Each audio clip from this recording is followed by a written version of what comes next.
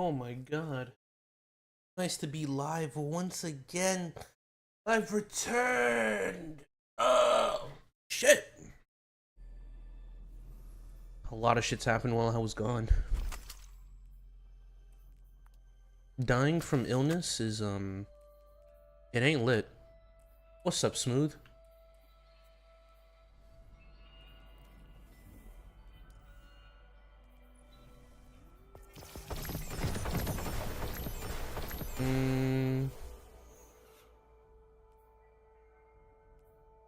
Nest egg? Could do that. I still need to complete this many pathways. What's good, everyone? How's everyone doing? How is everyone? I'm happy I didn't buy this. I'm happy I didn't buy it. I could just wait it out. Thank God.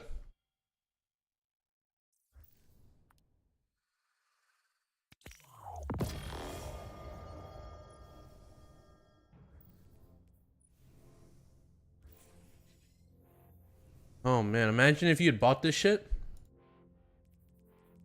I'm so happy I waited. I knew this was going to be available eventually. What's the point of even having... I don't get it. Is it just to get them early? Because I know eventually shit like these shaders are going to be available for everyone. So like, I just don't understand what's the point. I mean, I appreciate it. I don't want to spend money on that shader anyways. So fuck it. I'll take the W where I can. Alright, so now I need to do the exotic mission on Legendary. Yeah. We'll go to the Enclave real quick. How's everyone been doing? In a few days, right? I don't honestly, I actually have no idea how long this process is gonna take, but in a few, we'll have some crazy news for the channel. Some really good news. I never thought possible, to be honest.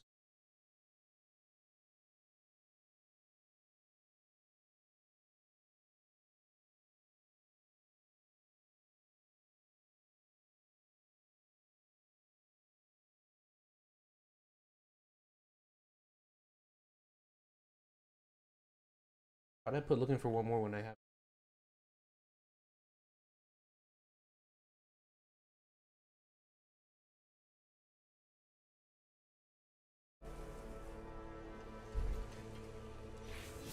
Is my game invite only? No, it's public. Okay.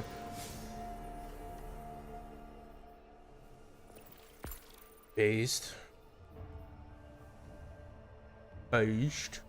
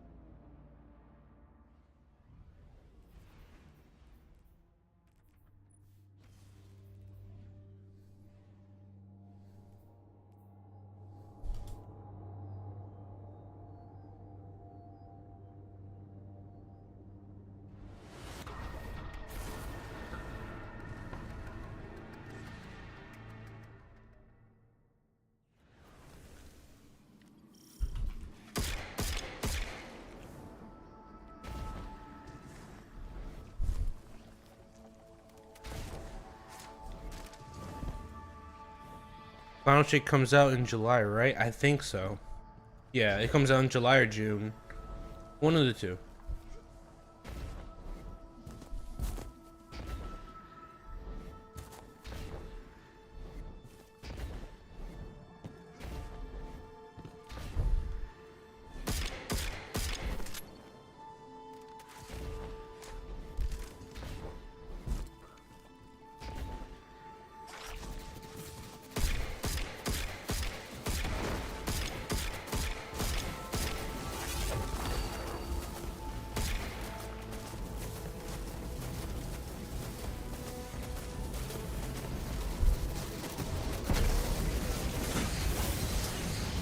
Okay. Let me get my shit real quick. It's been a minute. I've been playing other games. This game ain't hitting the same like how it used to. I'm gonna be honest with y'all. I'm gonna be quite honest with y'all. This game ain't hitting the same. How am I missing 2 points?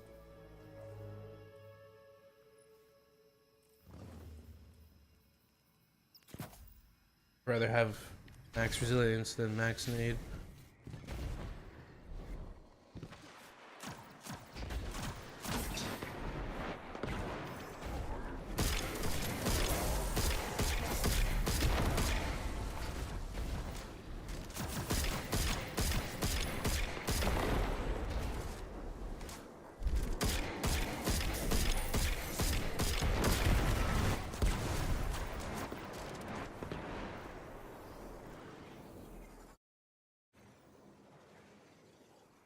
Yeah.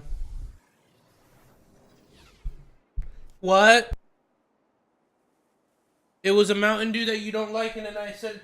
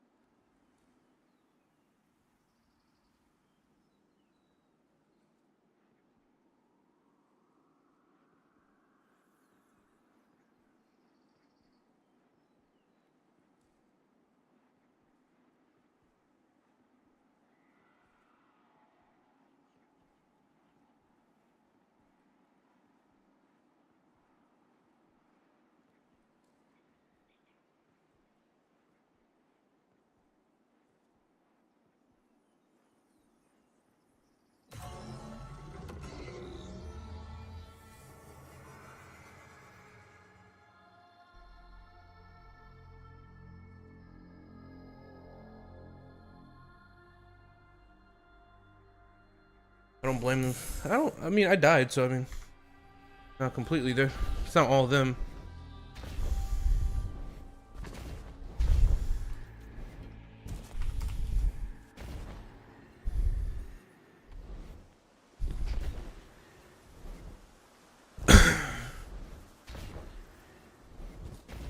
Rip?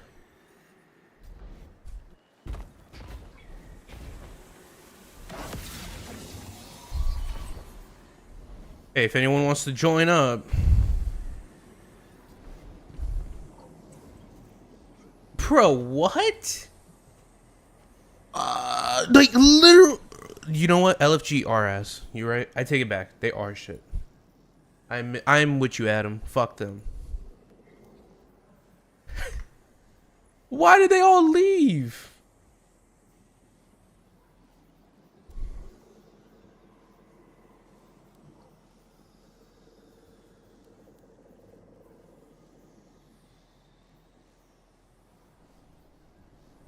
I don't even know. Let me go listen to the fucking radio logs real quick. What's up, Mingus?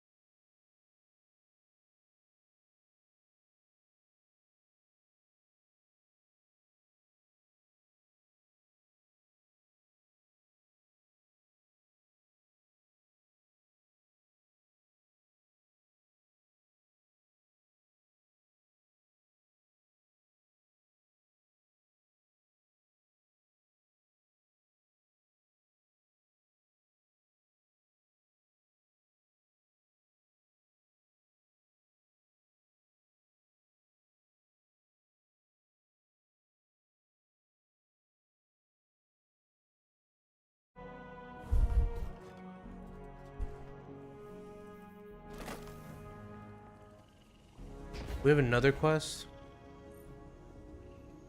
Oh my god, how many fucking quests are there?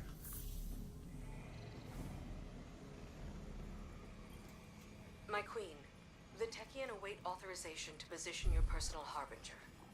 Their second missive, they say. I already... Never mind. Tell them I will see to its deployment myself. If I could speak bluntly, my queen, you seem distracted of late. Just mulling on history in a different light.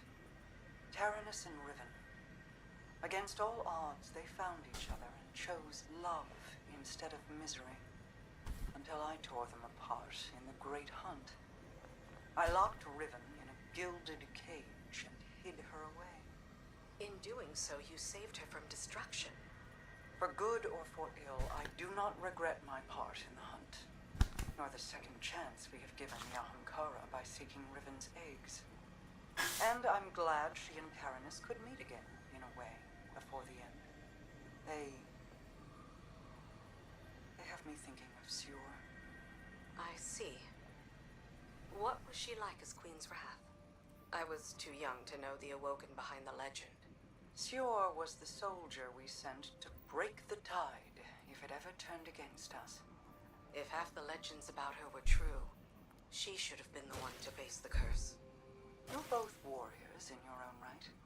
She a war cudgel, and you a master-crafted blade. The fuck's a cudgel? As regent. You gave our people hope when it had burned away in my absence, and held it high. You forged an alliance with humanity, guided the Techeuns because you've walked their path. No one else could have ruled in my place. Any further questions, my wrath? Just one. What did you love about her?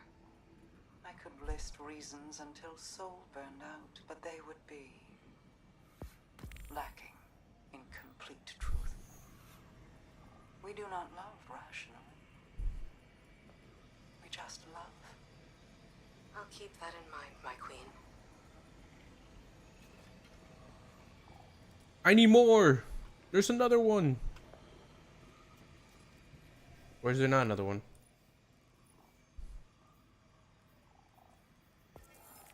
Oh, there is one more.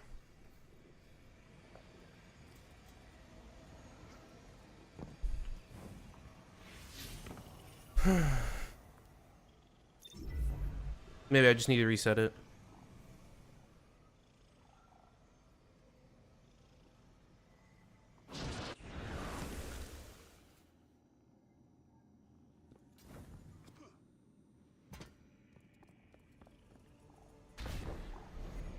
I guess the last one's not available yet? Okay.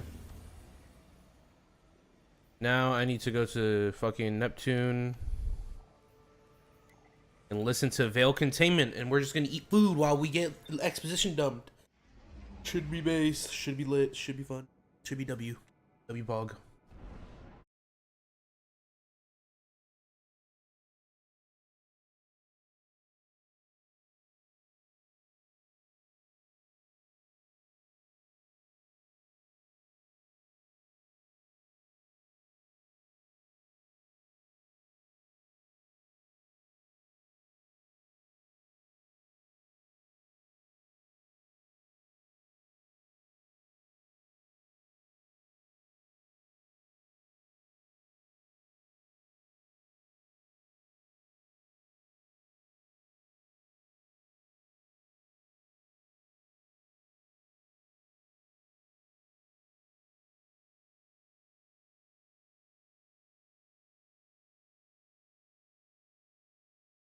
That's crazy.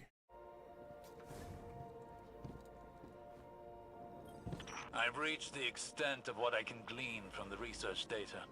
What do we got? Less than I've hoped for. But the last of Chioma Essie's research has led me to an intriguing topic. Ghosts. Ghosts? As far as I know, Neomuna never had any contact with a ghost before you all showed up. We knew about them, but... Precisely. Chioma Essie was researching the entanglement of light and dark without fully understanding either. Our ghosts are a link to the light of the Traveler. Then how was the witness able to, on numerous occasions, communicate through them? Is this about the magnets thing? The parallel energy fields, right? Very good. In areas of darkness, the witness is able to create a link, not unlike what it created with the Veil and the Traveler. Ah, like the Vex are able to hack into the Cloud Arc with their tech. It's a parallel connection. And I believe that connection may not be one-sided. I believe that our ghosts may be able to leverage this connection against it. Turn the enemy's weapon against them. Well, that sounds great. But how? That I do not know. But what I do know is that while the witness is out of our reach, it is also out of the reach of our ghosts. Which means whatever lies beyond that portal, whatever is inside the Traveler, has left the witness blind to our actions. And given us an opportunity to make a plan without it knowing. Precisely. The witness has played all the pieces it can. This is its final act, win or lose. Whatever we do from here determines the fate of everything.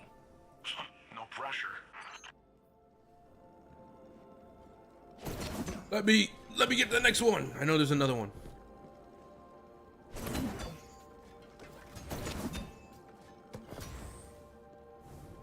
That's it? I haven't talked to this thing in like months. They've only added one? What is this game, bro?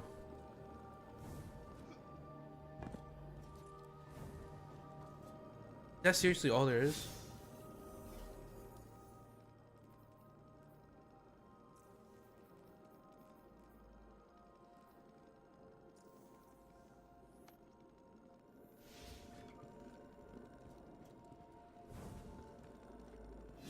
I guess that's all there is. Brother is back. Damn straight. And this game sucks just as much ass as it did before.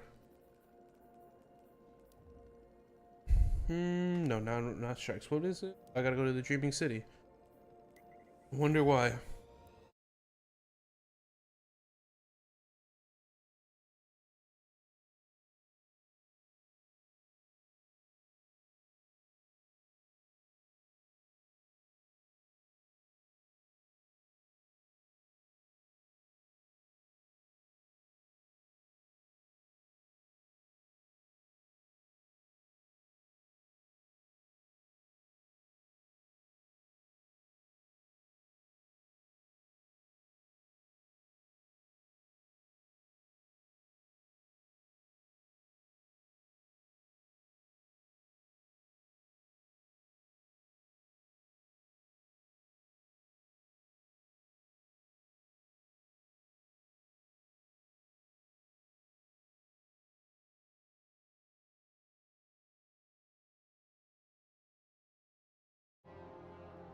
What's up, brother? You see Jason? Who the fuck is Jason? Jace, hey Jason! Nice cock.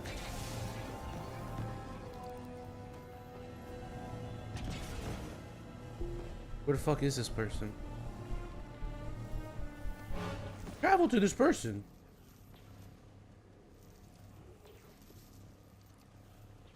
Bro, was it literally just go to the Dreaming City? That's it?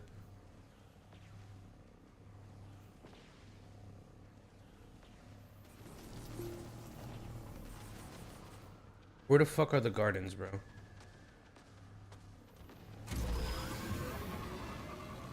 Oh, this game sucks.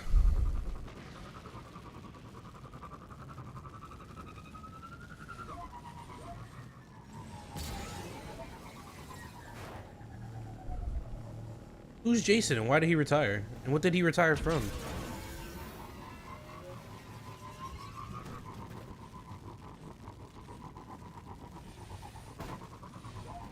Are the gardens this way?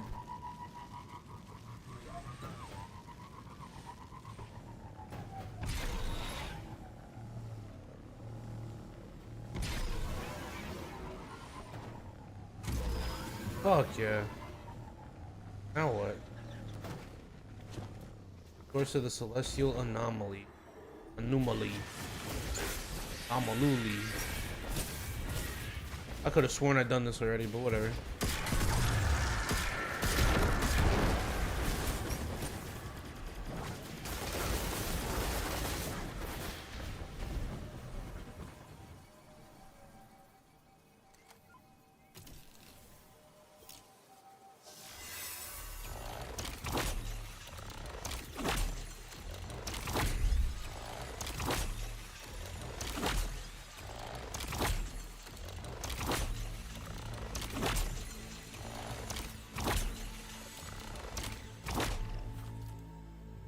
Fuck.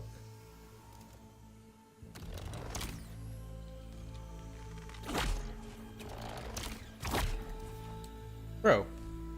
Oh.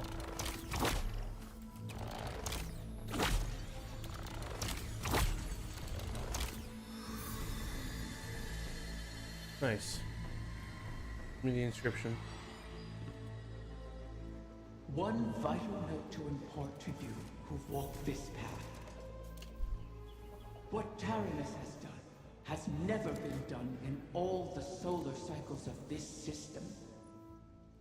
Ahamkara are solitary, self-defending creatures. By instinct, by necessity. But his last wish sent our clutch into the ley lines of the dreaming city. It cost him everything. Ahamkara do not love. It is not in our nature.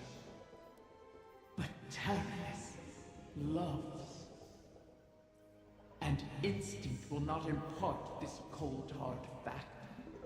So I weave it here, into the stars. I thought Riven had left these for you, Guardian. I haven't missed the connections the two of you forged. Whoever these messages are for, I think she finally let go of many things.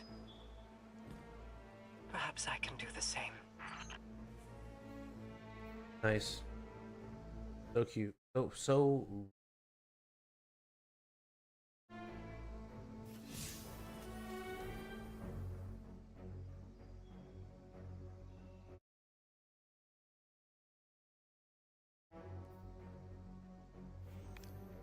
oh, please don't have a full fire team. Please don't. Raw.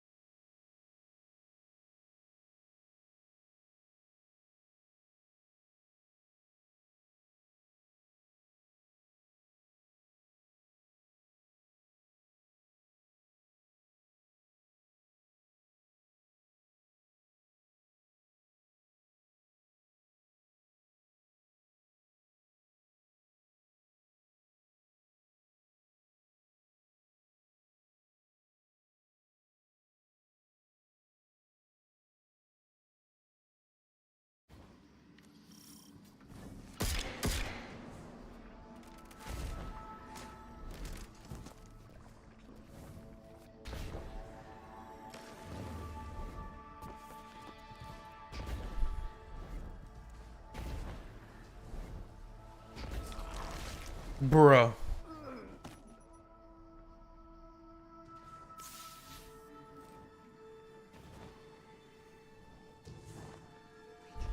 That's why I shouldn't follow people. I should just go my own path. Been my own person.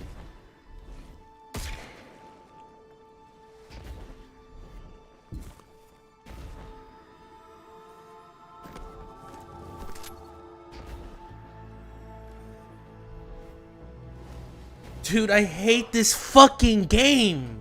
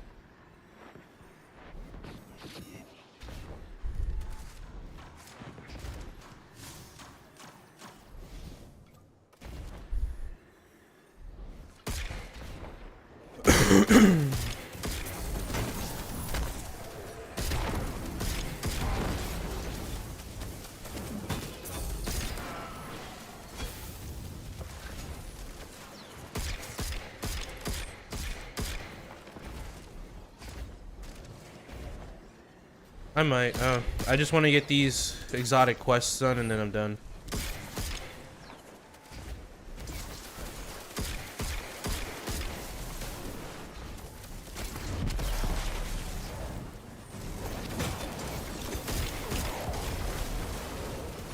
And then I'll play this game in like when the new shit comes out. But I'm gonna be done after this. After I get these last remaining few things, so basically the 2 chests, and then I complete these 3 quests, I'm done. I'm playing this game. Game fucking sucks, bro. On some real shit, this game's boring.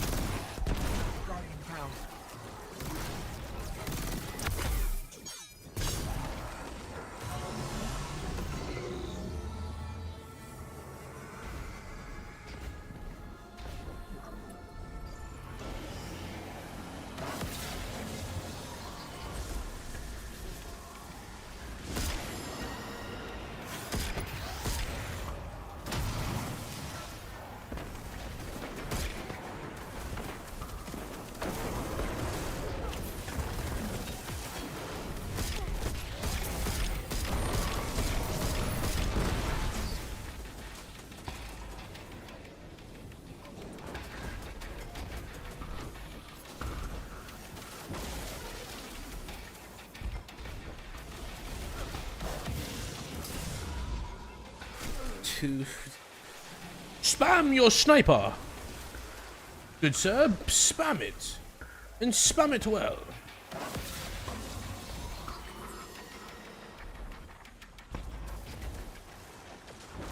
I need that third chest.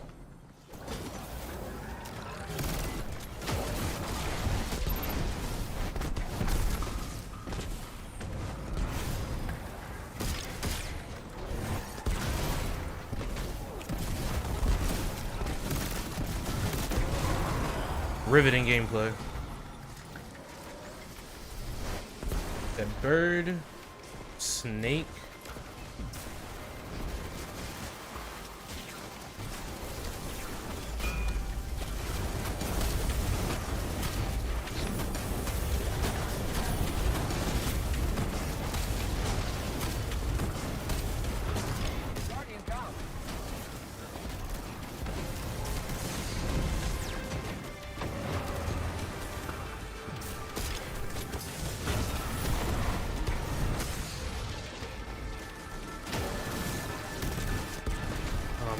Fuck.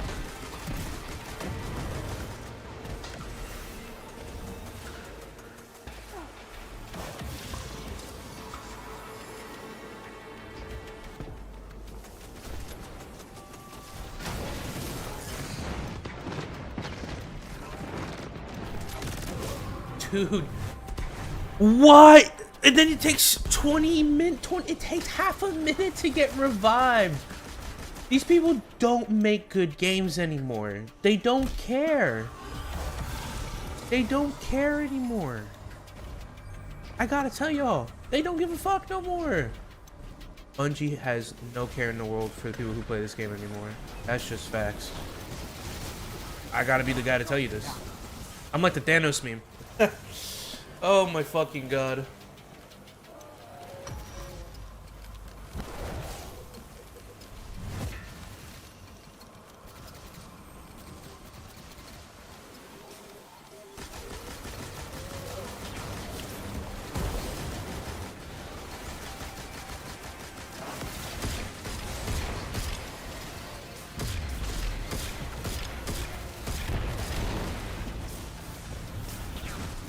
I'm gonna die again to the sniper. Please kill the sniper! The sniper! Oh my god, the sniper.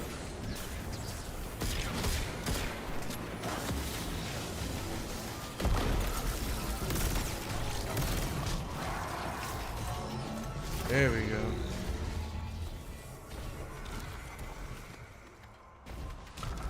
I need that third chest.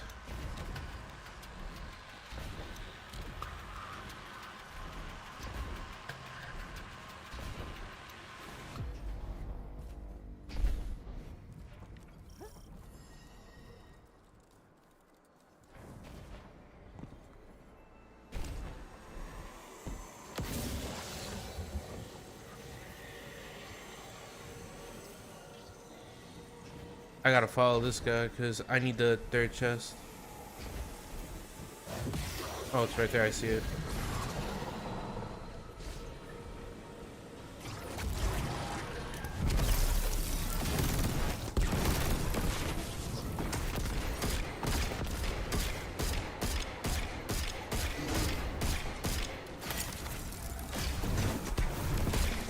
No, no.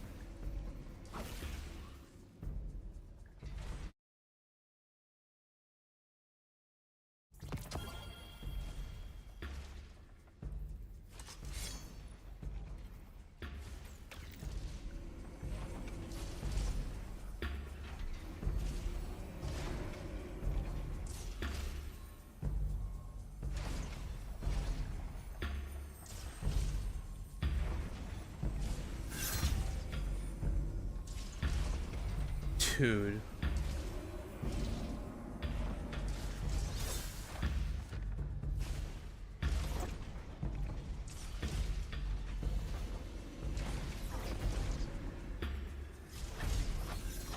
This is fucking ridiculous.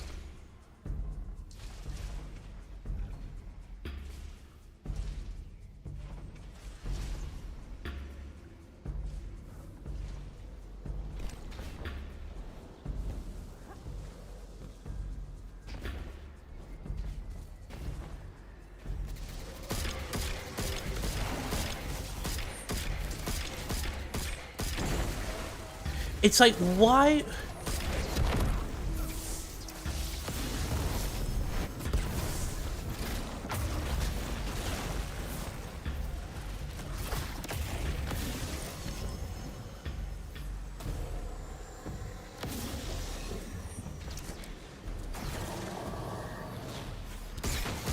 On some real shit.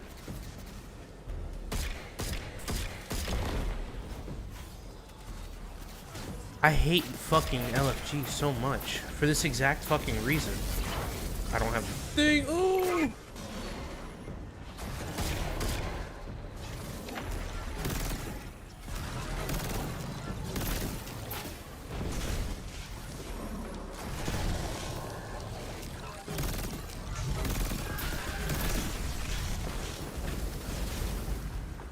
staying down.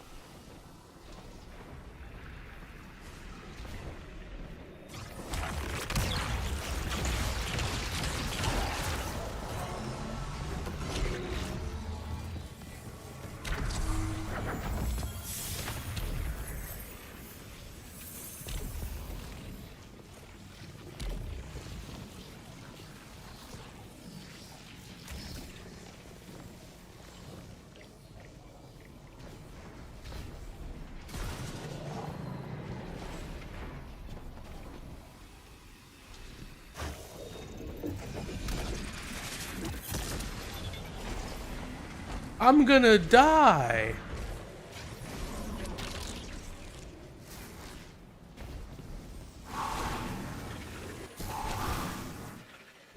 Okay.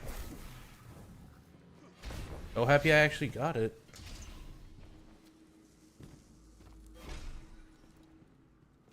Guardian, down. That's your fault, bro. I ain't helping you because I'm petty like that. I'm a piece of shit.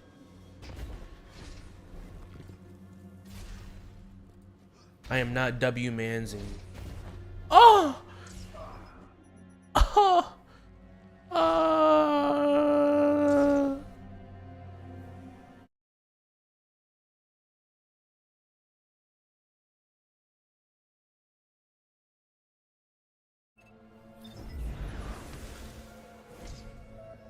Guardian, down.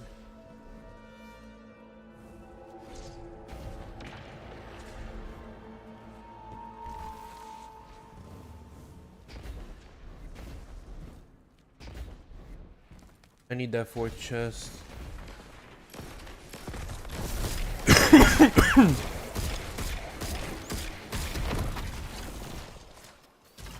Guardian, down.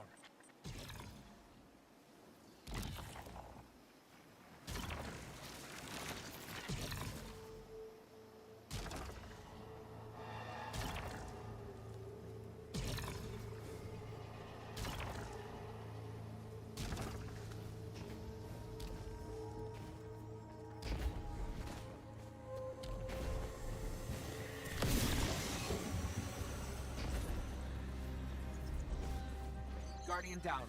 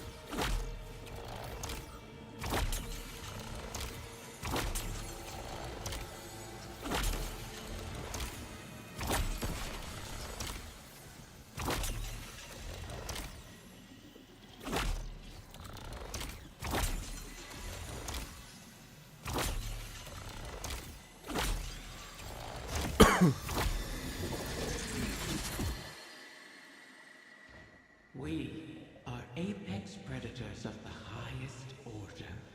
The instincts that rest in your bones speak louder than I ever could. But what I leave you is what these solids, these humans, might leave their brood. Cold, hard facts. I do so because there have never been Ahamkara like you. Many paths lie ahead. The garden of your conception grows in many directions. You are children of light and dark, in many meanings and none. You may be all that remains. Choose your path wisely. Everything has a cost. So this message was meant for her progeny. I'll leave a decree to the Paladins and Corsairs. These stars are not to be touched until they are found by those for which they are intended. Perhaps Riven meant to entrust me with them. Perhaps not. But I will bear responsibility for her brood. Come what may.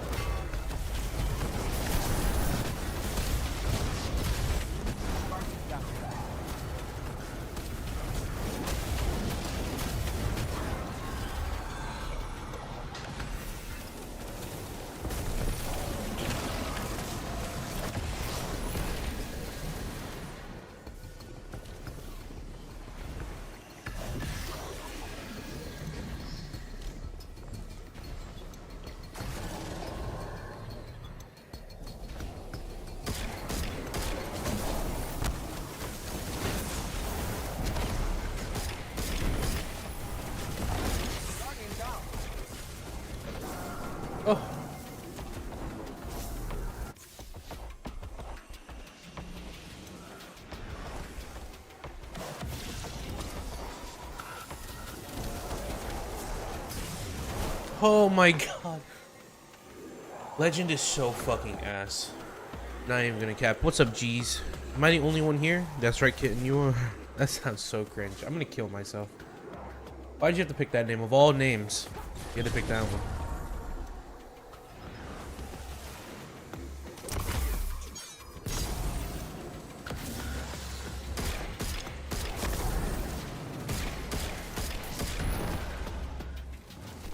Let's go up in that bitch.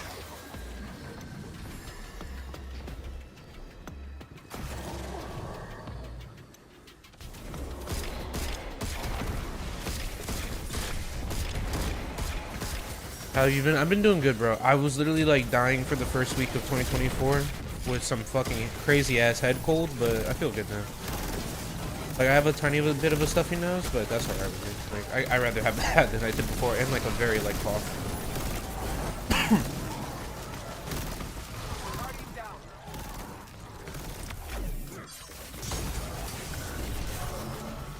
Oh.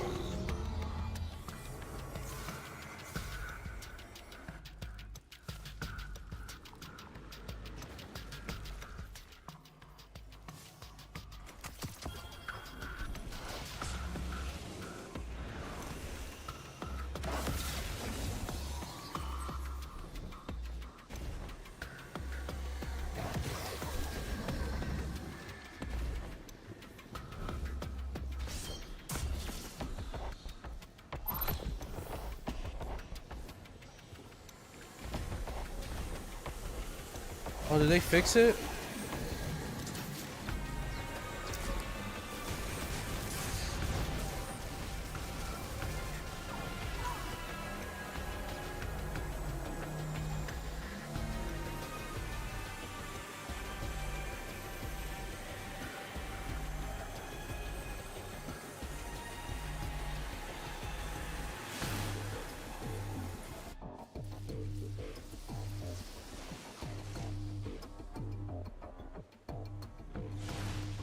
I love it. They'll fix this shit, but they won't fix other shit in the game. Yeah, I plan on doing it, but honest to God, I'm gonna be real with you. This game is so fucking boring these days. Like, I really don't want to play this game. I'd rather just play, like, other games. Like, I've been playing Warframe a lot recently. I've been having fun on that, and then also I've been having fun on ESO. This game just isn't... It's not the same anymore, to be honest with you. Like, why can't I do any damage?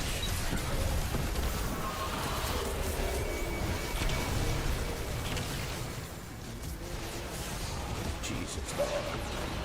How much shit can we throw at him?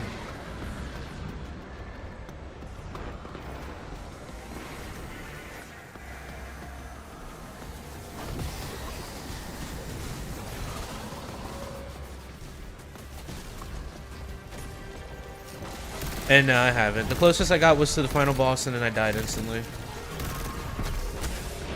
Dude. I'm so happy I don't have to do this again on Legend.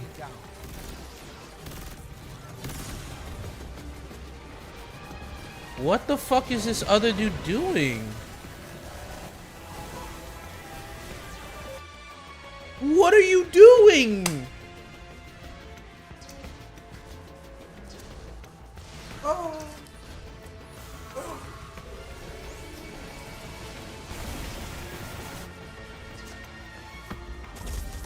Every day that passes on Morgis, the more I'm just like, damn, bro. Like, after Final Shape, I'm probably done with this game.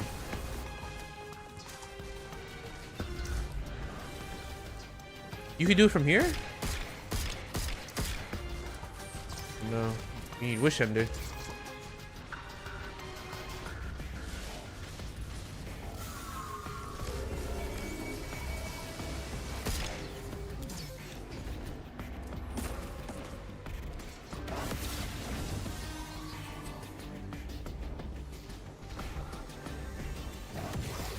There's no shot you could just stay up here and just not do the boss fight. I appreciate it. I'd like that. I'll probably do it later in the season, not right now. Okay, so I'm gonna need Wish Ender. I'm gonna need it.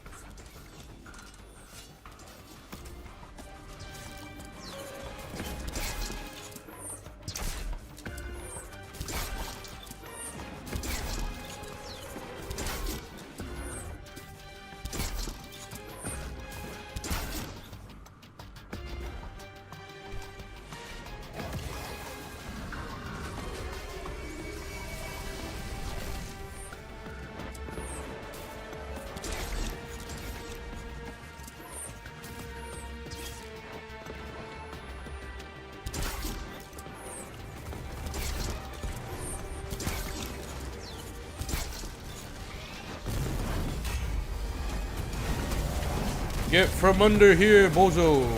La bozo. La bozo. La bozo. La bozo. La bozo. Thank you for the boost. Such a dope boss.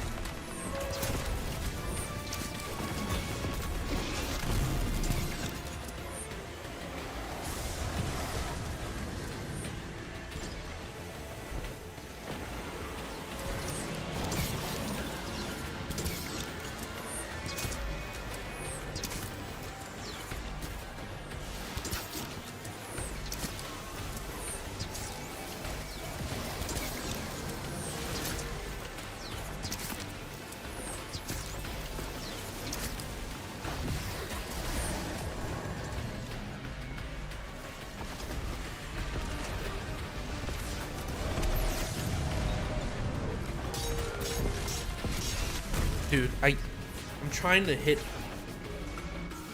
Oh, the sword is in this game.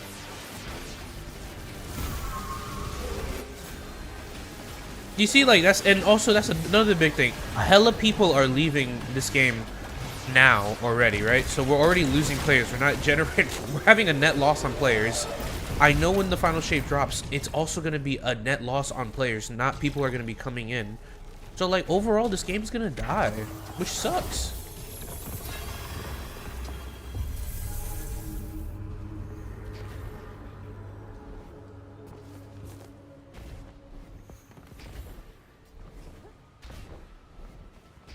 I'll take 3 catalysts all at once.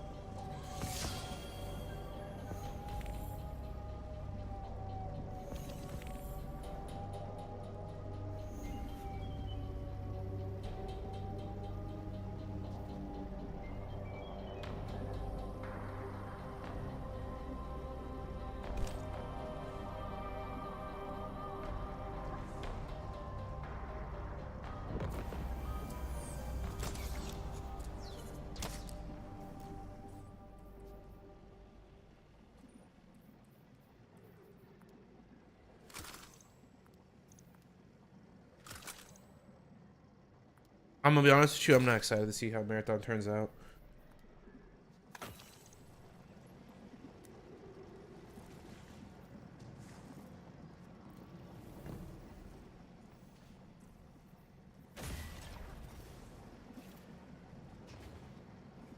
Guardian down.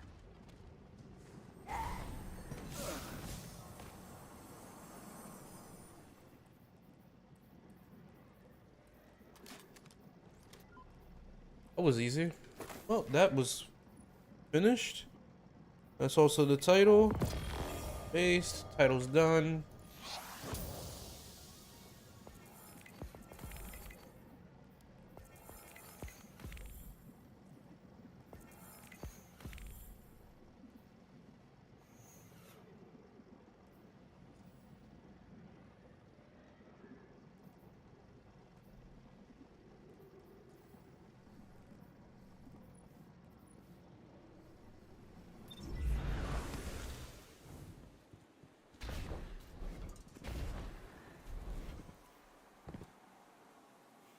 Bye bye.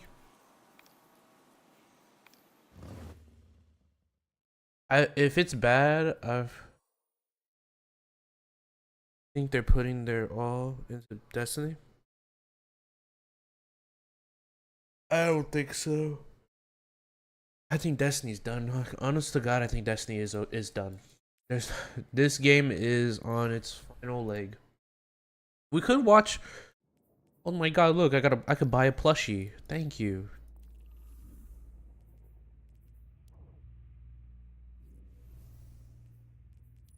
I can always get rank 11 later. I'm in no rush to get that shit. But we could watch the Dado video, honestly, of him on his opinions on the game. But I'm gonna open up ESO real quick because I'd rather play that right now.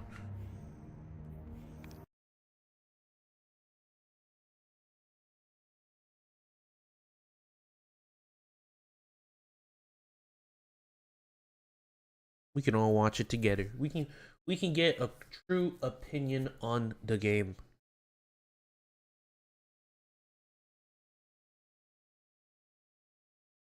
First off, though, I'm gonna have to take desktop audio on, and we can watch the video together. We could be like true gamers.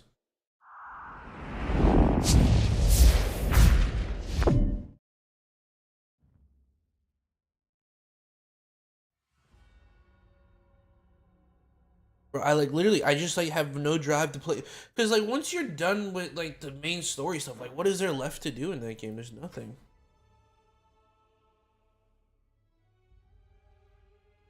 You're probably right. Like there's probably, it's their only option they have to fall back. After, if Marathon sucked, it would be their only option. But my thing is that I don't even know what you could do, because I know dumbasses are gonna be like, oh, they should just make a Destiny 3. But like, honest to God, they make a third Destiny, right? What is going to be majorly different from a cultural design perspective of the developers that would change in Destiny 3 than from Destiny 2?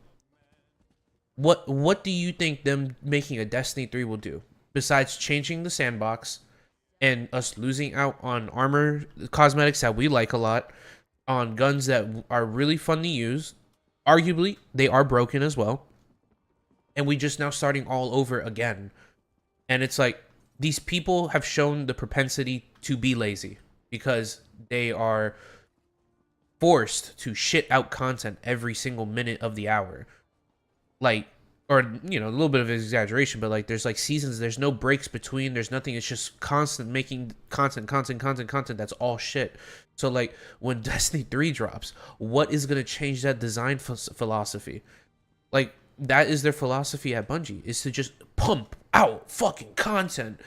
We don't give no, it's like Bungie is like the slop content creators. They just pump out content and they don't give a fuck if it's good or not, because it's at least bringing them in numbers.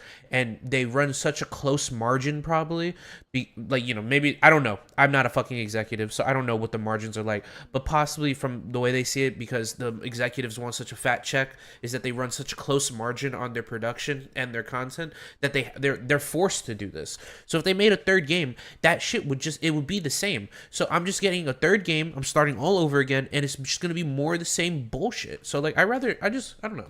Let's see what Dano's got to say about this shit. After the state of the game start middle, post. though. Anyway, It started 28 seconds. hello everyone. Oh, there we go. It is time yet again for my yearly thoughts on Destiny going into the next year video. We're in 2024 now, in case you're not keeping track of the time. I did not do a video last year because there was a state of the game post that dropped around the same time that I normally make this video. But I don't know how much I would have really added to that conversation after the state of the game post anyway. Normally, in these videos, I talk about what I want to see going into the future, what are some big problems the game is experiencing, what needs improvement, etc., etc. And sure, I'll hit some points that sound familiar, loot chase, PvP, but this year is a bit different because we are headed into the sort of unknown. We're headed into the finale. I don't know what to really discuss as Final Shape and this transition into episodes are going to be defining moments for the franchise. We still don't know that much about episodes, other than the fact that you will not need to experience them in order to know what's going on in the story. I'm assuming we'll be seeing and dealing with the world post-Final Shape and seeing different perspectives and stuff like that. Thank you for telling me what they we'll be already getting said. A lot of similar things that we get in seasons, new items, new activities. But with what we know coming to an end, and with something new on the horizon, it's a little tougher to do this video compared to previous years. You know, it's also tough watching a YouTuber's in-video ad read in its entirety. Hi, I'm Dado. 2020 story, and maybe some bits of Season 20. I thought it was fine in terms of the content we got as far as Destiny seasons go. Always that qualifier, as far as Destiny seasons go. It's only been until recently that Bungie has gotten to even address the main feedback from last year, which was seasons are getting too predictable and not very engaging. So far, Season of the Wish is still mostly following the same story beats as previous seasons. Introduce core character for the season, introduce a situation with no clear outcome or some situation that will cause tension. Will they betray us? Will this thing work out? Slowly reveal the plot over time while collecting various MacGuffins from seasonal activities week over week. Get a black and white drawn So cutscene, true. which to be fair have always been dope, and hit the finale wherever. Bro, you know something that's so annoying about these seasonal stories to me personally? Is that it always works out in our favor. It's never like an L. There's never like oh, that didn't really work out how we wanted it to, but I guess we'll just deal with it later. Like, it's never like that. It's always, they worked it out. We're now friends. We used to be mortal enemies. Now we're friends. And also, it worked out perfectly fine in the end. We were a little stressed out for 2 weeks, but you know, those 2 weeks that we stressed out and we basically did the same thing we were doing every other week of just doing the same activity, it worked out in the end. So we're good. We're fine. That's literally every season. Everything probably works out. I don't really log in to play the seasonal activity for the week so much as I log in to progress the story and hear dialogue and watch characters in. Facts! I enjoyed Facts! Season of the Wish, but we also already knew how it was going to end since August 2023. We're going into the Traveler. I will say that 2023 has had some of the best seasonal activities we've ever had. It's just that as soon as you get all the crafted weapon patterns there. Oh, you know what? If I take the statement on face value, I guess it's not cap. Some of them were. So I think the best activities were obviously the coil being number one. I think that game mode is so good that to not see it be mixed in as its own game mode. Perfect example being like they mixed the coil with the depths thing. I forgot what it was called. The deep dives, I think it was called. Like if they just mixed those two like they just changed tile pieces, but all made it like one vendor who was in control of that game mode, and then you just keep going from tile piece to tile piece, and you know just get to the highest score you can to get into like the special room that has the most chests in it. That's a very fun little roguelike that they could do. That was really fun. I don't really like deep dives because deep dives were a little bit like I don't know how to explain it. Like the challenges when you got to certain rooms was just you dying over and over again and praying that you could live long enough before you died to complete the objective before the time ran out. It didn't really feel like engaging enough to where like coil does when it gets hard. Yeah, there is a possibility you're dying, but it doesn't feel like you're rushing to try to just stay alive long enough so that you could stay in the circle to make it complete. Like you're at least killing shit and doing bosses, and it's a little bit more engaging than deep dives. Those two were really good. I'm gonna be real with you. I hated Season of the Witch. I think the story sucked ass. I think the game mode sucked ass. And then also the like tributes have a cool concept of like an infinite going activity, but on the flip side, it's like so ass to do with random people. Like you rarely are going to be wanting to use your tier 3s, because if you do tier 3s with randoms, it's going to be fucking god awful. And I don't know, I didn't like that. And then all the other seasonal activities were just boring ass, the same shit ever. Like do this mission where we're going through the same seasonal mission over and over again with a different boss, and we have different dialogue as the week progresses. So those were also kind of ass. There's basically no reason to run them ever again.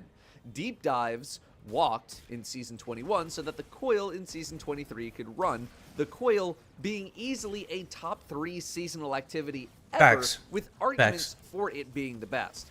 I would love to see a coil-like activity in the game on a permanent basis going forward, including all of the loot, although loot is a factor we'll discuss. Seasons this year in general have arguably been some of the strongest we've gotten in this format, but that doesn't Cap. mean a lot Easily when people cap. are fatigued on that format. Easily and the cap. game. How was Season of Defiance was this season, right? It was this year, right? There's no way we're considering Season of Defiance one of the best seasons. There's no way. I will argue every single community member to the grave that is like one of the worst seasons that we've ever had. That shit was boring. It was so boring they had to kill a character off and no one still gave a fuck. Then what was the next season after that? And what was the next season after that one? It was the season of it was the deep dive season. I forgot the name of it, which was another season that was kind of boring. The only thing that was notable that came out of that season was that we got the Witness's backstory, and we had the fucking Band-Aid fixes for the shitty Lightfall DLC story with the this containment, the veil containment stuff, like where Osiris is talking to Nimbus about shit. So, like, I don't even know what he's talking about. This is crazy. And in Season of the Witch, like, I understand people may like it, all right? I personally don't like it at all because I don't like the story or really the game modes. But that was a good season, I guess, for most people. The consensus is that was a good season. And then Season of the Witch is also, in my opinion, a good season. But it's damn near nowhere near the best seasons we've ever had. And I'm not one of those weird-ass cucks who are like, oh, the Menagerie season is the peak Destiny. I'm not even one of those people. Those are not the best seasons we've had. These are some of the arguably most mid-tier seasons in the world. As a whole, we've reached the limit with this format. While things have been consistent since basically Season 13, I would say, that consistency is leading to fatigue. After I got my title and crafted weapons, I pieced out in each season over the past probably about 2 years for the most part. Facts. Granted, I'm someone who has done almost everything the game has to offer, so maybe I'm not the best barometer, but it hasn't been just me who has been fatigued with the game, and I think if you've been easily Geese, my favorite 3 seasons. So number 1 is definitely Season of the Dawn. It hit a story beat that I kind of predicted and I wanted Saint 14 to return, and they did it in a different way than I thought they would, but they did it in an even cooler, better way than I would have. And then after that, Season of the Dawn, it would probably be, is it Season of the Splicer? Fuck, I don't remember. There was one season that was really, it would be probably Season of the Splicer. Even though I know a lot of people don't like the Vex network and everything because it's kind of like, I guess, immersion breaking or something like that, or I forgot what it is. It's like it's kind of like the same situation where people get mad about Neomuna being cyberpunky vibe, I guess, because it doesn't fit the vibe of Destiny. So it would be Season of the Splicer, and then fuck, the 3rd season after that, I don't know. Like it's like a tie between Season of the Arrivals or that one season where we're trying to get Savathun out of her like little ice, she's like stuck in stasis ice. I forgot the name of that season. All right, see, we're gonna call that one Season of the Awoken. Okay, I don't remember that one. That was also another season I like. Haste. playing for as long as I have, you are probably fatigued as well, especially if you haven't taken any breaks. What are some of the bigger issues with the game itself right now? I would say loot acquisition is one for me and probably more veteran players, maybe not so much casuals. He's got it. I hope he describes it, bro. I hope it's not, oh, you can just do easy content in the game and get crazy powerful loot. Power creep, power creep. I hope it's not that. Reached the pinnacle of how strong I think weapons can really get without being blatantly power crept with new perks. The only reason the coil is going to stay relevant is because of all the exotic crafting materials, which I'm not saying is a bad thing because pretty much all other seasonal activities have no loot incentive after you get all of your patterns. Crafted weapons are both a blessing and a curse on the game, depending on your viewpoint. Facts. I really only care about loot if it's the top of the top, and even then, I can just get the weapon pattern for most things, and I can buy my weapons levels just to get the enhanced god roll immediately. See, I think this is the issue with people who don't understand crafted weapons. I haven't seen that one video that one other YouTuber made about, like, it was like a whole video essay about crafted weapons. I fully admit, and I do agree with YouTubers that, like, when you crafted weapons ruined the grind in Destiny, because the major grind in Destiny was to get god rolls of guns. And so once you get the god roll of, like, once you get the pattern of a gun, there's really no point to do an activity over again and all that jazz that they always say, like, you know, completely 100% true. But I always feel like most things that YouTubers say is always on the surface and never go deeper into the conversation. The deeper into the conversation is that, like, the issue isn't that crafted weapons have now solved forever grinding for god rolls. The issue is that there was never anything other than that in the game to do, really. What else in, and the things that are supplemental that were there that are in Destiny 2 that weren't in Destiny 1, like grinding out titles, grinding out triumphs, and solo flawlessing dungeons and flawlessing raids. Like, solo flawlessing dungeons and flawlessing raids are things that, like, maybe 2% of players really give a fuck about. And then on top of that, you have getting titles and shit, which, honest to God, like, don't take that long on the same level of grinding out a god roll for an activity that you can only do once a week or 3 times a week, if you, depending on how many characters you play. So the issue isn't that crafted weapons ruined the game. It's the issue is that crafted weapons showed a glaring issue with the game, and that is that there is really no end game in Destiny. There is really nothing to do in that game besides grind out god rolls.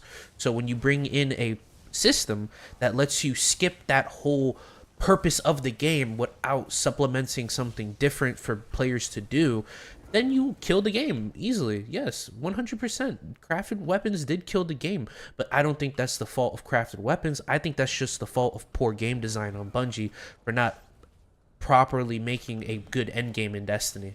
Besides just, let me get this god roll.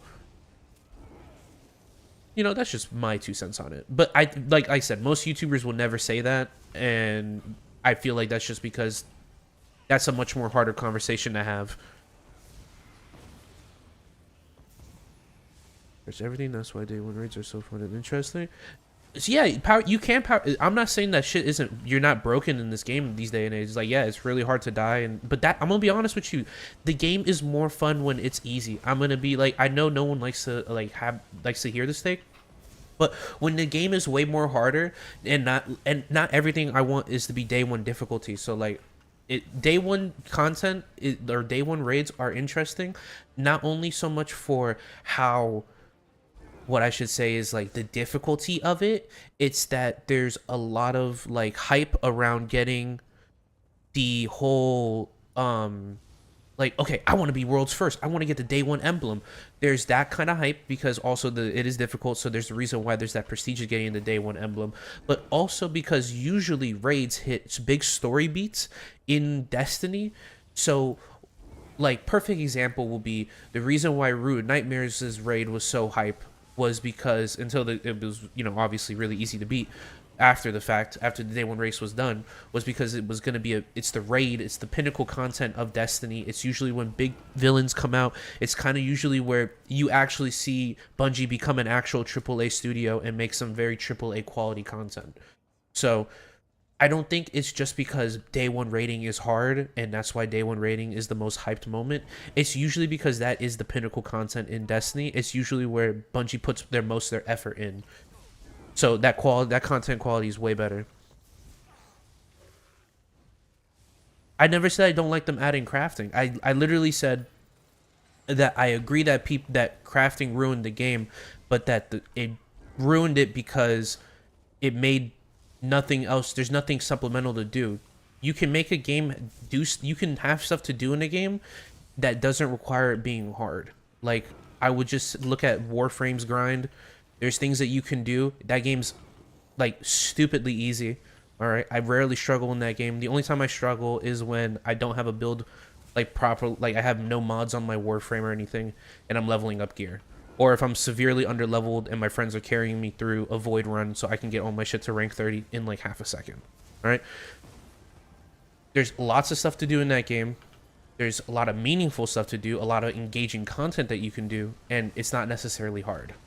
And I bet there is hard stuff in that game to do that I haven't done yet. But I'm just saying that like most of it has been easy and still more engaging than 90% of the shit I do in Destiny.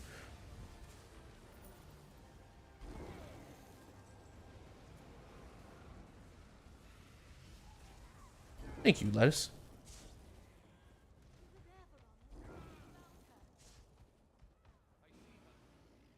So it's not that I hate crafting in the game. It's just that I can, unlike most people in life, I can have a like multifaceted opinion, which is that yes, crafting did ruin the game. It made the game very boring. But on the flip side, it's not the fault of crafting to do that. It's because there's no end game in Destiny. Destiny is a game where the beginning of the game is the end game. That's why when you start the game, you instantly get legendary gear and exotics, and you don't even get commons or rares anymore because there is no mid game. That's why you start the game off at rank 1,776. All right, because there's no beginning game. There's no build up to your crazy build. You are just at the crazy build. That's what I'm trying to say. So when there's a game that has no substance, that then the artificial substance of trying to grind out a god roll adds crafting, which is one of the best quality of life changes a game could ever usually get when it comes to grinding out loot, is crafting something. It's not the fault of the crafting, it's the fault of the game. There's plenty of games that have crafted loot. This game has crafted loot that I'm playing right now, and it doesn't ruin the loot gear grind. Other games have, you can craft gear, it doesn't ruin it. But, like I said, that's just my 2 cents on the situation. I know no one will ever agree with that because most of the Destiny 2 community are hard-headed as fuck, but, you know.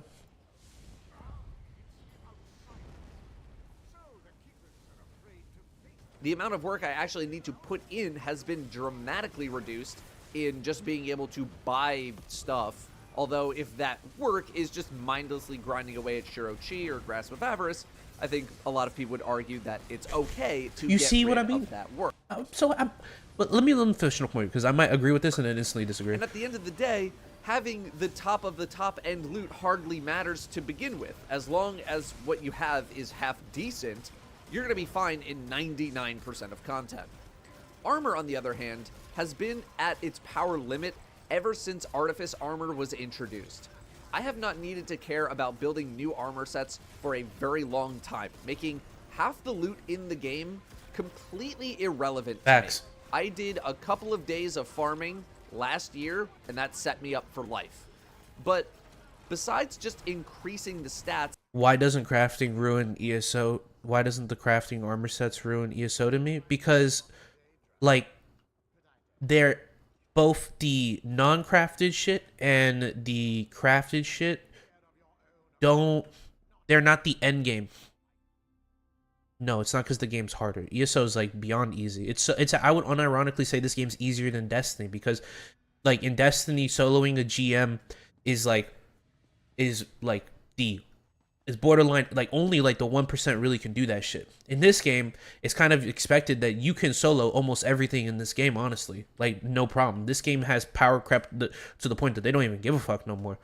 That's not the point. It's not that the game's harder and that's why crafting,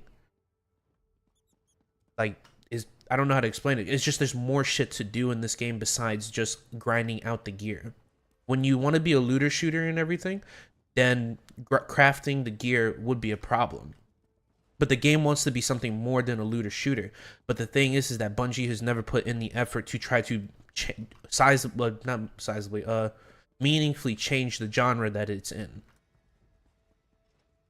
It still has the gameplay cycle, or no, the like gameplay loop of a looter, but it wants to be an MMO, and that's the issue with it. Is that they need to supplement the game with actual content to do that is engaging, and have loot or currency sinks that are meaningful, than rather just the currency sink being me spending loot like legendary shards or glimmer now these days, or masterwork cores to make a gun level 20 in 20 seconds so that I can put the max perks on it. That isn't really a currency sink to me. That's just like 5 seconds out of my day. Even more, and power creeping, what can you reasonably do? Maybe some set bonus stuff to incentivize using different armor sets for different activities or different builds, But how many people even want that or desire it? How many people want to keep track of several sets of armor when we already need to worry about build crafting and maintaining those sets of armor? Bungie has already kind of done set bonuses on armor, but it's never really been enticing enough to care about. Even raid armor has this issue with raid mods. Okay, so this is the thing that a lot of people are gonna shit on this, but like raid class sets, you mean clan bases that you can customize? That could be a thing that you can do. The thing is that Destiny doesn't even really have an economy because there's no shared things between everybody. It's just that's why I don't understand why there's limits on currency. Having a limit on currency would make sense if we were like a player economy, but even then there's no. I could probably buy you Haro Prime later. Real based, yo. I don't know how much. I'll give you all the plat. I'll give you my 19 plat for doing all that, bro. If you do that, I'd really appreciate that. I love Haro, so that would be base as fuck. But what the fuck was I saying? Oh, so like that is a currency sync that you can do, and there's a lot of things. There's a lot of other shit that you can do to make engaging content. Like you could have a endless activity, kind of like how they did with Season of the Witch. It's like a good concept. It's a situation where that's a like how Data just said, like, oh, the deep dives walked so that Coil could run. That's an activity where it's the walk, and then maybe an activity later they can make is something where an activity can run. So perfect example in this game is that there's like a thing called, I have never played it, all right, but it's called like Endless Archive or some shit. And you can think of it just like the Coil, but it never ends. And it's literally just a Coil, but it never ends. There's no ending to it. There's stuff like that you can do in the game. There's other things like in Warframe, I think that there's like open world activities that you can do world bosses in and stuff, and you can get, I don't know what you get from that shit, all right? I have no idea what you get from that. But there's other things you could do to make the game bigger than it just being, what is the end game of Destiny? The end game of Destiny is Grandmasters solo flawlessing the newest dungeon, and then never doing that dungeon, that solo flawless again. Then after that, it's just do the raid and get the title for the raid. That's really the end. Oh, and get the seasonal title, raid title, and then all the patterns, GM, and then trials if you want to get a PvE gun that seems broken for 1% of people who might want to do that. That's the end game. And that is very limiting. There's not much you could do with that.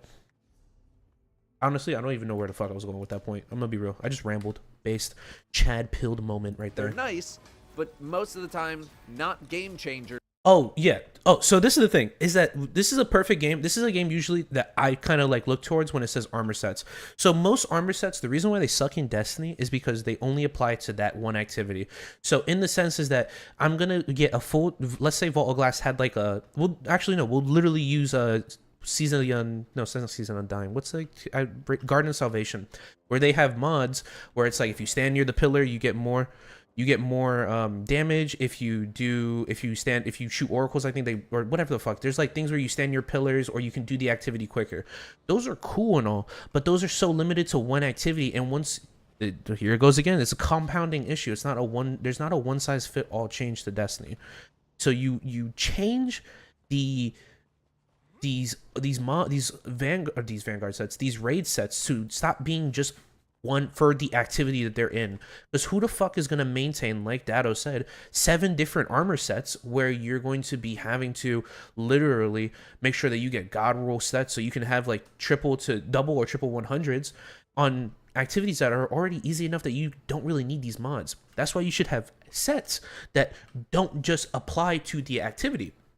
Perfect example here with these sets, it gives you bonuses towards stats, it gives you bonuses towards, and then once you've fully invested into it, you can get the full set of the full thing of like the bonus. So perfect example will be with the with my build. It's a very simple broken build, all right?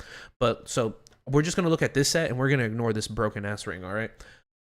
Perfect example is when I do critical damage with a fully charged heavy attack, my light and heavy attacks deal an additional amount of damage for 8 seconds. And that occurs once every 5 seconds, right?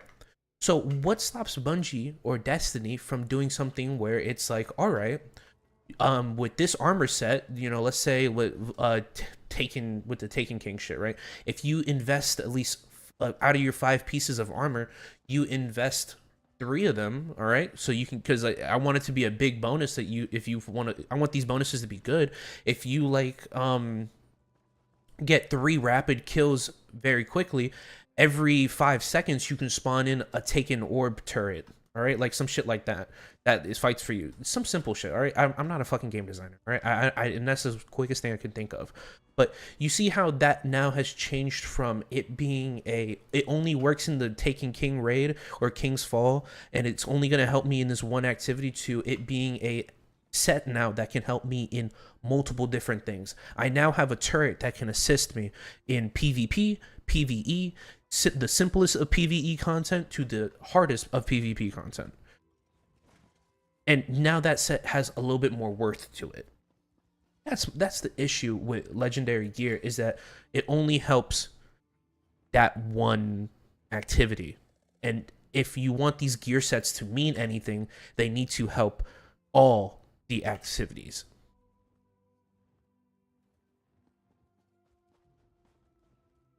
I've done all what things? Well, like all the, I know you've, yeah, same here. I've done all the content in the game as well. But I'm saying that, like, I don't know how you kind of just described perfectly for me. Why, if you've done all the content and you got these gear sets that have like just like bonuses that help you already in the activities that you've completed 30 or 40, 100 times, why the fuck would you care? Which is why when people say they don't want the gear bonus stats, I'm like, I'm perfectly fine with that, because Bungie can't make a proper gear set. But I bet you right now, if you had a gear sets that gave you meaningful gameplay changes, that you would invest into it. Yes, it would power creep the game even more. But my thing is, who gives a fuck? The thing in Destiny is, challenge in Destiny is not fun. It's so boring. Look at Grandmasters, which is some of the hardest content in the game, and what you use to train yourself to play day 1 raids, because Grandmasters difficulty wise, when it comes to like shit killing you, is gonna kill you quicker than it did in the day 1 raid. All right, and I've done 3 day 1 raids, and no, I think I've done more. I think I've done 4 or 3, and I will say Grandmasters, you die way quicker in that than day 1 raids. All right. What is most of the gameplay? If you look at people on YouTube who I would say are like the top 10% of players, all right, who are showing you doing it normal and everything as a flex, that's dope. They're doing it normal with no cheese. But most of the time when you play with random LFG people, which is the random LFG people, as much as we love to call them shit, as much as you can find thousands of clips through all my streams of me saying how all these people are brain dead as fuck, that is 90% of the community right there, all right? And what does every LFG GM turn into? It's us like oobing out of the boss arena and hiding behind a corner and just fucking primarying the fucking crit spot because we're out of heavy. And so we're out of, and then once we're out of heavy, or if we have heavy, we heavy the fuck out of the boss until it's down to just primarying it. All right, and that's boring. That's not engaging.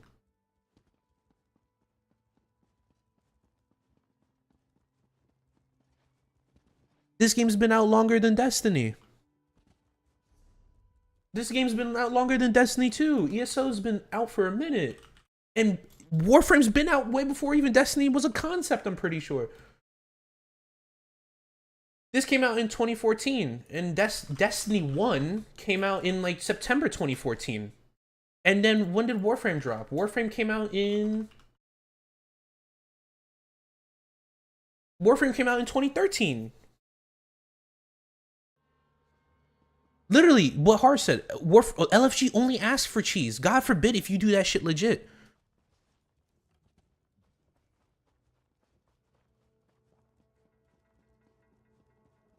Oh, are you saying that these games are new to us? I don't know. I don't think these... The thing is that I don't think these games are new to us. They don't have new concepts. Like, World of Warcraft, that's a fucking old-ass boomer game, has the same concepts of, I'm pretty sure... I'm talking out my ass, all right? Completely talking out my ass. You know what? I won't use World of Warcraft. I'll use Diablo, an even older game, I'm pretty sure. All right? Diablo has set bonuses and set stats and stuff like that. And I don't know how... I feel like Bungie or Destiny players are in like a bubble And like, there's the bare minimum that Bungie does seems like a lot, and it seems like there's not much Bungie could do because they're pushing the like they're not pushing the boundaries on what's possible for an like a looter shooter MMO. But in reality, most of their concepts that they have come up with are some of the most on the surface level takes on a game ever. And I think once players play other games, like when Final Shape drops and they play other games, that bubble will burst, and Bungie's gonna have to do two things. They're gonna have to adapt and make much more engaging content, or they're gonna listen to people who just say make the game harder, and the game's gonna get really fucking boring and tedious, and then no one wants to play it anymore. It's one of the two. And with the mass exodus of people who are leaving Destiny during the Final Shape, no matter what, that's probably what's gonna happen. One of those two. And therefore not important. So if your loot hunt is in trouble, then a lot of people are just not going to engage because the chase isn't there, on top of the seasonal model getting stale, even if what is in the season overall isn't too bad. But isn't too bad doesn't really drive engagement.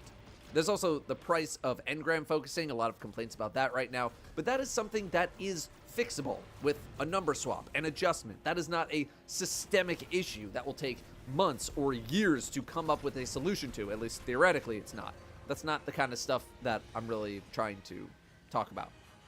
And it was at this point in the script where I stopped, and I did not come back to it for about 2 weeks because I truly don't know what to say anymore about the future of the franchise. And I apologize if this next chunk of the video sounds familiar. How do you fix fatigue? How do you get people reinvigorated into a franchise that's running on 10 years now, that hasn't shown major signs of changing up their DLC model in 3 years? How do you get people excited to play this game again? It's not like the gameplay is horrific. It's probably the best it's ever been with builds and exotics and all this stuff and how strong we are. The one true constant in this game has always been that shooting stuff and watching it explode is fun. I think what Bungie has been doing this past year with seasonal content has been a good start, bringing in elements of other genres like roguelikes and start to introduce some slightly newer concepts to the game. I'm not going to say it's revolutionary to introduce some stacking buffs that you can buy in an activity, especially how it's done in seasonal content, but at least it's showing a little bit of spirit. Despite tons of improvements to the game over the past couple of years, it's not stuff that gets people super stoked to play. They've made the game better for people who are actively playing it, which has some merit. Bungie is focusing on the people who actively play. I think the ability to fight against champions with subclass effects was one of the best things Bungie has done in recent memory for gameplay. But that doesn't get people excited to play the game in the same way that new content does. And it also doesn't drive new players to the game either. A lot of things have been quality of life things for people actively playing, but not something that reinvigorates a community. Even Fireteam Finder, despite it being a major achievement, is still more of a quality of life update than some huge feature that people are going to come back to the game for or join the game for. It has not moved the needle.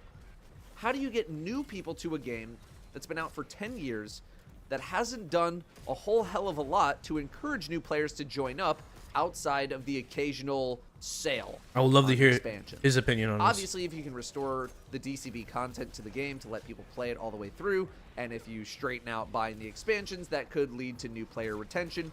But one of those things, the DCV, doesn't seem to be happening anytime remotely soon for whatever the reasons might be.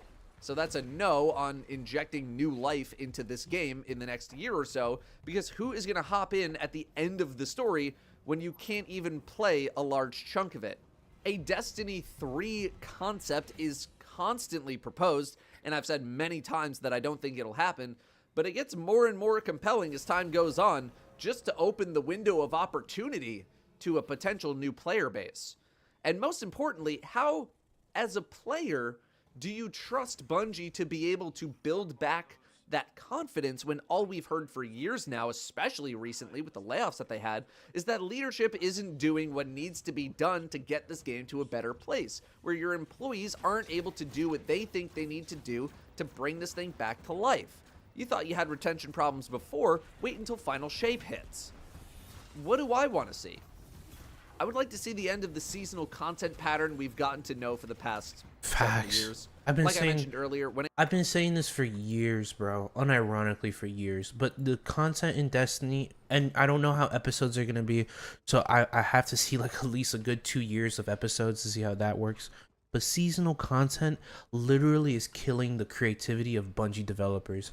You have to make a whole year's worth of content, and so the best thing that humans are going to do is they're going to optimize and make it efficient to make that process quick. That's why most seasonal content is all the same. That's why most seasonal content has the same story beats. That's why most seasonal content is never really late. It's because it has to be all made as quick as possible so that they can focus on other shit. Yeah, man, I want to... Not too late now. It's whatever, though. Like...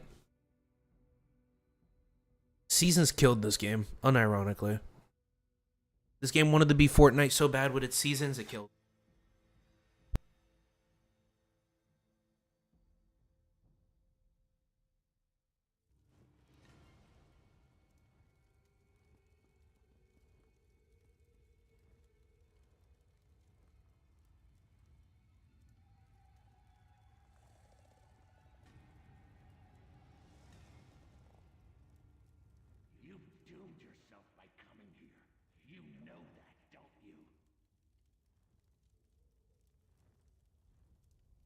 Okay.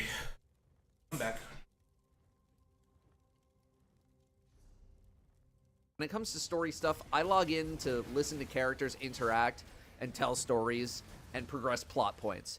I could not care less about running the seasonal activity again. I'd rather just log in, listen to people talk for a few minutes, and move on.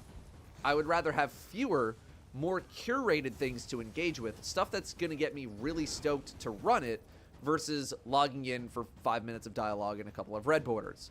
I would rather have something every other week that really surprised me, or fewer, bigger set pieces, versus hopping on for another run of seasonal activity number 20. Facts.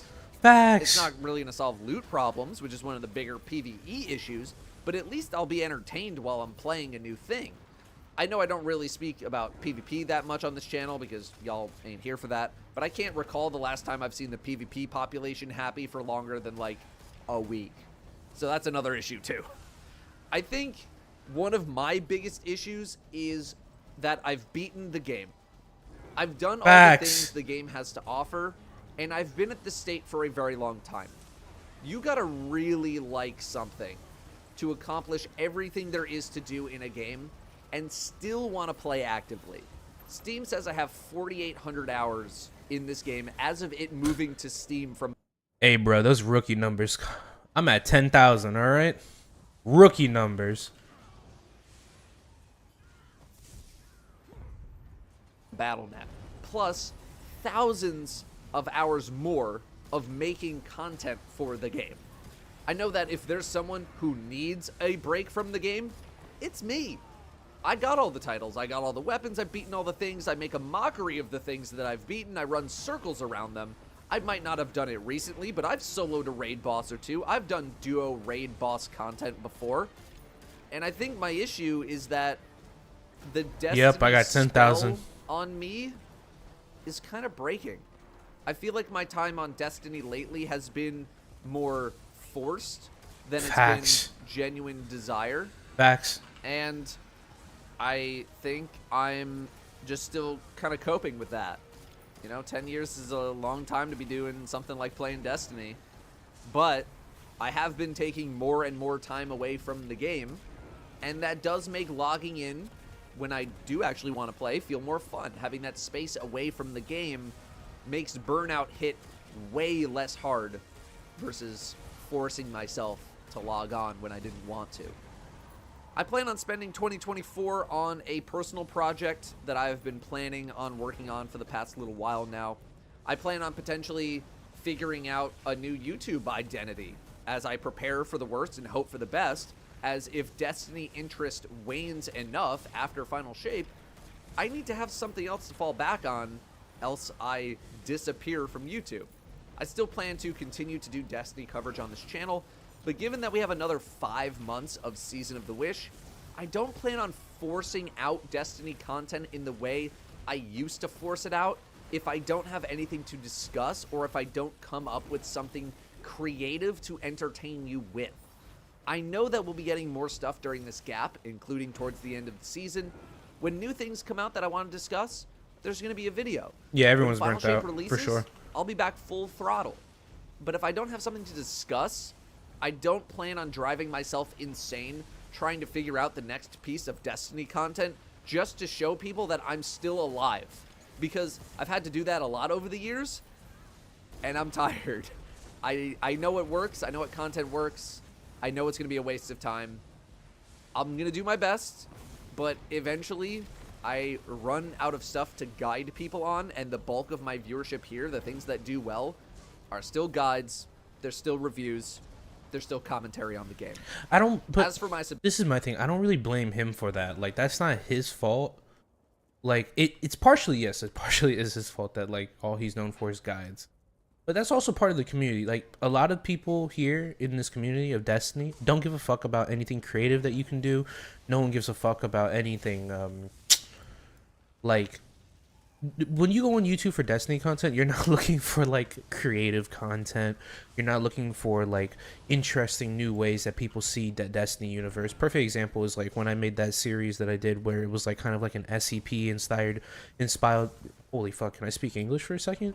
The SCP inspired universe of, like, it was like a Vulcan inspired content delivery where, like, we talk about random boss concepts that, you know, I could just make up off the top of my head, and I wanted to put them through, like, an SCP kind of style delivery. And, you know, people didn't give a fuck about that. You know what people did give a fuck about on my YouTube channel? You can easily see it through my videos. All people gave a fuck about was the guides. You make a guide on how to get XP fast, 26,000 views. You make a guide on how to, you know, solo a boss. That's all people give a fuck about in the community. Because no one gives a fuck anymore about the story, which is Bungie's fault. And so no one gives a fuck about the universe. Because the universe sucks ass. So there's no point really to do creative content anymore for that game. Which is why, like, a lot of the creative things I want to do, I'm, like, torn between. Because it's like, alright, do I put in all this effort for a video that in my head would be so fucking cool because I love the Destiny universe and I want people to see the Destiny universe how I see it, but it's only gonna get at max maybe 500 views if I'm lucky. I saw a video where this one guy, and it won't even win movie of the month. Some shitty ass fucking montage with low effort cuts that looks like it was made in 2006 is gonna get it. I saw a dude make a really sick ass video. I think it was called Duty. It was like one of the coolest, like, war, like 40K looking, like, Red Legion versus Humanity Destiny animated shorts I've ever seen. It was really dope. It was like kind of some peak creativity content that I've seen in a long time from Destiny community. And I don't even think it won movie of the week. I think the thing that won movie of the week was some 2006 style fucking montage. So it's like you're not even rewarded for putting in the effort to make creative content in this game. So I don't blame people for just making guides, and I don't blame him for just making guides as well, and then pigeonholing himself in that situation. I feel bad for him. But, you know, I don't know what to tell him.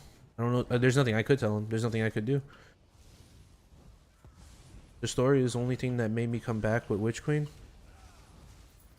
Yeah. And then the story after Witch Queen got fucking shitted on.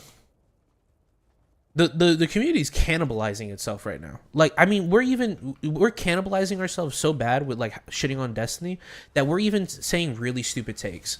Like, oh, the Witness is a shit antagonist. And it's like, damn, bro, like, I guess so, but, like, I remember we were all hyped about the Witness, like, during the Witch Queen. I think the only reason why the Witch Queen, or not the Witch Queen, the Witness is a bad protagonist is because he wasn't executed well in Lightfall.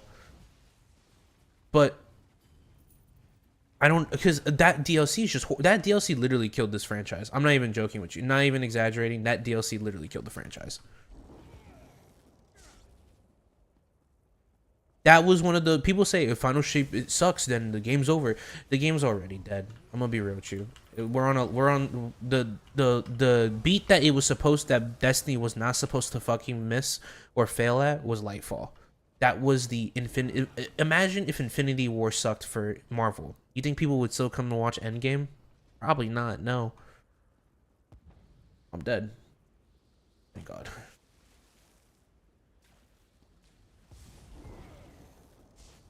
So, you know, everyone's burnt out of this game. And on one fact, you should take a break like I do and go play other games. You'll be more happier in life. But in the end, the one thing I'll disagree with Dado on for sure is that the burnout, what I've noticed personally in my experience of playing the game, is that the burnouts don't, it's not cheapening the blow of the burnout. All it's doing is making it easier for me to find something else to do. Because after, the burnouts are just happening quicker and quicker spurts. That's all I'm noticing, is that I'll take a break for a month or two, play a different game, because I don't want to play Destiny no more, and then I'm back to playing Destiny for maybe 2 weeks max, and then I'm back to being burnt out. When I used to be burnt out, when it used to be the burnout wouldn't happen for at least like 5 or 6 months.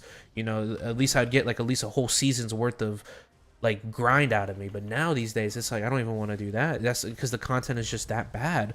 The story beats aren't fucking beaten, you know, like they're not, it's not, there's something wrong developmental wise, cultural wise at Bungie, and also with the community at large about like what we want from Destiny, what we're telling Bungie to make from Destiny, and then what Bungie's willing to fucking do. And by willing, I mean the leadership, I guess, is what they're willing to do. I don't know the full story. All right, I don't know if it is just all leadership, because I'm gonna be honest with you, these people have not made the fucking, Bungie has been the same game ever. All right, it has its highs, but it's been at a mediocre mid forever, praying that it gets better. And so when you get the highs like you do with Witch Queen, you just think it's gonna get better. I don't know. That's not a fully thought out thought. It feels like that though a little bit. Let's see. Let's finish the video. In case you're not up to date on Dado lore, I was supposed to take a sabbatical this year. It is now a complete unknown, and I no longer plan on taking one at the time that I was originally planning, which was around May, June, July, August, that kind of area, which was going to be the time after Final Shape was originally supposed to come out. And due to my personal project that I'm working on, taking the sabbatical before the Final Shape is no longer possible.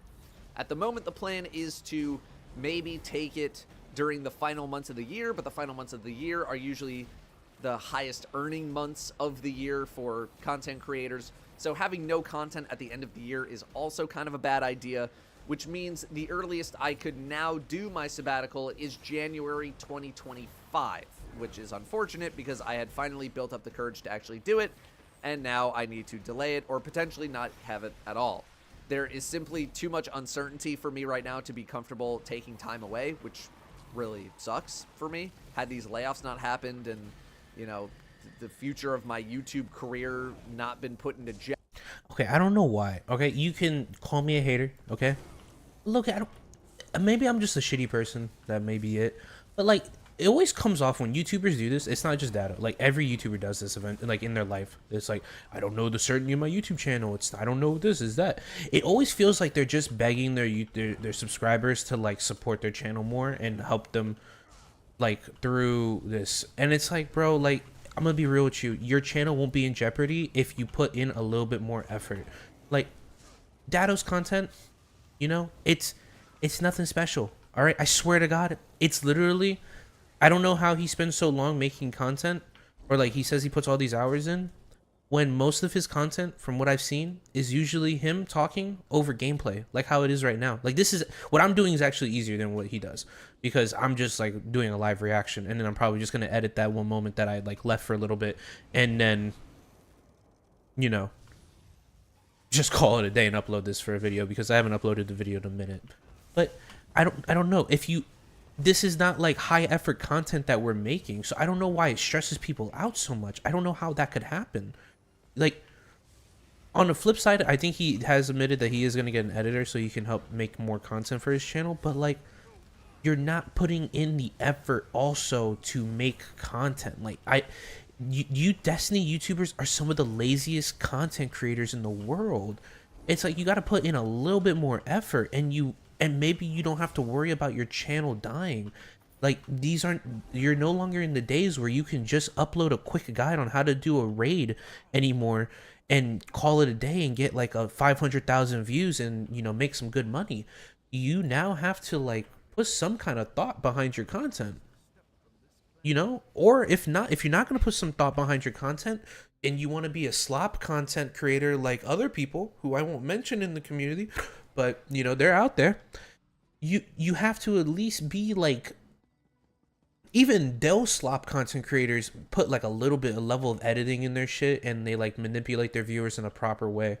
But you no longer can just do the like what I'm doing right now, which is the monotone talking while playing a game, or just talking over a gameplay while you read your script. You have to put in a little bit more effort.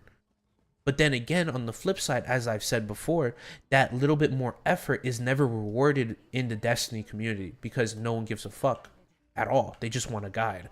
So why the fuck would you go all out on a guide when you could put that creativity towards something cooler? But that cooler, it's like, it's a weird compounding issue. Like most things in life, it's not like a simple one thing is like fixed or anything.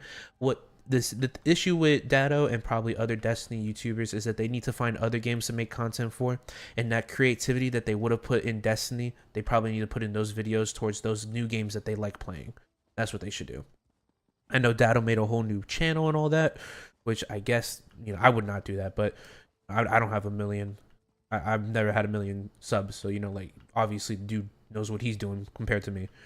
So, but, you know, I would just put your creativity towards more exhilarating videos. I haven't seen the new channel's content, but from the like thumbnails that I saw, it really just looked like all you're doing is just gonna cut clips from your stream and upload it, which is not that crazily more creative than just uploading a guide. If I truly believe, I know everyone disagrees ever, but I feel like as long as you're consistent on YouTube and you put a little bit of creativity into your shit, you're most likely going to succeed. Honest to God. But that creativity or that consistency is the biggest issue for most people. And you need to be constantly uploading something. You need to constantly be uploading something to get anywhere in life or anywhere in the YouTube algorithm. But that's a whole different conversation that I'm not willing to have. I just don't know why. It really just bothers me because I just don't like it when YouTubers like are on their channel and they're like, oh my God, bro, I need your assistance. I need your help. Please. I'm so worried. And it's like, bro, sit back and breathe. I know that this is your main lifeline for money, so it is a little worrying. I understand completely. But your money and your popularity is in your hands. I don't know. Maybe I'm just coming off as a dickhead. Like, I don't think I'd make a video talking about how I'm worried about my channel is going to be this and that. The only time I think I'd do that is if I got banned or I got like a strike on my channel, and so like now I can't do certain things, so like I ask everyone to go follow me on a different platform. I think that's the only time I'd do shit like that. Jeopardy, I would take my break, I would come back to Destiny, we'd keep it rolling. That is no longer the case. I am confident in the Final Shape being a good expansion. Good at a minimum. I'm not confident in it completely blowing me away. We've heard that it got good, not great feedback internally, so Bungie is trying to beef it up before it drops in June. How confident am I in their ability to do such a thing with only 3 months extra time? Not too sure. 3 months in game dev world doesn't seem like a ton of time. Bungie leadership has given me very little confidence to actually do anything about the growing fatigue of the franchise. Regardless of who is to blame, that confidence is gone. It has been nearly completely eroded. You have a community I agree with you. With very little confidence in Bungie after the Final Shape. You have a community that thinks Destiny is done after the Final Shape. You have a community that is... Yep, I'm one of those people. I truly believe, I honest to God hope I'm wrong, but I know I'm not, to be honest with you. I like 99% believe it in my heart of hearts that this game, Destiny, after the Final Shape, you will see it done. It is finished. All you're gonna get after this is like little, like how Marvel after Endgame and Infinity War and all that shit, like most of the stories have just felt like shitty little one-offs until we get to like, and none of the threats that are big, like King the Conqueror or anything, feel like Thanos or anything. They don't feel like, they just feel like other like, they just feel like multi-movie villains that are the same depth of just like a normal Marvel movie villain. Like it's that's it. That's what I feel Destiny's going to be after this. There will be no great campaign after this shit. There's going to be, these episodes are going to be so fucking boring. They're going to be on the new generation of Marvel movie level, all right? It's going to be so lackluster, and that's just going to cause more people to quit because their burnout's going to be happening even more. And then, like I already said, and we already know this for a fact, that there's going to be a huge mass exodus of players. End game level, barely any new players are going to be coming in. It's going to be a net negative on player retention, this DLC. I already know this game's done for. We are hitting that, was it Pete Parson? I don't think that's the guy's name. Who's the bald guy from the who made that infamous quote about the content delivery, about how you don't want to you want to deliver just enough but not too much. That guy is gonna, you remember when he said in his like little like GDC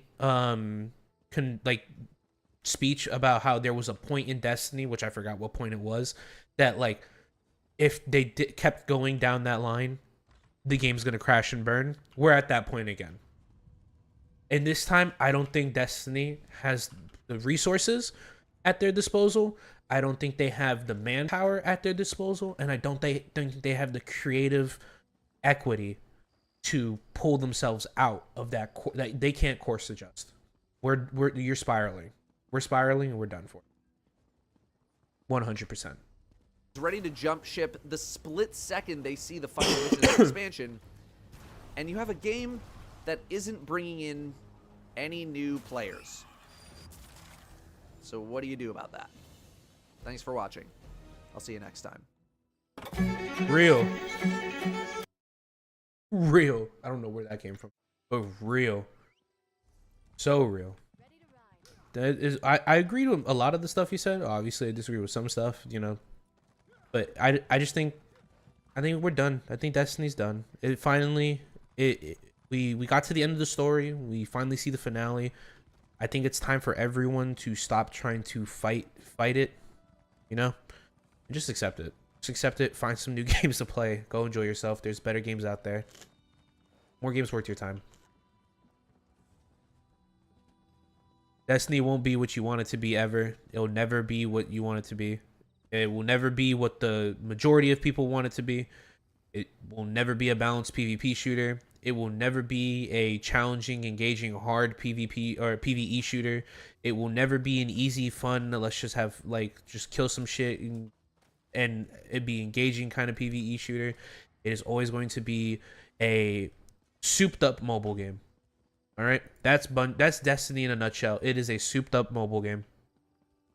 And the quicker people realize that, the quicker you will not end up like me with 10,000 hours in the game.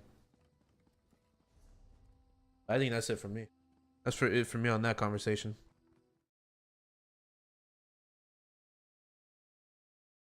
Ace, I got a video down. Oh, we're gonna upload that.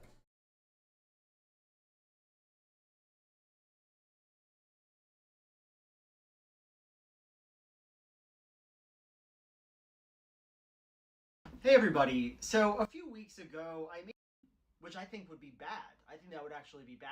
I don't think bullying people is good. This can also be replicated in more recent examples, like when Ninja went out of his way to That's crazy.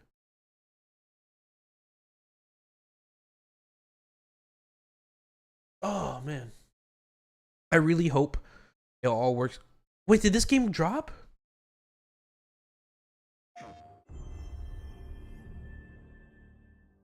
The Federation of Super-Earth, keeping managed democracy safe with the lives of our heroes. I want to play this game so bad.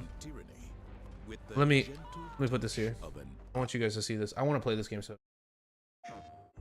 We're gonna play this game. All right, we're gonna get a cool community going. We're gonna have a cool ass. The Federation of Super-Earth, keeping managed democracy safe with the lives of our heroes, protecting freedom from tyranny with the gentle touch of an iron fist. But liberty's enemies march ever closer. Together, we must take back control of freedom. Together for managed democracy. Together for victory. Together for liberty. Together for liberty. Together, they fight for freedom. Will you?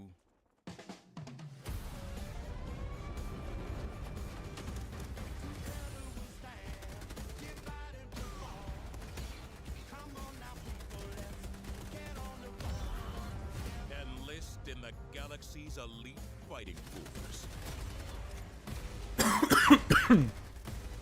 The only good bug is a dead bug. To protect your future.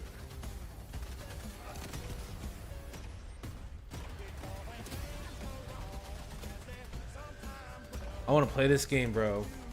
Look, you're not even fighting just bugs. You're fighting like Terminators and shit. With the ultimate weaponry.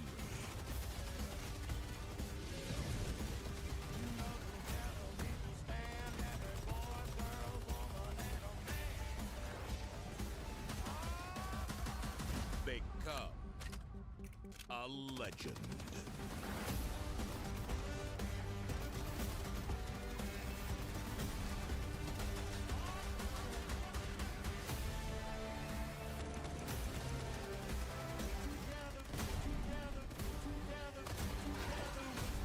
Join the Helldivers, the galaxy's last line of offense.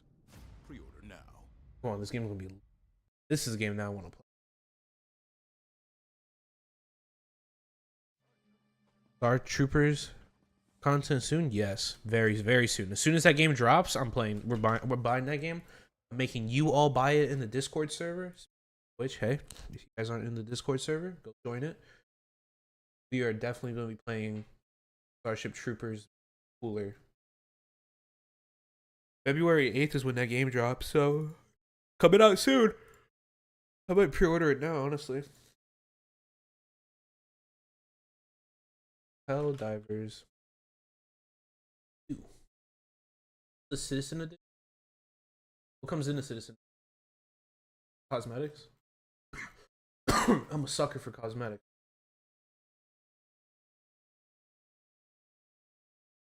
Oh yeah, a fucking cape? I want a cape.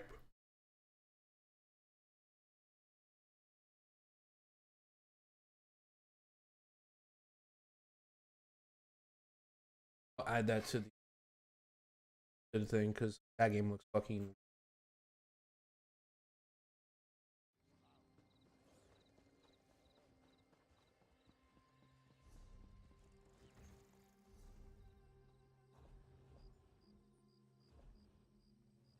Let's see, does Sweat make his popular? Man, I'm gonna dip. You have a good one. You have a good one too, man. Be safe, alright?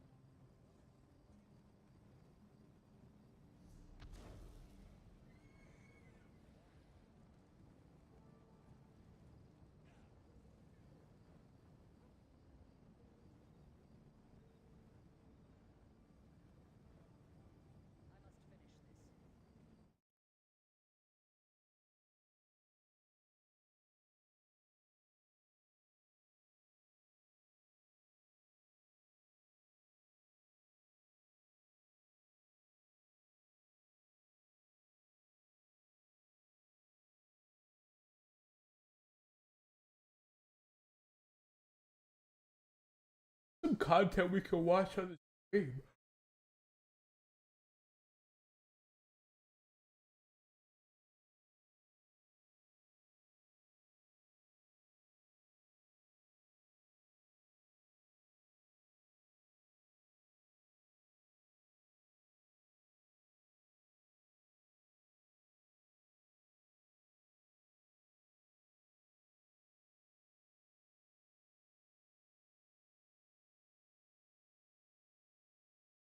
Oh man, partnership.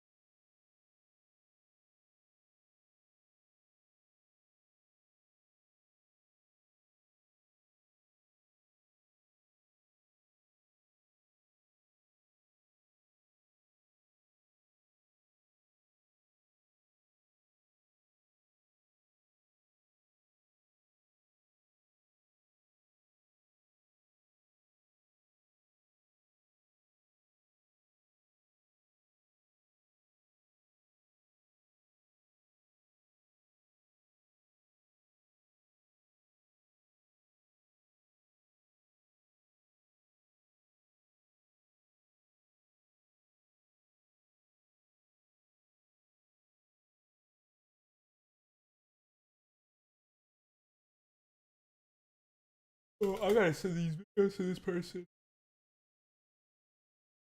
Credit.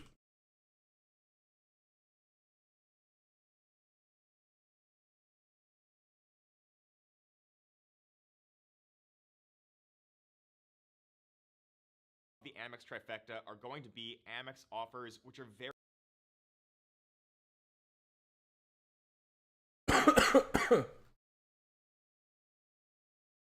so a ton of people.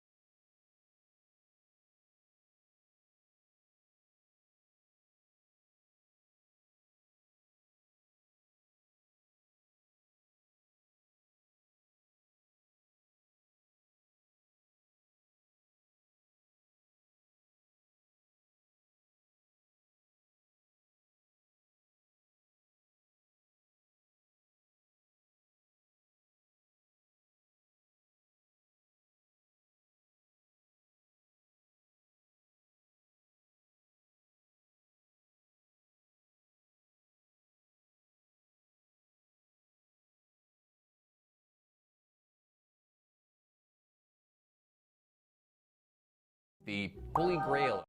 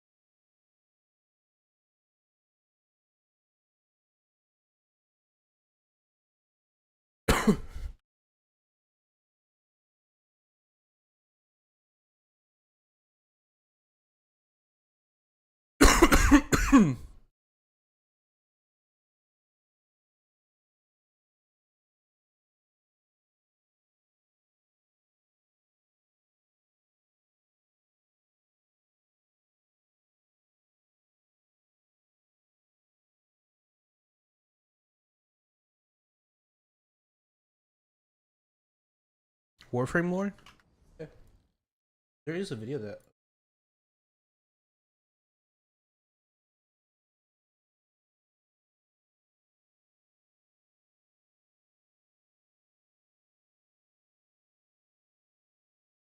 I want to watch this. It says, it was like, apparently this is Warframe's remarkable evolution in 2023. The best it's ever been.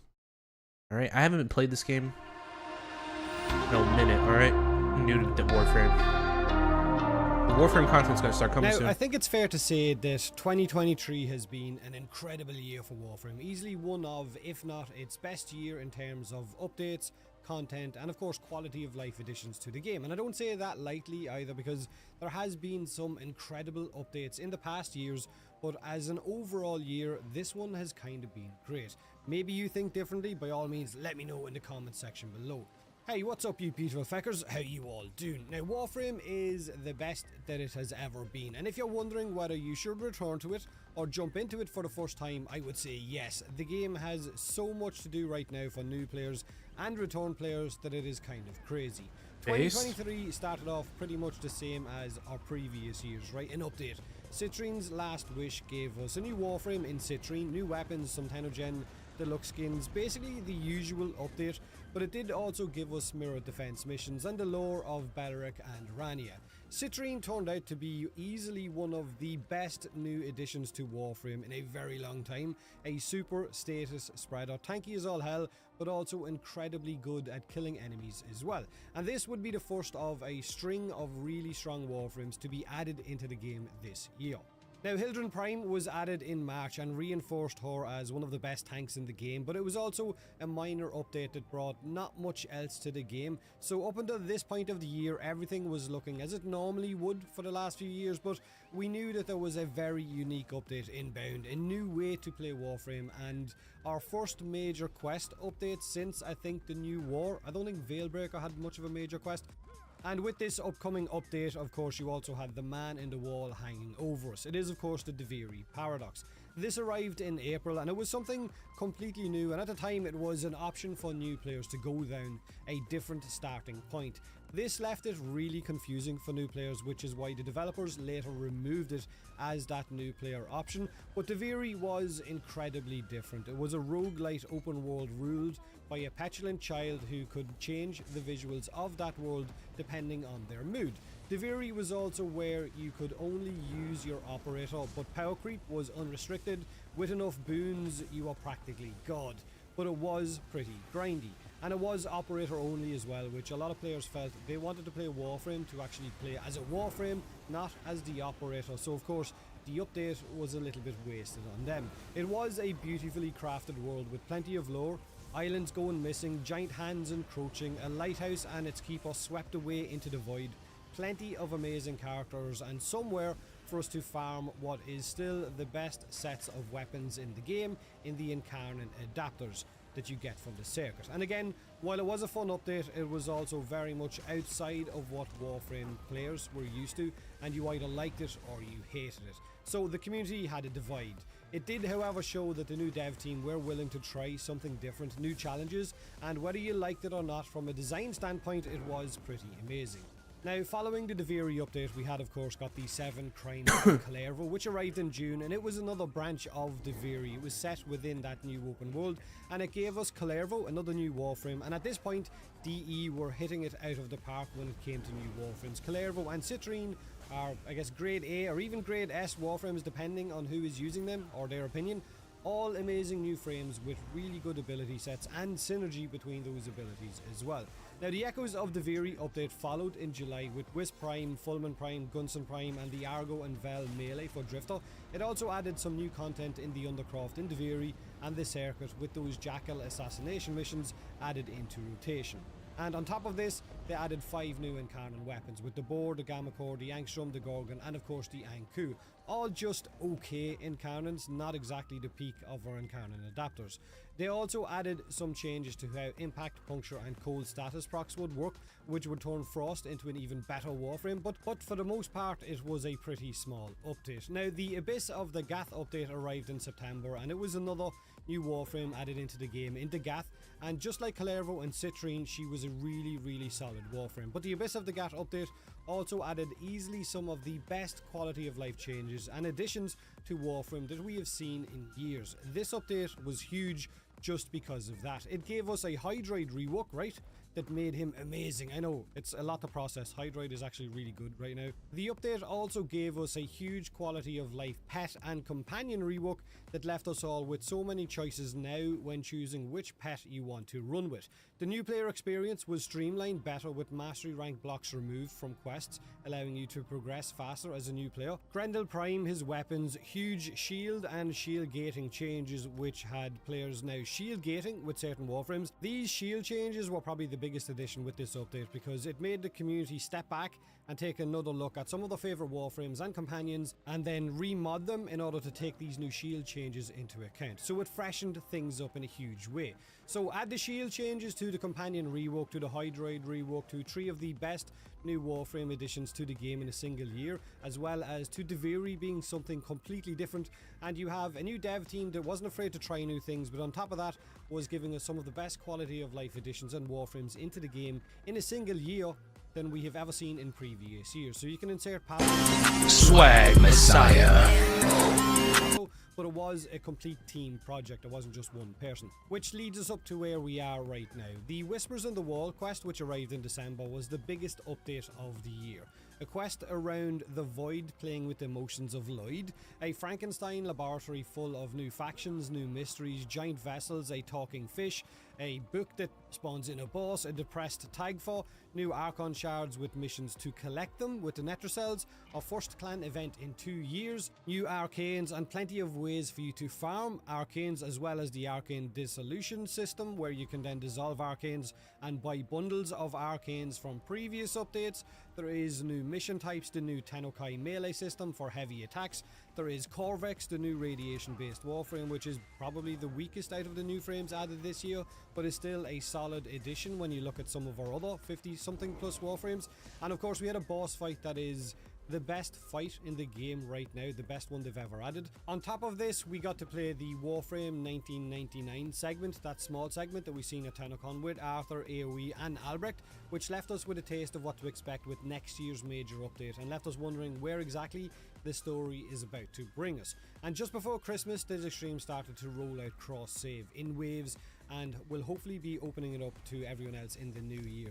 This is probably one of the biggest additions to the game cross save, because over the years lots of players have drifted away because they have changed console to PC or vice versa, and this is allowing those players to... Who the fuck is changing the console? Because creating a new Who the fuck is like, let me get off my from jumping back very well performing PC they didn't want to and get on lose all of console? the progress that they had on those accounts. So cross save means that they can jump from a console account into a PC and vice versa.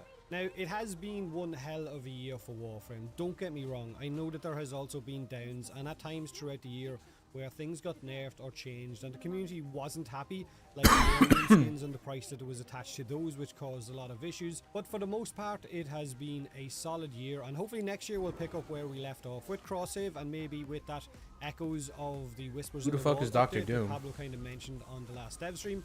Whatever next year brings, I genuinely wish you all a happy new year, and I do hope that next year brings you everything that you are looking for. But have a great day, have a great week, and as always, thanks for watching. Is that a Twitch streamer? That was pretty base.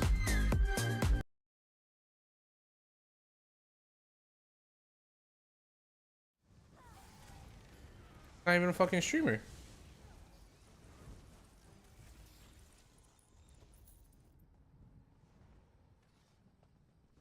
I don't know. I don't know.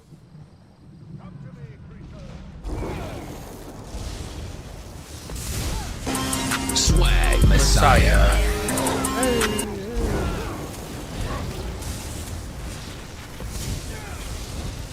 Honest to God, you can expect this channel. I'm probably just gonna do ESO and Warframe. That's gonna be my future. I think I'm done with Destiny.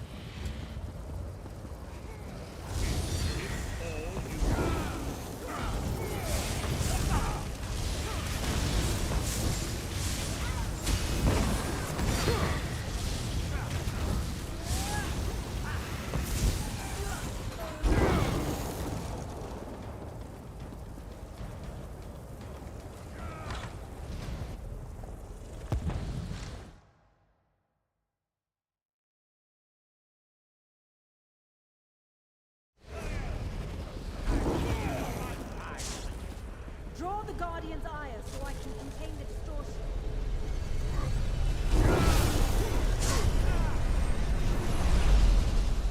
Your rampage ends now!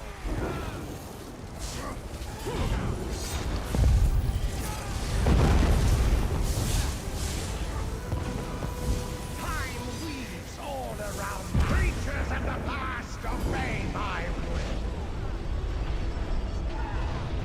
I don't know how you fucking do this.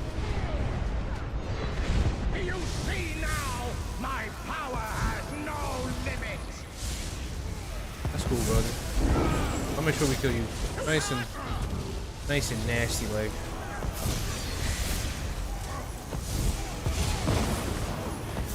Time 51,000. Fuck.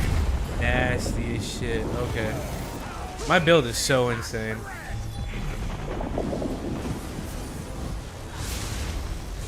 your future arrives early.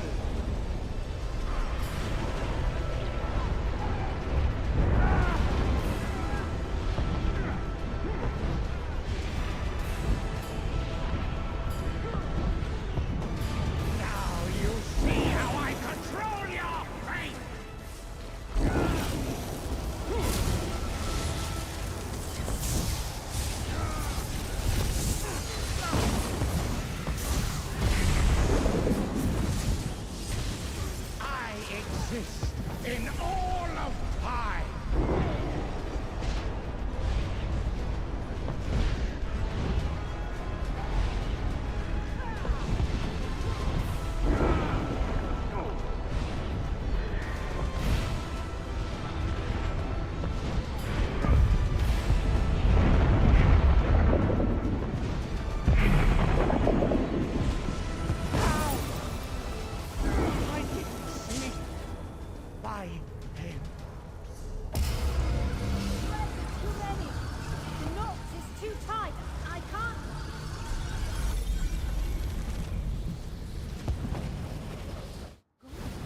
I want to speedrun the gang through the main quest in Warframe so we can actually do high-level game content, not any of the side quests. I'm sorry, bro. I'm sorry for holding you back. I don't... No, to be honest, if I was on my other account, I still would be, like, way behind you. The settlement is hardly built. The distortion threw us into the past. Interloper, lay down your arm, and it will be a quick.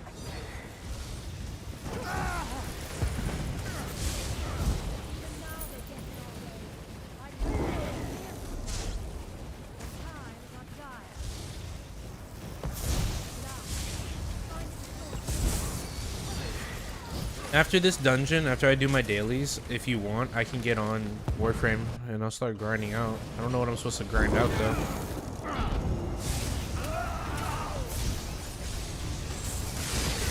Yo, there's gonna be a ESO showcase on what they're gonna add next. I'm telling you this right now. I swear to you on everything. If they add a Bard class, it's over. I sense it's deeper below ground.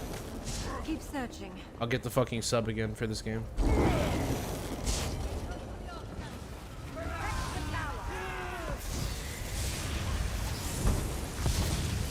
I know it's not the Master Ring. I just don't know what you want me to do. I know it's just really the... Is it really just the quest? That's it? That's all I gotta do in Warframe to be at the end game? I know the Master Rank in Warframe is supposed to be like some supplemental shit.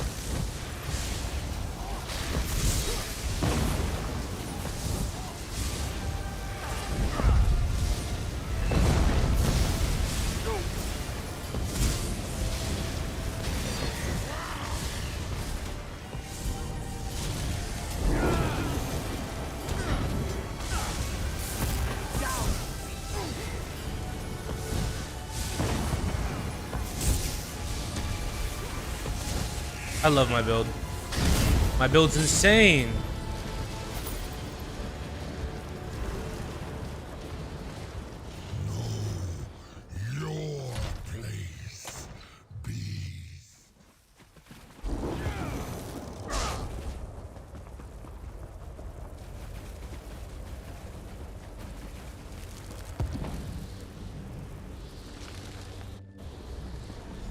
Power is ours. I will control my own. Rise, my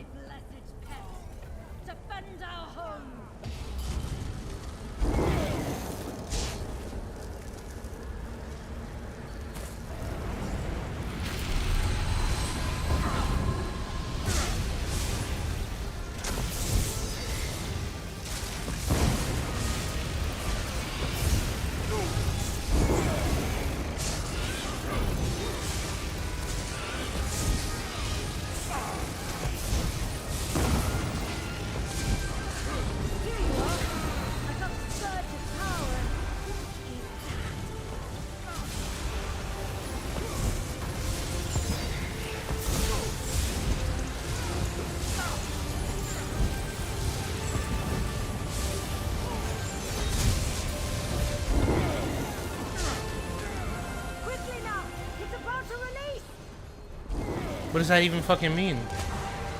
Oh.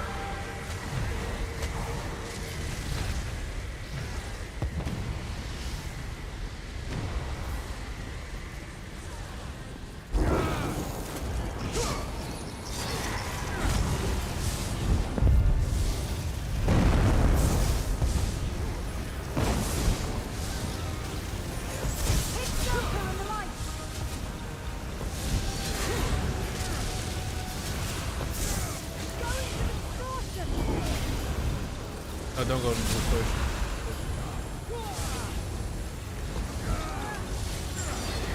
Unlocking the high game is just main quest and doing every mission on the map once. That unlocks Steel Path. Oh, nice. Oh, so then why don't we just do that? Man face. Spread out! The creature's releasing its power!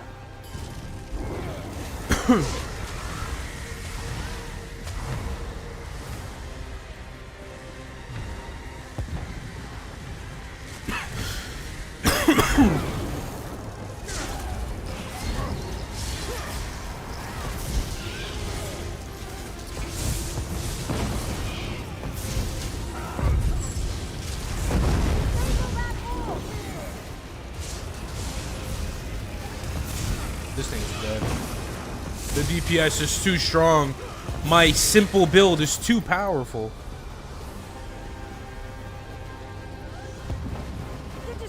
You're gonna take a hot minute? Well, that means that's a lot of content for me to make. Fuck it, why not? I can't control it! My name is Hermes Moore. Again. But what era? Up the rope seems the only way out. Go. I'll catch my breath. My name is Hermes Mora, and I need my Agma Infinium.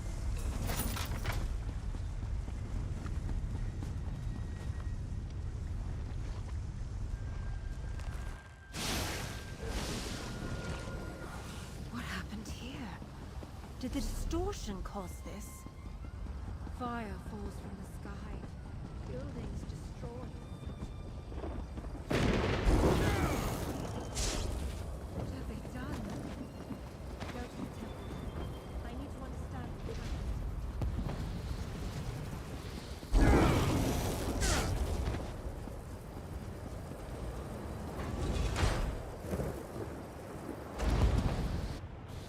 what Harley, get ESO so I can have people to do dungeons with.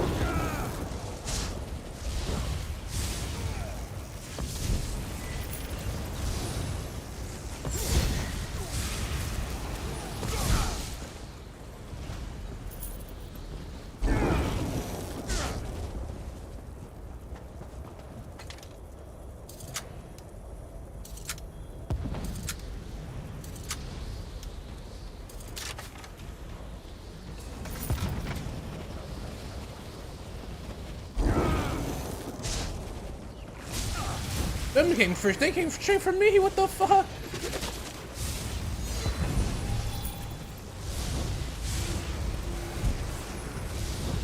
the matriarch arrived here from the past. Seems she forged a defensive pact with Perio. Finger poison bird!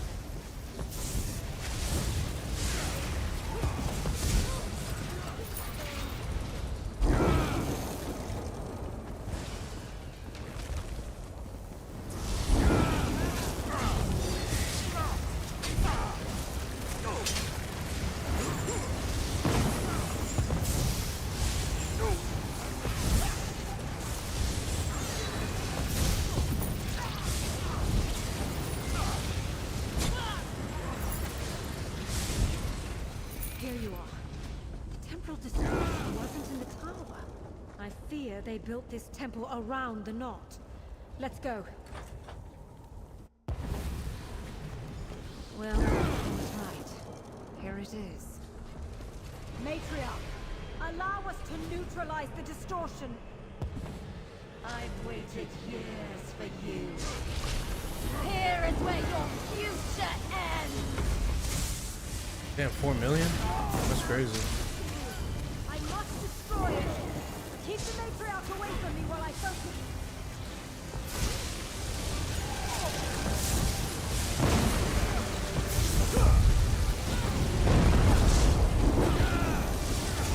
Feel it crawl under your skin.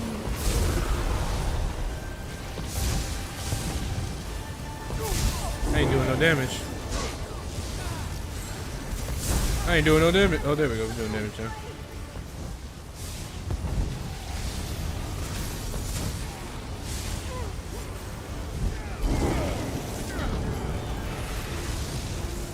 The bitch ain't dying. Oh, okay.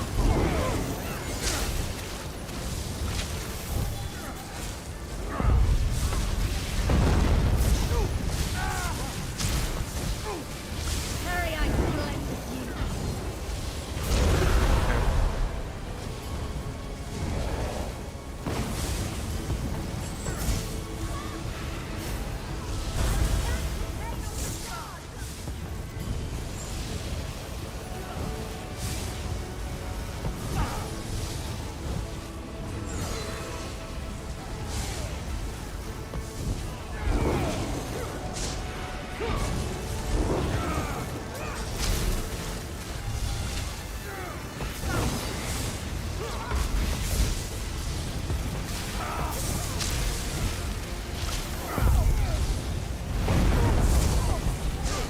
A gift from my lord.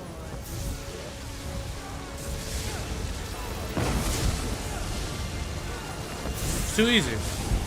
My lord, you failed me.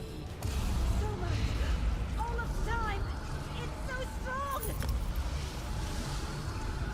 The knot is unraveling. I can pull us through.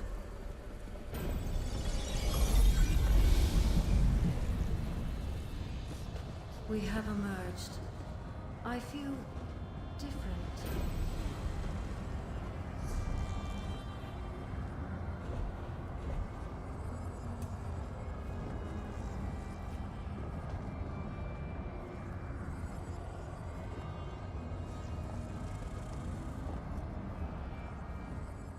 You are home.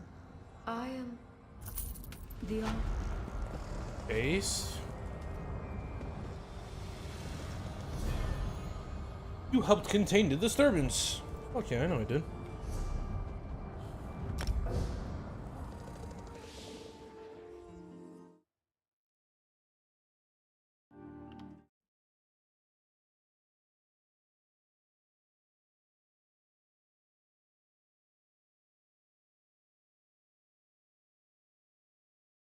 You were farming, okay.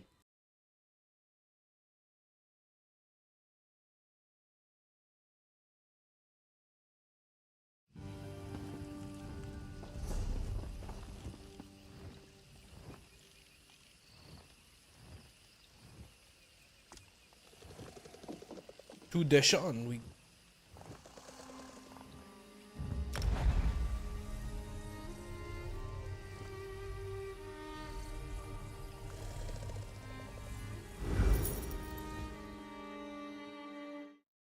All right, hey, welcome to a brand new video here on the channel. Hope you guys are all doing great. Today's video, we're gonna be talking about Capcom.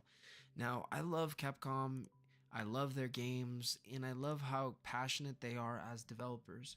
But one thing that I think is gonna be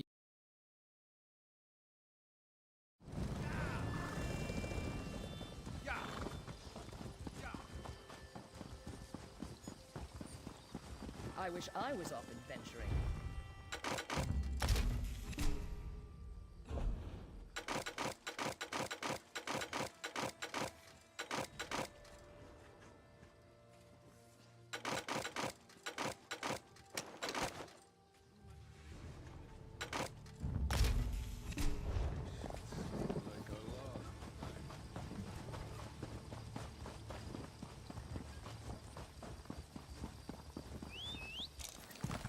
Please to get off my feet.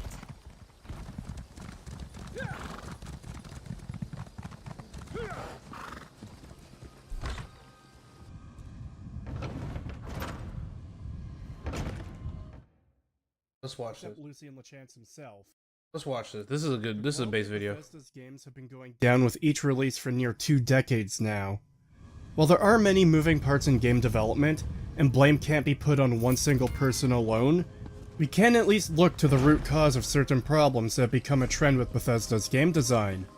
For example, during a speech he did, ML Pagliarillo had explained that there's little to no internal documentation during development of their games. This is an important aspect to development, because it's part of what keeps everyone on track, and keeps them from contradicting one another when they make decisions. It is very likely that this lack of documentation is the reason why Bethesda completely flip-flops on issues, like whether ghouls need food and water in Fallout, or why they make basic mistakes like turning Jet into a pre-war drug. There's many inconsistencies across their games when it comes to story and world building, and at least some of these problems would be solved by using design documents. There's a reason it's standard practice for game development. However, today I'm here to talk about a different problem, and that's the writing style of ML Pagliarillo. ML is a fantastic example of someone who is promoted far beyond his skill or talent, as he's a hack writer, incapable of dealing with even the most basic and simple of plot lines, let alone fantasy epics, deep RPGs with complex worlds, or whatever the fuck Starfield was trying to be. After having endured multiple examples of his writing, I found that a pattern has emerged that nicely highlights why he's incompetent as a writer. Now, plot holes and characters being stupid in ML stories is pretty much a given, but the main through line I've noticed is that almost every story he's done that I'm aware of is that they seem to rely heavily on twists, or just shocking moments in general, as though a twist or a shocking moment on its own equates to good writing. Now, I won't be breaking down the entire stories here, as that would take a lot of time. Breaking down the main story of Fallout 4 took me approximately 5 hours. However, I will talk about these individual moments in ML stories to highlight why he's such a terrible writer. Starting off with Oblivion's Dark Brotherhood, this faction is a fan favorite in this game, often being cited as the best questline in the entire base game. For the first half of this questline, I'll agree. Each of the quests in the first half of the game don't contribute to any overall story. They're largely kill quests with a twist for the most part, thanks to the bonus system. Essentially, the person who contracted the Brotherhood wants a target killed with certain specifications, such as making one look like an accident, or replacing someone's medicine with poison without being detected. It's some extra flavor that makes these quests more unique and memorable, as opposed to just being told to kill the target in return for your reward. These are mostly fine, aside from building up one character to be major opposition to the Brotherhood and doing nothing with him. Then you get the quest to purge the Shadenhall Sanctuary from Lucian LeChance, and this is the very moment everything goes downhill, fast. This is the first big moment in the questline that is built purely for shock value. There's a traitor within the Sanctuary from before you join the Brotherhood, and the only way to get rid of him is a total purge of the Sanctuary. Everyone you've dealt with and have been encouraged to interact with in the Assassin's Guild, except Lucian LeChance himself, must be killed. So already, that's pretty shocking. But then we get to Khajiit and Raj Dar. He hates your guts for some reason, from the very start. If it isn't the newest member of the family, let's get one thing straight. The tenants prevent me from killing you, but I don't have to like you. I'll sell you equipment, but only because Ochiva is making me. This family doesn't need any outsiders. Foul-smelling ape. And he only changes his tune after you get the Purification quest. Literally, you can talk to him before speaking to LeChance, then return and talk to him, and he'll suddenly be sorry for treating you so poorly, and will be your best friend. You again? I thought I made it clear I'm not looking for a friend. If you're here to buy or sell something, get on with it already. Foul-smelling ape.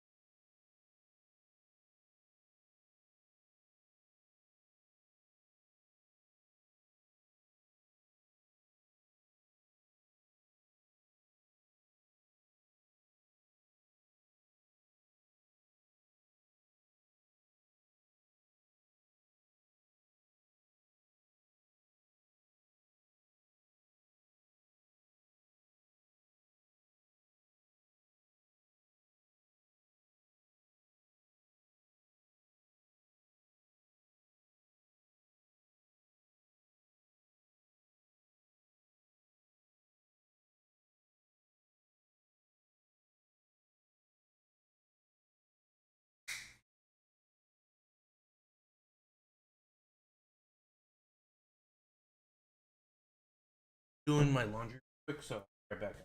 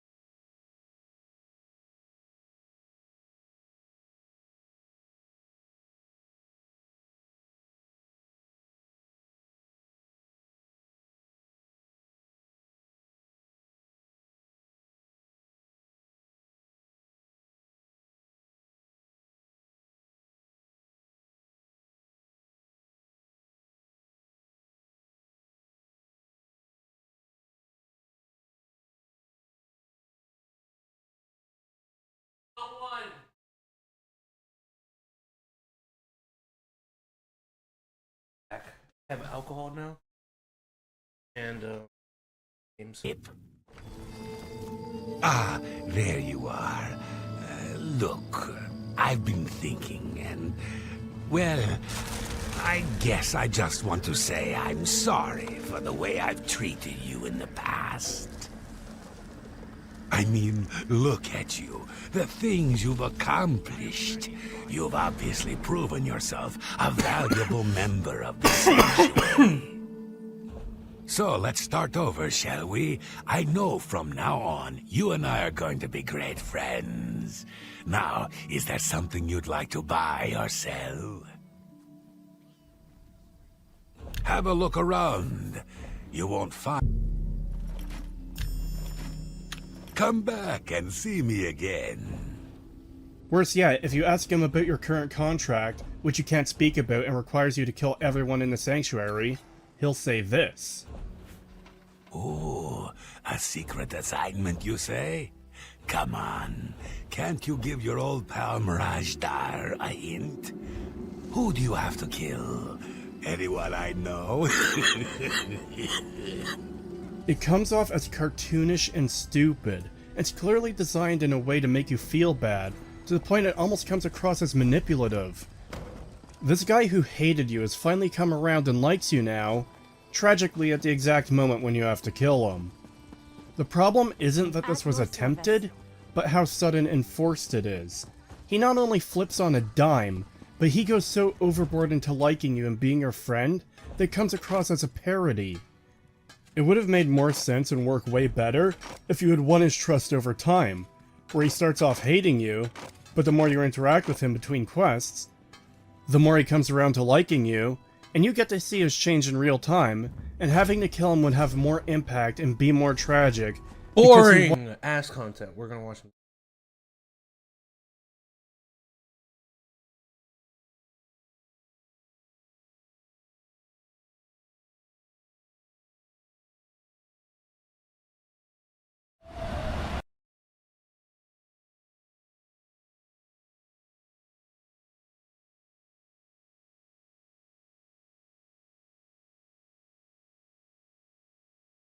To buy all your counterfeit goods, all your Lacoste, all your North Face. I did not know gun culture was a thing in Istanbul. I had no idea. All right, let's go see if we can make friends with this guy in the shop, if we're even allowed to film. Salam alaikum. Hello. Oh, okay. No problem. All right. Sure. I think I got kicked out. Alright, that's fine. He wasn't the real Istanbul.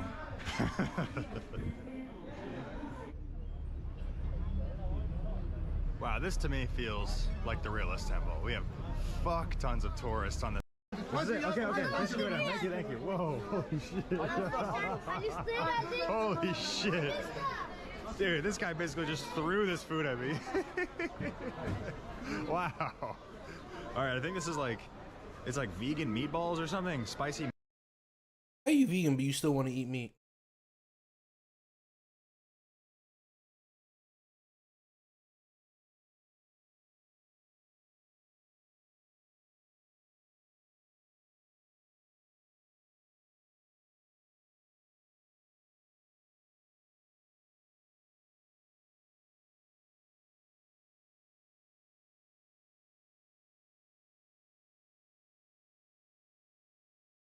The fuck is this? Left, right. Left, right. Left, right.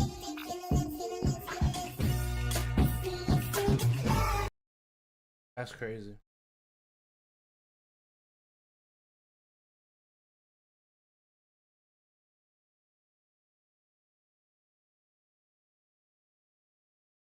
So real.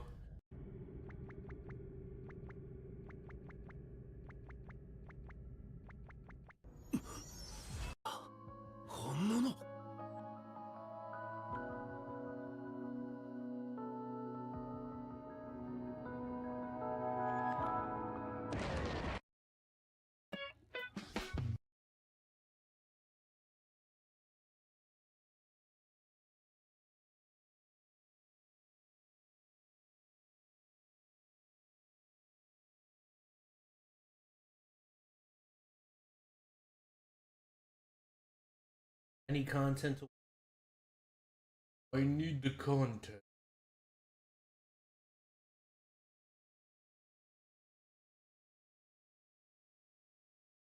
I don't know. Huge I don't even know.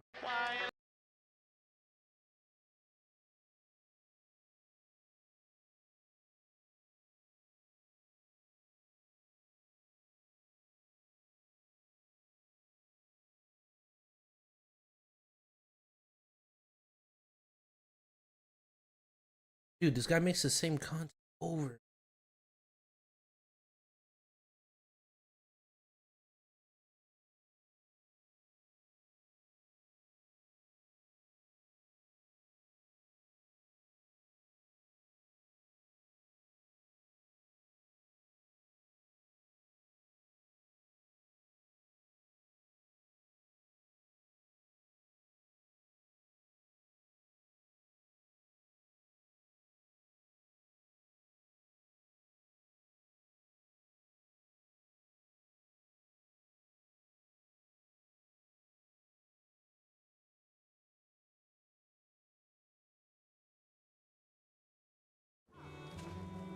I've done all my dailies. I don't know what else there is to do. I need to do this.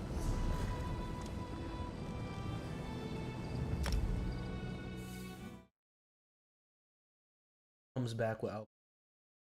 I did put my laundry in. Yes. Let's go. Am I not allowed to come back with alcohol? I'm sorry, Harley.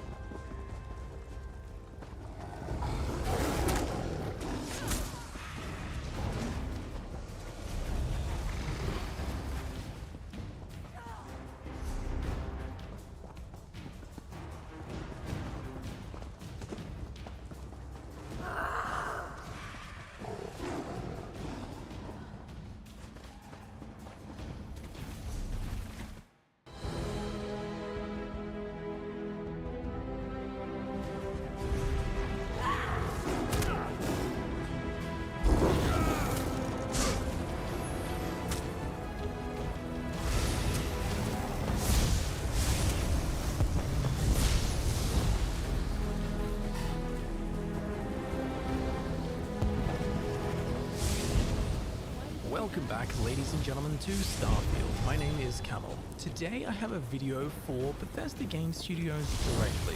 This one's for you, BGS. I will do my best to not beat around the bush, while at the same time I hope to be amicable and provide constructive feedback and solutions to problematic aspects of the game. I've enjoyed a fair bit of Starfield, but the want to play is waning. Starfield is not terrible by any means, but it's also not amazing. It has some really cool things in it, but also a fair whack of not so cool things. I find the more I play, the less I want to play, which for a mainline BGS game, this is a unique experience for me. There are many reasons for this, however not all of these reasons are realistically fixable. For example, asking for 30 new factions, that would be lovely, but obviously that is not a realistic request. So this video isn't so much about what is wrong with Starfield, but more specifically about features within the game that can either be changed, added, or removed realistically. Things that a Bethesda Game Studios developer could take on board and go, yeah, I can make that change. I have spent the better part of the last 5 weeks with my community trying to pinpoint our problems with Starfield and come up with elegant and I hope simple ways to improve upon them. With that said, at the end of the video I do indulge in a really good rant with some shocking stats that I'm sure you'll be very interested to see, so stick around for that. Now, to be completely fair to all game developers out there, I feel a disclaimer on my part is needed. I am not a game developer. I have not academically studied game development. I have never tried to develop a game.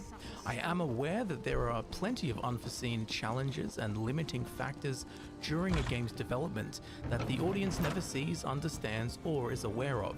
So I could very well be spruiking out of my backside here.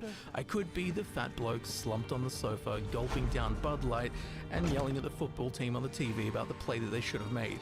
I acknowledge that everything I suggest could come from a place of ignorance. But what I do know is that I have been obsessed with Bethesda Game Studios games for the last 2 decades. So much so that discussing every inch of BGS games has been my full-time job for the last 9 or so years here on YouTube. I know what I love about Bethesda Game Studios games, I know what makes them special to me, and I know which of these fundamental ingredients are missing from Starfield's recipe. If Bethesda Game Studios wants Starfield to be a game that is played for the next decade, then they need to implement a whole lot of changes, because as it stands now, roughly 2.5 months after Starfield's release, I don't really want to play the game, let alone for the next 10 years. I believe this is due to my pizza theory, but we'll bite into that doughy slice later on. Now before we get started, 2 things. Firstly, if you have anything to add, please jump into the conversation down below in the comments. I would love to hear your ideas and thoughts. And secondly, as a game consumer, I believe there are some golden rules to be followed when it comes to making a game. Ultimately, I will be approaching most of the topics in this video with the following rule set in mind. Firstly, fun. Is it fun? Secondly, time. Is it making good use of the player's time? Thirdly, flow. Does it bolster or interrupt the flow of gameplay? Fourthly, reward. Is the player being rewarded properly in-game for playing the game? Fifthly, quality of life. Is the experience user-friendly? And sixthly, if that's a word, hooks. Does it keep the player playing the game? Does it keep the player hooked? So these are easy, simple tenets. Well, with these rules for a good game in mind, and with topics in no particular order, let's try and fix Starfield. Save files. As someone who makes content on video games, saving at key moments and being able to easily reload back to them is very important. And as the save file system currently sits in Starfield, I have no clue where any particular save is. We cannot give them custom names, and they don't have thumbnails as a reference point. There is some metadata like the name of the planet and the time of the save, but these do not help me differentiate between hundreds of save files. And really weirdly, this is a step backwards with both feet in 2 directions, as Fallout 4 had save file thumbnails, Skyrim had save file thumbnails, Fallout 3 had save file thumbnails, Oblivion had save file thumbnails, Morrowind had save file thumbnails, and you could name the saves. Redguard had save file thumbnails, and you could name the saves. Battlespire had save file thumbnails, and you could name the save. Daggerfall had save file thumbnails, and you could name the save. And even all the way back in 1994 with Arena, you could name your save files. So, Bethesda, why are we going backwards here? When I make a save in Starfield at an important point or location, I have to log it in a physical notepad on my desk and write down the time, date, and location of the save file with information telling me what that save file is. So when I need to find a specific save file, I have to reference a handwritten index in a paper notepad in real life. It is, for lack of a better phrase, ludicrous. It is a problem with a very simple fix. That fix, just copy your old games, save file thumbnails, and perhaps custom save file names. So if that could be fixed up, I would appreciate that greatly. Flashlight. The flashlight in Starfield has been a headache for me personally, as it barely lights up a quarter of the screen, perhaps even less than a quarter of the screen, producing an optical experience as if I were looking through a long, thin tube, which after a minute or 2 begins to induce wooziness. Now, I don't suffer from any kind of motion sickness in real life, but running around in a dark cave with the flashlight in Starfield makes me feel rather ill and rather quickly. Not only that, but even if it doesn't make a player feel sick, just mechanically the flashlight is next to useless. So I would absolutely adore it if there were a way to improve or upgrade the flashlight so that it actually illuminates everything on the screen, rather than spattering a piddly fart of flaccid photons into the ebon darkness before me. I mean, honestly, closing my eyes provides a better view of the cave ahead. Vanta Black is brighter than this flashlight. You know when you start an MMO and you cannot wait to replace your 1 damage rusty dagger starter weapon? Well, that's how I feel about the flashlight. I would love the flashlight in Starfield to be akin to the Pip-Boy light in Fallout 4, where when toggled on it simply, effectively, and most importantly, helpfully lights up everything on the screen, so that we, the player, can actually see. It doesn't light up some of the screen, it lights up all of the screen. Are we truly meant to believe that post-apocalyptic trash can world has better lighting technology than futuristic spacefaring humans who have mastered intergalactic space travel?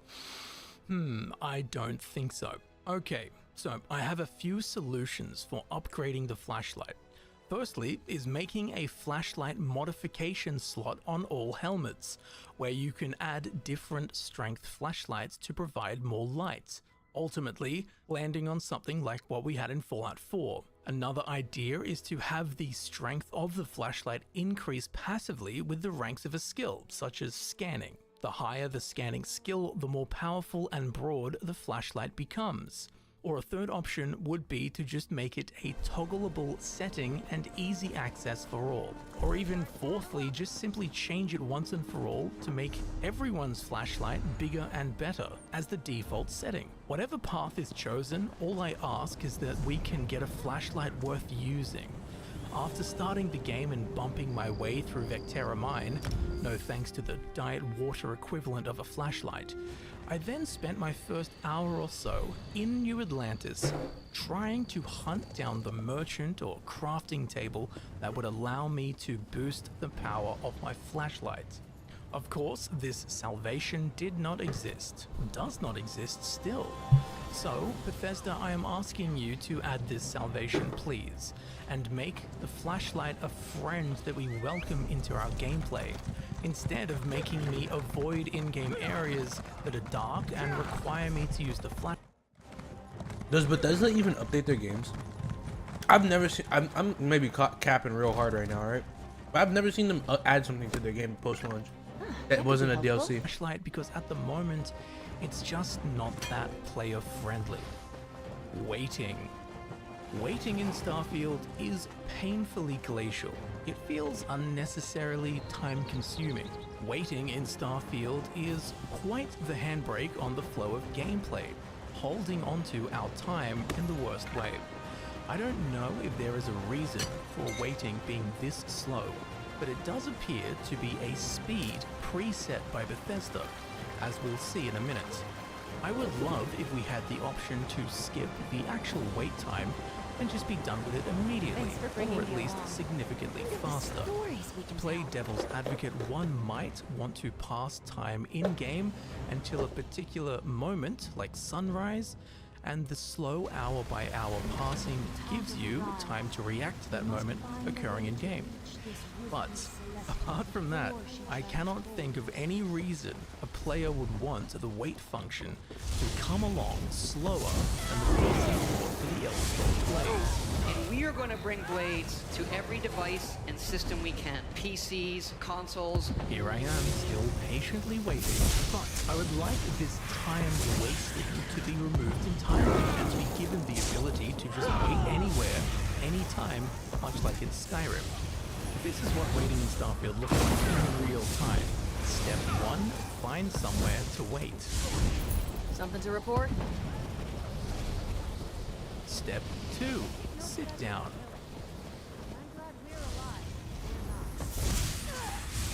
Step 3, watch the hours clunk by, moving slower than a BGS development cycle. Stare at the nothingness on the game screen and think about your life decisions.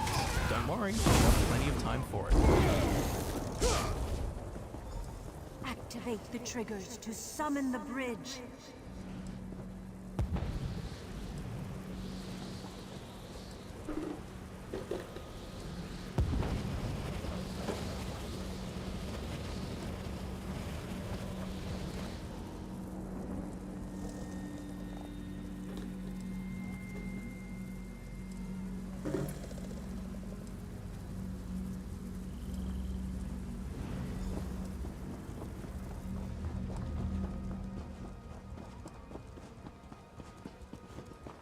Step 4. Wake up in real life to watch a standing up animation in game. And step 5. Go back to what you were doing in the first place. That whole process took 1 minute and 20 seconds. The wait time alone took 53 seconds. It's 5 different layers of unnecessary time chewing. That is not fun, and it interrupts game flow. Now both Skyrim's and Fallout 4's wait times pass literally twice as fast.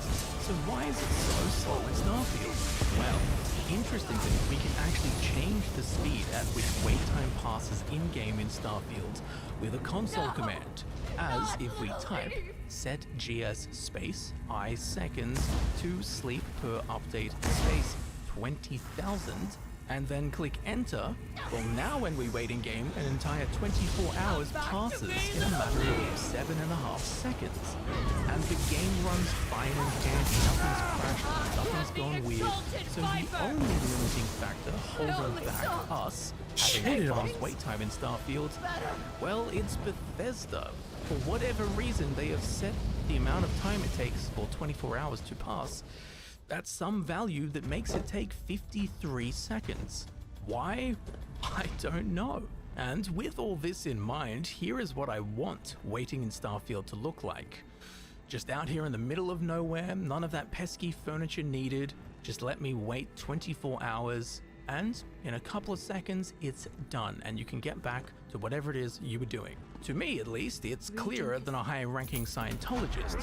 Which of these waiting functions provides a better quality of life experience and respects the player's time? So please, Bethesda, let us wait anywhere, whenever we want, and most importantly, have the timer move much, much faster, as so that we can get on with actually playing the game. Maps. I don't think I need to explain this, but in just about every game ever that's explorable, maps are a staple component of the game, as so that you know where you are going and what's around you.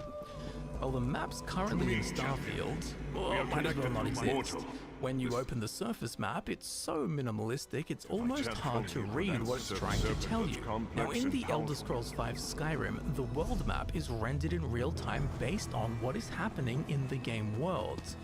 Well, here, 12 years later in Starfield, is there not a way to have the surface map be a real-time render of the randomly generated landscapes?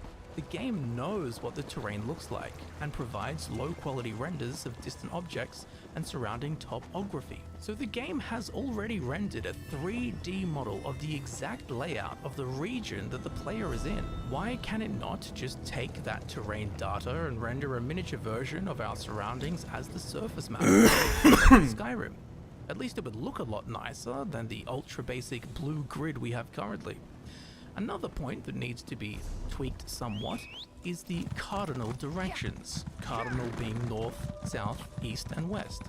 Firstly, on the surface map, it would be nice if the direction in which the player character is facing was more clearly defined.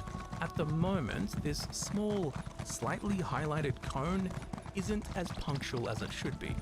Secondly, the compass in the bottom left of the heads-up display does not make it swiftly clear as to which direction my character is facing.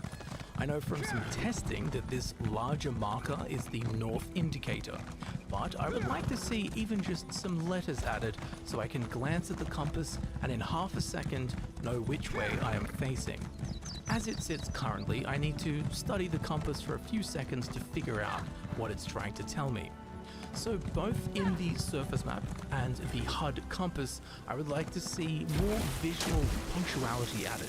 And while we're on the topic of the HUD and the compass in the bottom left of the screen, well, let us not forget that this is the face of our Chronomark watch given to us by Barrett at the start of the game. You know, the same watch that you can get in real life if you got the collector's edition of Starfield. Well, this Chronomark watch, it tells us our location, the current day-night phase, the cardinal directions, it shows locations and quest markers, it has an O2 meter, it tells us the enemies nearby, along with the hazards and conditions of the environment.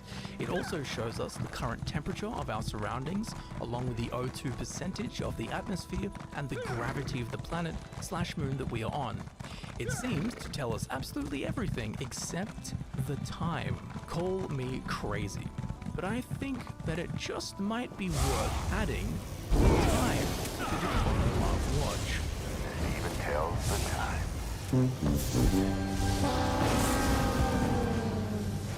City maps. So back to the maps. Worst of all is the lack of local maps for cities and towns. Just a simple map of a city layout with building names or icons for different vendor types would be ever so helpful. As it stands, trying to get around some of the cities and towns is nothing short of perplexing and painful. When you get lost in real life, you open Google Maps and go, oh, there we are, and there is the place we are trying to go. A map provides a 5-second solution to being lost. Well, if we get lost in one of Starfield's major cities, for some reason there are no in-game cartographic depictions of any location to help you get back on track, or to provide an inkling of a clue as to where the hell anything is in these massive maze-like metropolises. Even the 2003 J2ME mobile game The Elder Scrolls Travel Stormhold, which has a file size of 163 kilobytes, which is smaller than most JPEGs, even this game has maps of the entire game. So in short, please Bethesda, give us city local maps. Thank you sincerely from every Starfield player. Fight on. Star Maps. Never let your values now, falter. onto the Star Map. I know the future what this needs is a search function, in which we can type the name of any star system, any planet, moon, space station, spaceship, or surface location, and it will bring up a list of matching results, from which we can select the one we want, and it will just open it on the map easily and quickly, rather than trudging through 100 star systems trying to find a specific moon that we can't quite remember the location of. As it stands now, when I need to find a specific location in Starfield, do you know what I do? I minimize the game and Google the location name to then bring up a third-party website to show me where the location is found in-game. I personally don't think it's good when players need to literally take themselves out of a game to progress within the game. This could very easily be rectified by a simple search function in the star map. Even the Elder Scrolls 2 Daggerfall had a search function in its map. Again, it seems we are going backwards. Now, along with the search function, I would love it if there was an option to always display all star system names, so that we do not have to mouse over 50 unlabeled star systems looking for a specific one. If the names were on screen all the time and they were color-coded to reflect the level range, this wouldn't be a problem, and it would make identifying a specific star system within the star map quick and easy work. It would take seconds, opposed to what can sometimes take minutes currently in-game. Bestiary. Now, you will get to see tens upon tens of hours of Photoshop pain that I went through for you in just a few minutes. So, Starfield has hundreds of alien creatures, alien plant life, and tons of resources. Discovering them can be quite fun, but trying to remember where things are is just about impossible. So, I would love to see the introduction of a bestiary /glossary /index /encyclopedia /database /collections. Call it whatever you like. I will just refer to it as the bestiary. So, this bestiary will log the locations and stats of all of the fauna, flora, and resources that you have found throughout your playthrough. And while a bestiary would be a wonderful, almost logbook-like index of everything you've discovered, it would also be very handy in so many ways. For example, let's say that you need to get some copper.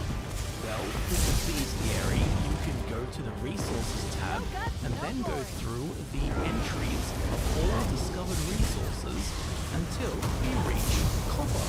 Then we select copper, and this will then provide a list of all the planets and moons that we have discovered that have copper.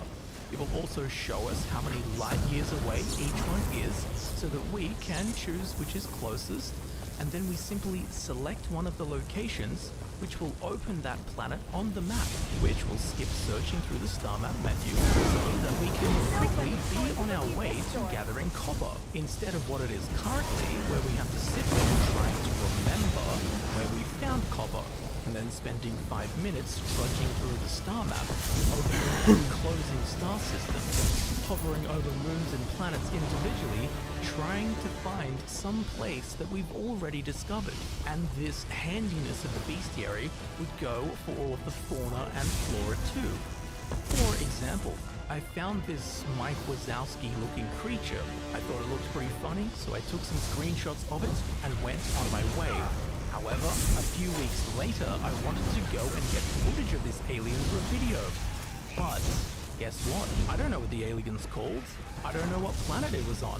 So even though I have already put in the hard work of discovering this alien, if I want to find it again, which I do, then I obviously have to rediscover it.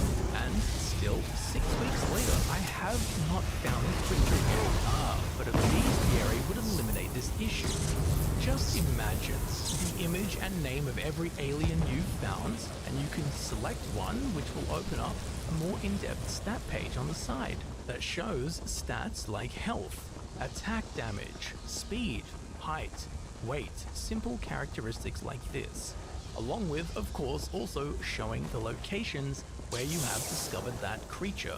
Now, most of these game stats serve no real purpose, yet I want them. I would happily read through all of them, trying to find the fastest alien in Starfield, or the smallest alien in Starfield, or the heaviest, etc., etc. And if we really want to go deep, I suppose on top of this, each creature entry could also have the items that each creature can drop. Literally a loot table, so that you can see what creatures you have to kill to find those specific organic resources that you need for crafting. Or perhaps, just like the stats, you can flick through pages of aliens comparing their loot tables out of curiosity. I already have lightning, so do I just go now to... Probably just jump over this edge right here and then I'm good.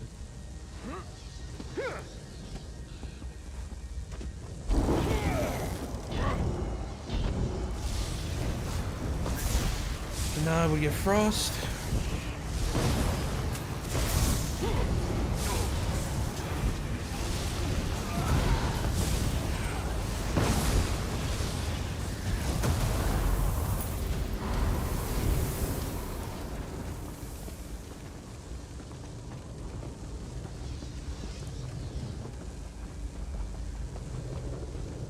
Big ass fucking crystal in the middle.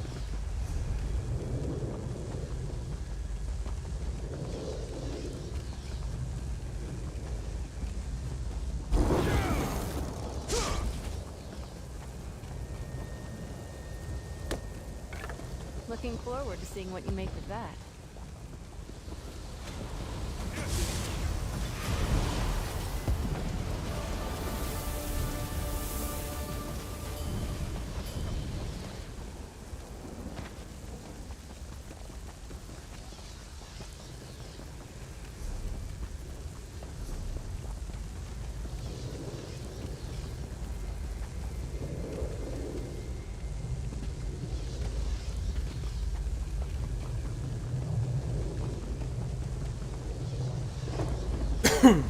You have the energy. Good. I've created magic foci to receive each element.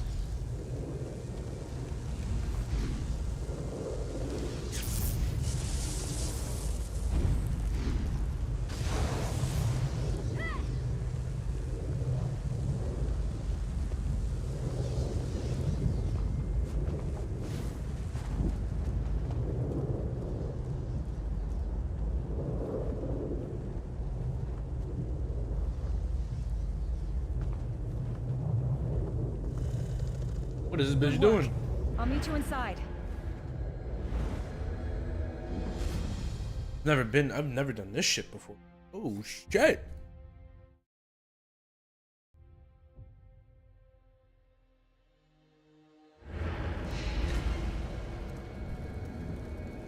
What is this place? Some other plane inside this object. Where are we? Oblivion? Aquarius? Coral across like these floating islands.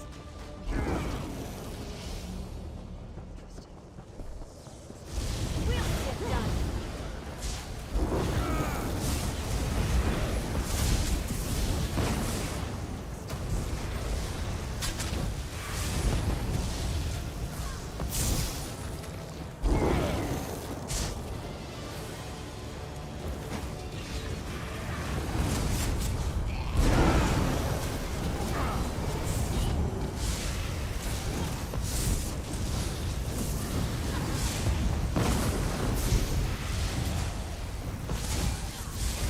What are you doing here?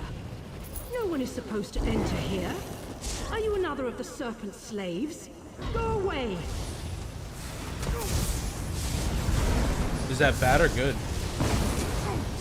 We are ensnared in the same web, you and I.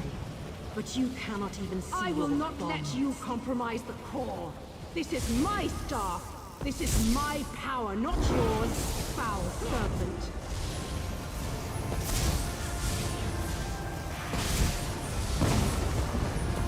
Base.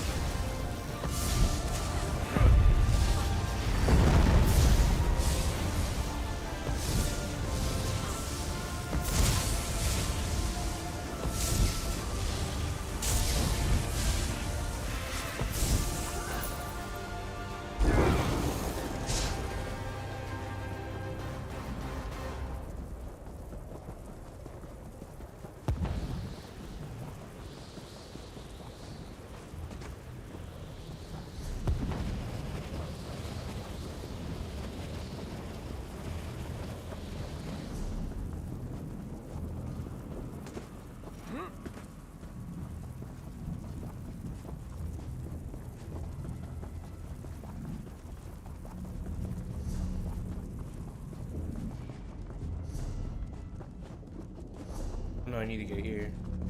Hope we're not too late.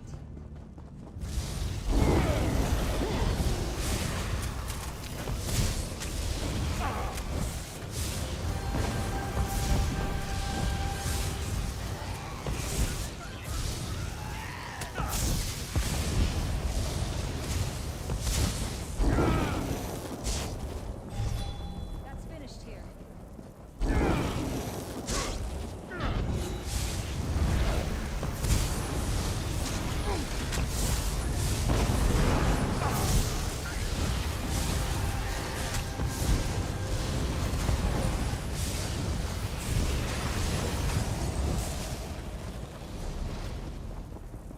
Onward and in.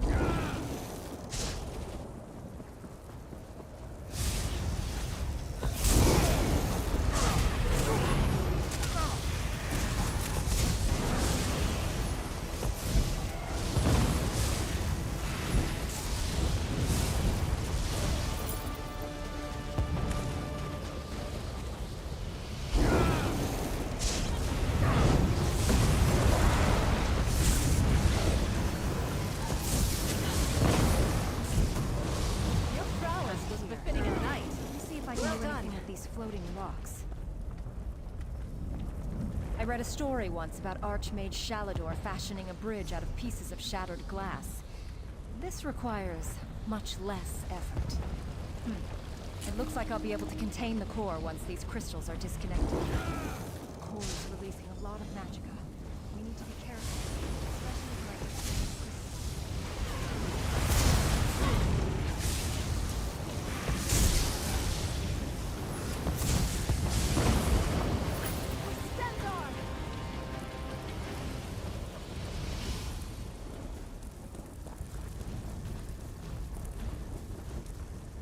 This won't take long.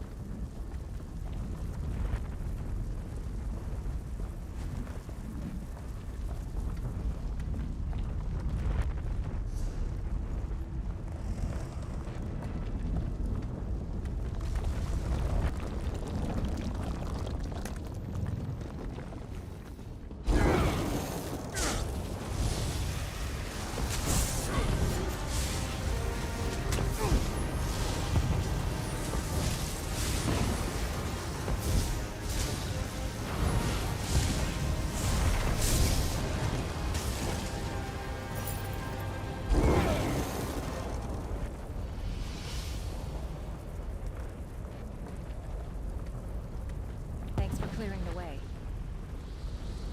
One more, and then I'm done.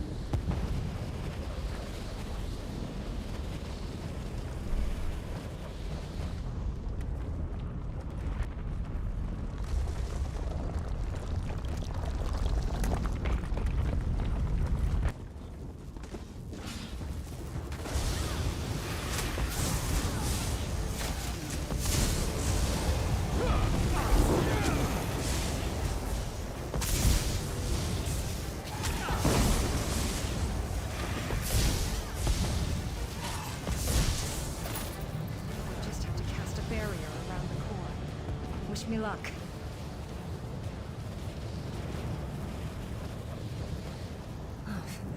We did it. We sealed the core. Give me a minute to catch my breath. All right, all better. Let's get going. That was a quick breath.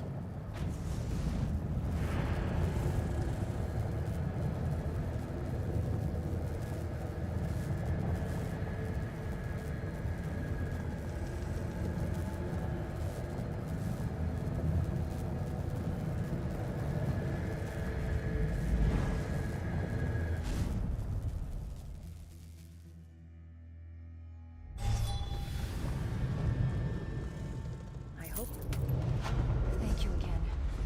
I should check in at the Mages Guild and give my report. Determine how we want to handle the staff from there.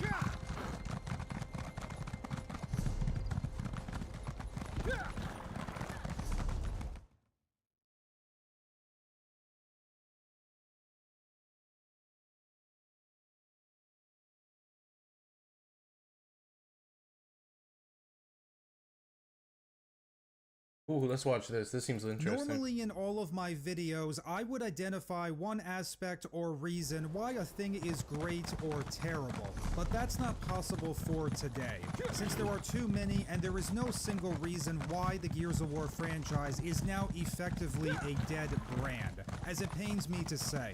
For the past year after the launch and release of the latest sequel to the new Gears franchise, there has been a lot of talk and discussion about the future of Gears of War games. Considering the latest entry in the series was a failure and pretty much a franchise killer, a lot of fans and all fellow players alike have dumped this franchise, most of them for good. While a tiny majority of Gears of War and Gears communities alike are still holding out hope that one day the series will get better, if it ever will. Gears 5 was an awful game, a dumb, big-budget, pointless waste of time, incoherent rehash of old ideas that have been done far better 13 years earlier. A video game so shitty that it destroyed in cost-effective manner Gears of War as a viable video game property, and truly out of fans as well. It's basically a gold mine of bad writing, providing an almost inexhaustible supply of terrible creative decisions. And with that being said, let's get into this. Damn, I didn't know it was that bad. Judgment time. For those of us who remember when Gears of War was actually smart, creative, professional, and mature and diverse, following Gears of War, Gears of War 2, Gears of War 3, and Judgment, which have been gamer fan favorites for the whole planet, we have seen sequels fail to capture what everyone loved about those games. We have the Plank Wood McDonald's product Gears of War 4, which was basically a discount version of Gears of War 3, and the disjointed, shameless, half-hearted, creatively bankrupt, and revamping Gears 5. I feel like If there that's was any time to get Peter's this series favorite back word to on use. track Creative and brain. recapture what Creatively everyone loved about bankrupt. the originals, Okay, dope. this was the time. When Gears 5 was announced and revealed at E3 in 2018, it had piqued my interest. We were going to go back to some familiar locations from the originals in the story, the classic characters returning, and of course some typical gameplay improvements. It then proceeded to not deliver on any of those promises or only deliver a couple of them She's only halfway. tried to help us, Gears of Ruthenian. War 4 Your was a fight isn't with her. disappointment and made me feel a little hollow, and I wasn't really enthused by it because it wasn't new, it No, didn't she's expand right. or push I anything. didn't help the It changed almost broadcasters, nothing, but I and it didn't made the stop Gears of them War either. universe a lot I smaller. must accept So some for of the Gears blame. 5, I was pretty interested and on board, and then The it city started to lose me. The early warning signs was the game's director Rod Ferguson making the choice to change the protagonist as well as the identity of the entire franchise to background supporting character Kate Diaz. While him and many developers of the Coalition praising it as a revolutionary, bold, and brave move, making the protagonist the first ever, according to them, strong female character. When one of the best attributes about Gears of War, the original games, and the franchise had to offer was world favorite strong female character. And it doesn't even need to be put into words. Epic Games and the writers were responsible for Helena Stroud, Anya Stroud, Alicia Valera, Alexandra Brand, The Grievous Bodily Love, Bernie Mataki, Sophia Hendrick, all female characters taking charge in a man's world and destroying ultimate threats. So that lost me. Followed by the third wave feminist agenda statement No. of Kate's character No. and the developers' goal of using Gears as a platform for identity politics and ideological messaging. To Damn. which it was like, I didn't know what we were the gonna hell get are you political. doing? I just wanted to know And why then they made it came bad. the smoking controversy, and at that point, I was turned off. Even when the trailers came, there was nothing that looked exciting or new. And to my shock, just about all the big player-pleasing moments in Gears 5's campaign story were all in the trailers. So there was nothing surprising there. I'm not sure if the developers have done any legitimate research on this, but paying customers will not support diversity above fun. That is a fact. Politics aside, Gears 5 shamelessly recycled and deconstructed characters, stealing plot points, and iconic moments within the context of history that made them so impactful. Or the fact that whenever anything happens in Gears, the characters are always wearing a armor, and the games drop all pretenses of even trying to make sense. Like this tentacle monster thing going crackling, a giant plot hole that attacks the heroes with an endless supply of tongues over and over again, wasting precious time and effort, and doing almost no damage. And when the script needs to move on, something miraculous occurs in the right place at the right time for the heroes to escape or save them. Where did this thing even come from? The stupid crush solve things with no problem. Why does it only use one method of attack? Is this thing being controlled, or is it acting on its own will? Is this monster native to Vasgar? If so, why haven't Paddock or the UIR been aware about it? Why doesn't this railgun at point blank blow this monster's head off? If this thing could travel underground, why doesn't it go under and attack New Ephyra when it's right at their doorstep? What is the motivation and purpose of this thing? Wouldn't it have made more sense if this thing appeared earlier, forcing the characters to make decisions and adjustments to stop this threat, giving the characters an obstacle to overcome, a problem that needs to be dealt with? I love how absolutely nobody reports about this thing and the characters give zero fucks about it. Remember the Riftworm from Gears of War 2? Remember how shocking, intriguing, and unsettling this giant monster was? How unstoppable of a force the Locust had at their disposal over the course of the entire game, that was awakened from hibernation after the Lightmass offensive and destruction of the Locust underground network in the previous installment, creating an atmosphere of slowly building menace and danger, punctuated by scenes of devastation and bloody carnage. Remember when Marcus Phoenix and his squad were caught in the middle of attacking Locust forces and the Riftworm, and escape seemed impossible? How existing tensions and disagreements within the characters got amplified in a believable way as the pressure started to mount and felt significant and impactful, and the characters making smart decisions and logical measures to counter the growing threat of the Riftworm. And once the destruction and bloodshed started, the script never screwed around, and it was all business from that point on. But in Gears 5, this joke of a monster can take all kinds of damage and punishment and keep going like nothing happened. A monster that's invincible until the plot decides it isn't. With heroes that lurch from crisis to crisis with no idea what they are doing or how to get out of it, and don't face any consequences. Going against the authority of the High Command, launching a weapon they had no jurisdiction or authorization to do so, everything is fine. Taking a break to play a game of rock, paper, scissors when a comrade's life is on the line, everything is fine.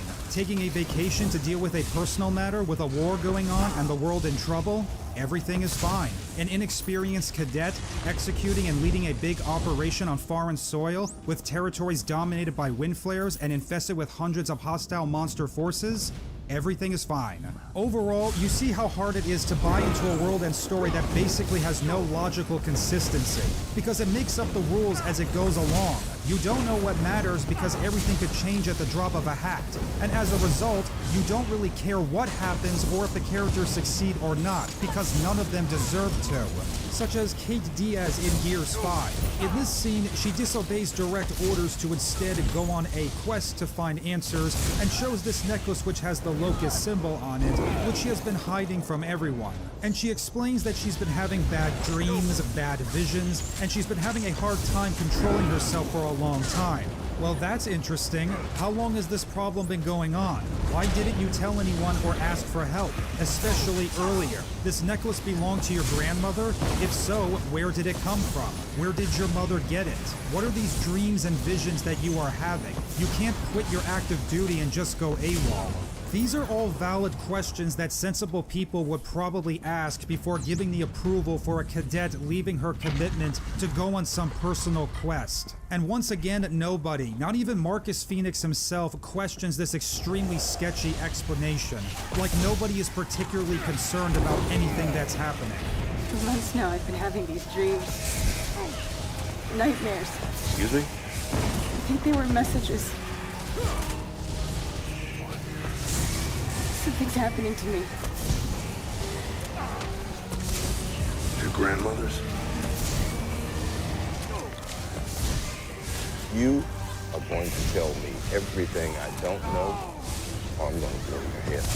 Hell, none of the characters in positions of command and authority in Gears seem capable of even functioning like normal adults. Kate Diaz is a perfect example. Not only is she given command leading in Gears 5, she makes it immediately obvious that she despises the authority of others and everyone who represents it. Like a child who can't regulate their emotional responses and just blurt out whatever's in their head at any moment, rather than recognizing the importance of working with leaders in a time of war and crisis. Personal feelings and emotions are not something that should influence a commander's decision-making. They have to be better than that, especially in the military. Marcus Phoenix and Damon Baird as commanders inspired loyalty and respect while taking risks and making sacrifices to protect their squads, fellow comrades, with good decision-making, effective communication, and actual leadership skills. Kate Diaz demonstrates the exact opposite. She's petulant, vindictive, overbearing, indulging in petty emotional attacks, and treating legitimate questions as a challenge to her entitled authority.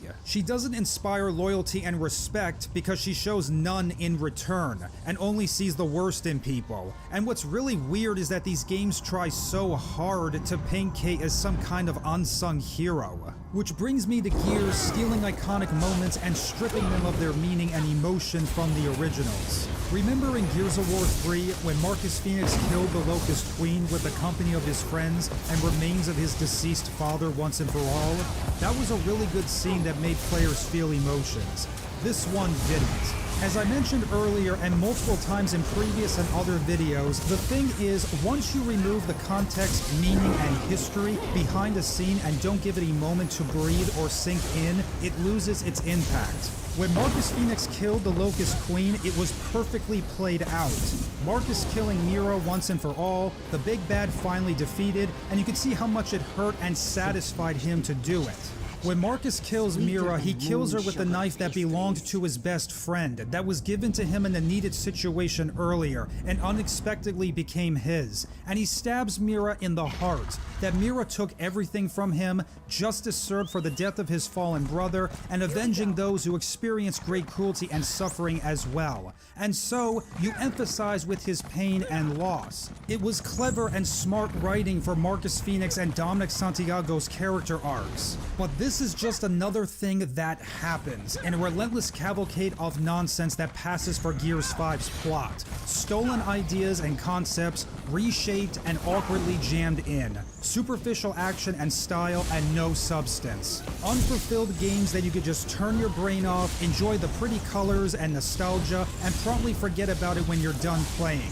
And if you take those hours of playing and you use them to think about how these games stack up against the originals, mostly the first two, you realize what a shockingly pale, unimaginative, and dumbed down turd this is in comparison.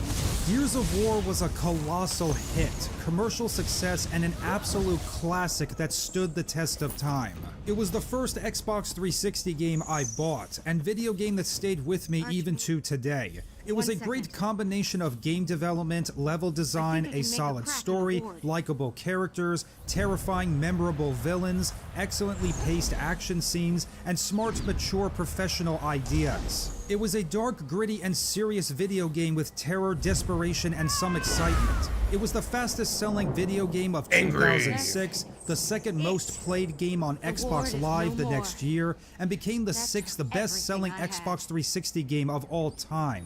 And there was such a high demand to make another game, a sequel, and Gears of War 2 did the classic sequel things, fan service and references, while reversing the roles of its two main characters, stepping up the stakes, fleshing out all the characters and the lore of the world, expands upon the elements of the original, it tackled new themes, explored new locations, and ended with purpose. Gears of War 2 is one of the most beloved video game sequels of all time because when it comes to a good sequel, it's the gold standard.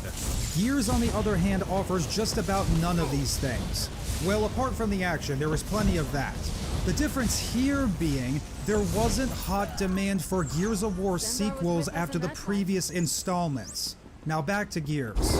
The point is, the entirety of Gears feels like something that was made out of necessity rather than any kind of artistic impulse. Microsoft couldn't let this old IP lay to rest, so they bought out the rights, put one of their young new developers to continue it, to kickstart a whole new franchise of sequels, change the title, with a story quickly slapped together that wasn't about continuing the story of Gears of War, but copying the story that had come before. Taking what we were already given, recycle the same exact plot beats, elements, and concepts from the originals, except dial everything up to 11 and hope nobody notices. With an attractive world and attractive characters with soap opera levels of melodrama and constant amusement, strung together by a plot you're not meant to think about too much. And I guess that's pretty much the series should go past 3 games. Come closer. Time for this one to feast. I technically agree with that. I think it's alright if a game series has, like, you go more than 3 games, but I think, like, a perfect example would be kind of like Halo, where you have Halo 1, Halo 2, Halo 3. That tells the main story of the game. And then you can have stories that are side stories that I think don't mind. Like, you know, let's say there was Halo 4 that was a prequel, or like Halo Reach, perfect example. That's a prequel to Halo 1, 2, and 3. I think that's fine.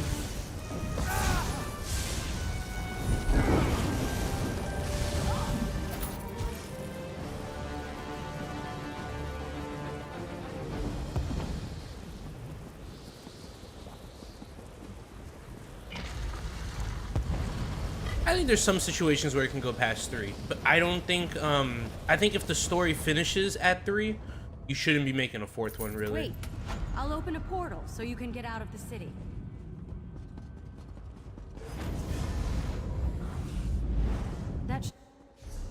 ethos of this entire Gears franchise. Don't think or stop to question it, just consume the product, forget about it, and move on. Everything in Gears is done in the most quick, simplistic, and lazy way possible. A story that meanders from place to place with no sense of pace or urgency. There's no feeling that it's building up to anything significant or the characters are up against a time limit. Which brings me again back to the characters. They're boring, simplistic, and dumb, and have nothing approaching an actual arc.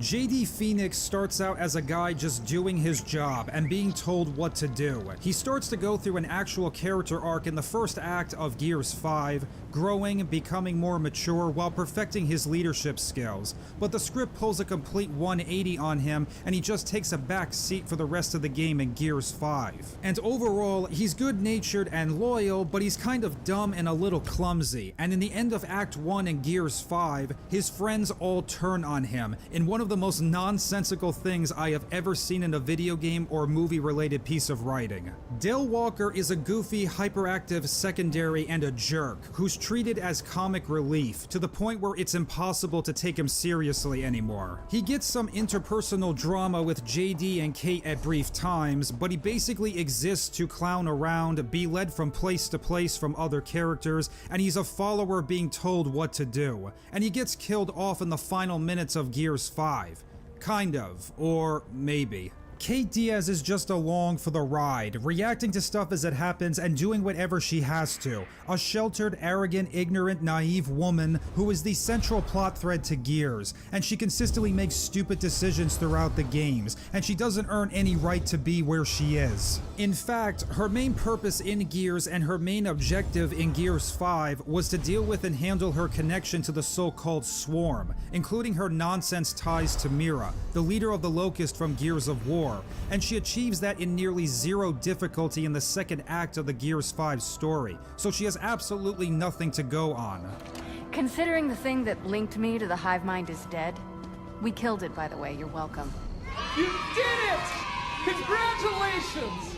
As for Marcus Phoenix himself, that Gears of War was built around, Marcus Phoenix feels like a bit player in Gears, consistently pushed into the background and forced to take a back seat to the new characters around him, and the same goes for all of the returning classics. This version of Marcus Phoenix doesn't act, talk, or think anything like the Marcus Phoenix we used to know. He gets belittled and pushed around, especially from Kate, and he just accepts it. He never asserts his authority when it calls for it, or bites back at people when they get out of line, and never makes use of his decades of command and tactical experience. He technically does it once very briefly here in this part in Gears 5, but it's played up for comedy and it doesn't go anywhere, and he just goes around taking a back seat and says and does whatever the plot needs him to. Never mind that this man fought and led in some of the greatest battles in Gears of War's lore of history, ended the Locust War, and his family sacrificing to save the entire planet. That's all meaningless.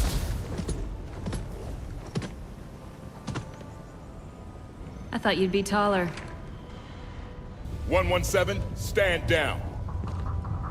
Nobody gives a shit about Kate Diaz, despite the writers' increasingly desperate attempts to tie her basically into everything and everyone of note in the Gears and Gears of War universe. So what do you do when you've been told to make new Gears of War games, but you're also a useless, talentless hack that doesn't understand how to come up with compelling, interesting, and sympathetic original characters? Well, you bring in a bunch of old characters that still have a bit of name recognition and fan goodwill, and use them as bait to draw people into your crappy, bland, generic product. Furthermore, as I said many times before, Gears doesn't feel anything like Gears of War. Yeah, there are some references, some familiar locations, and familiar characters, but that's where the similarities end.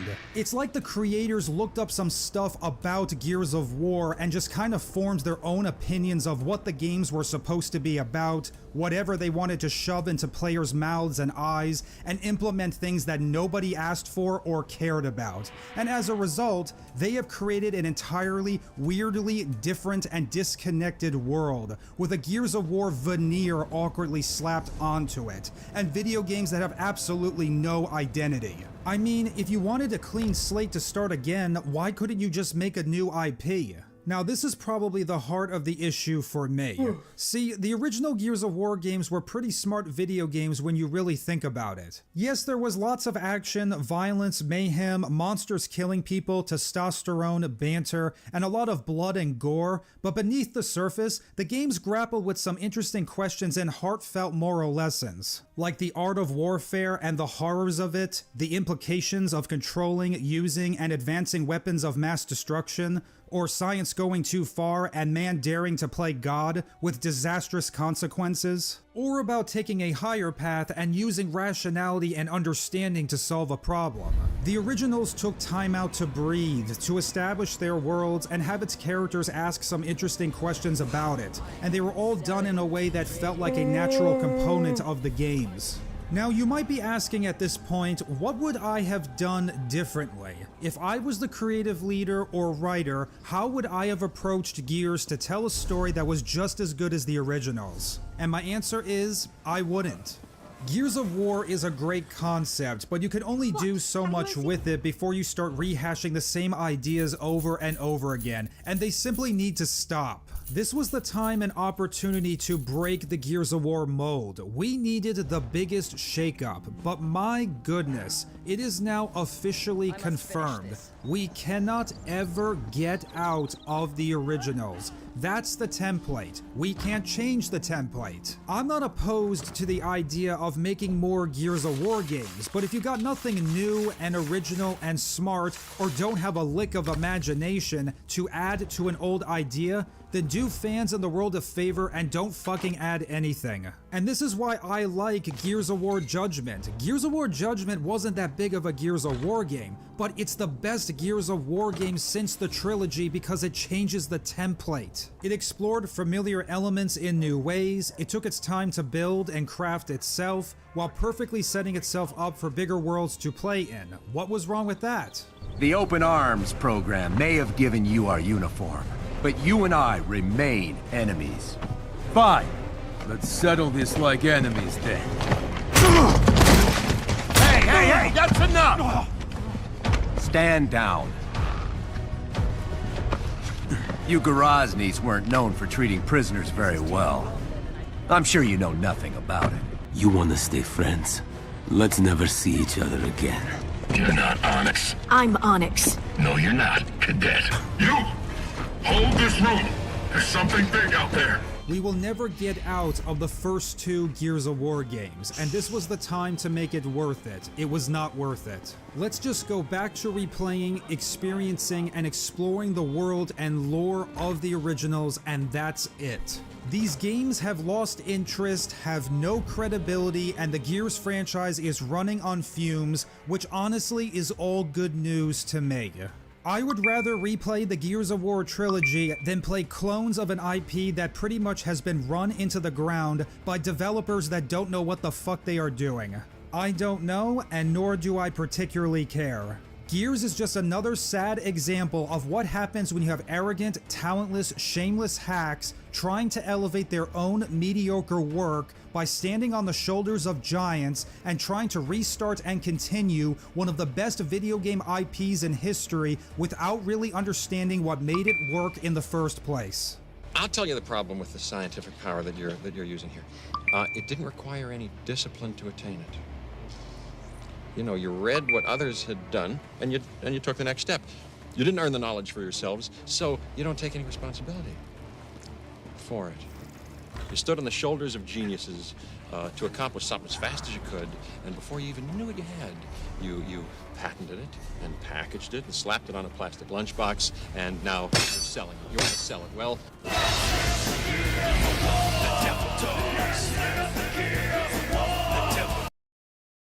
Damn.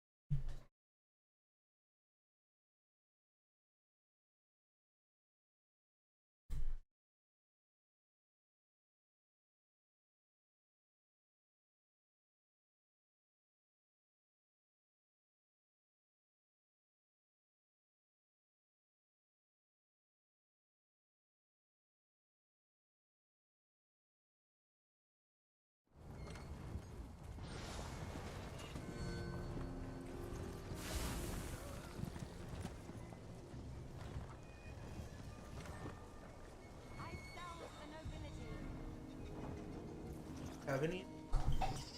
Oh my god, I do? Wait, I do? No shot. I have some. I have many fine goods.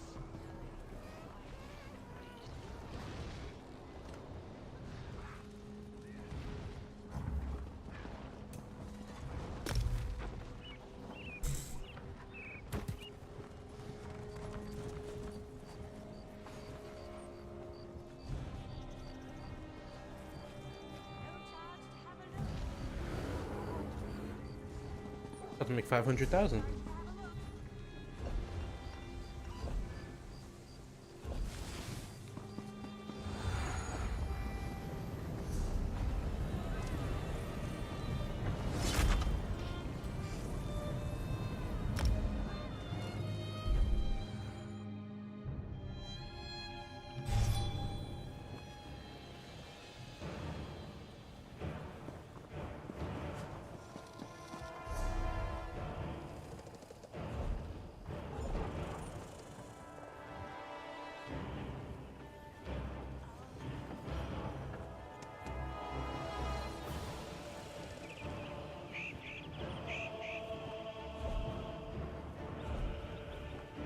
Not worth 100,000? My app says.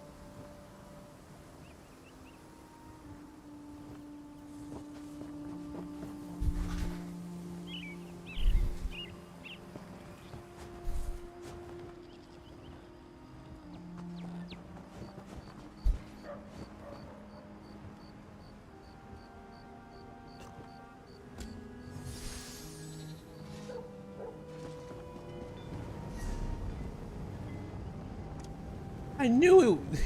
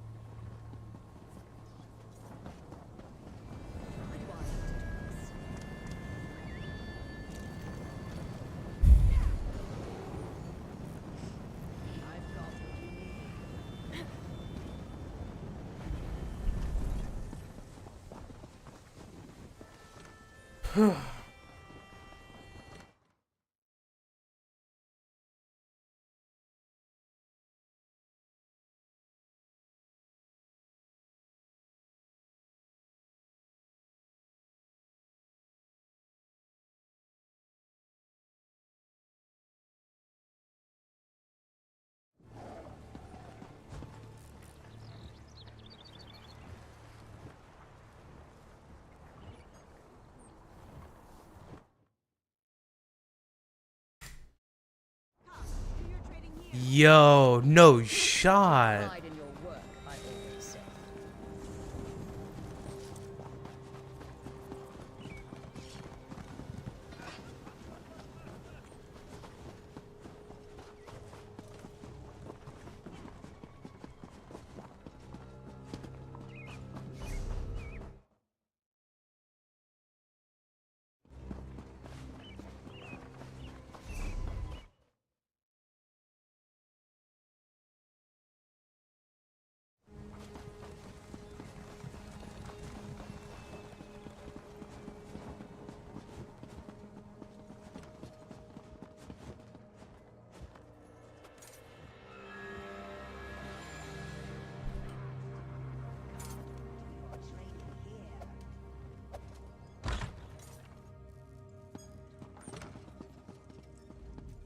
If you're looking for the Bank of Mournhold, you've come to the right.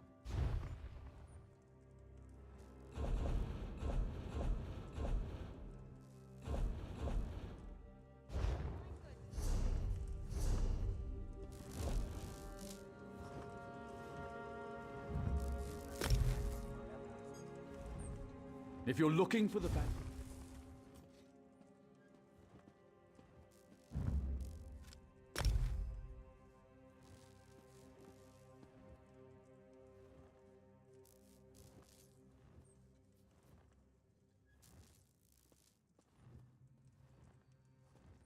I lose so much money.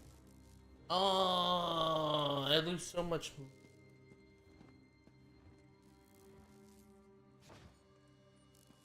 How much did they sell it for?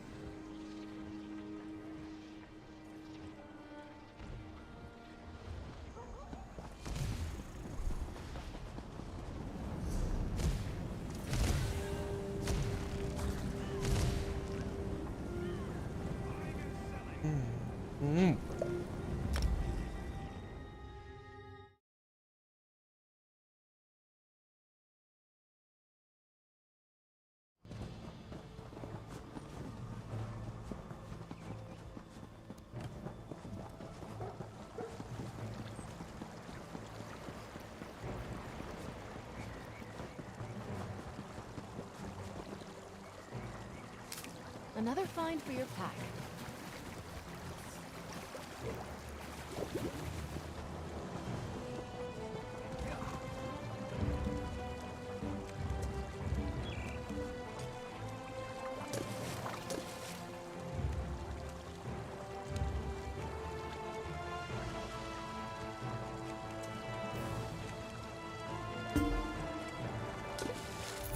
Fuck yeah.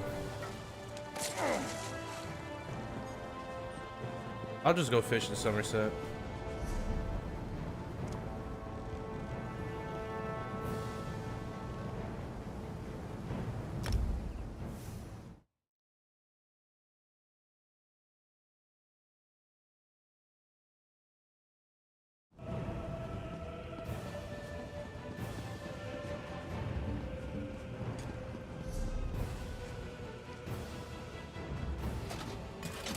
It's a wise knight that looks after their own kit.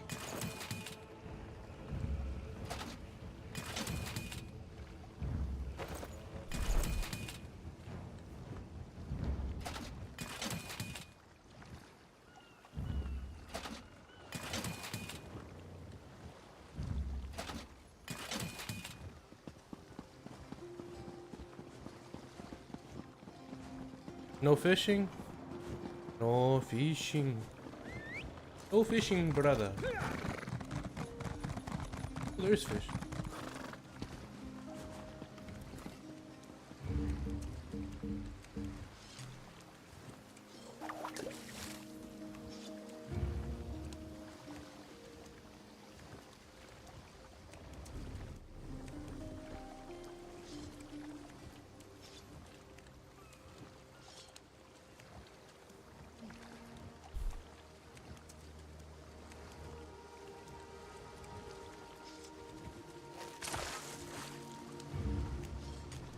I'm gonna go use the bathroom.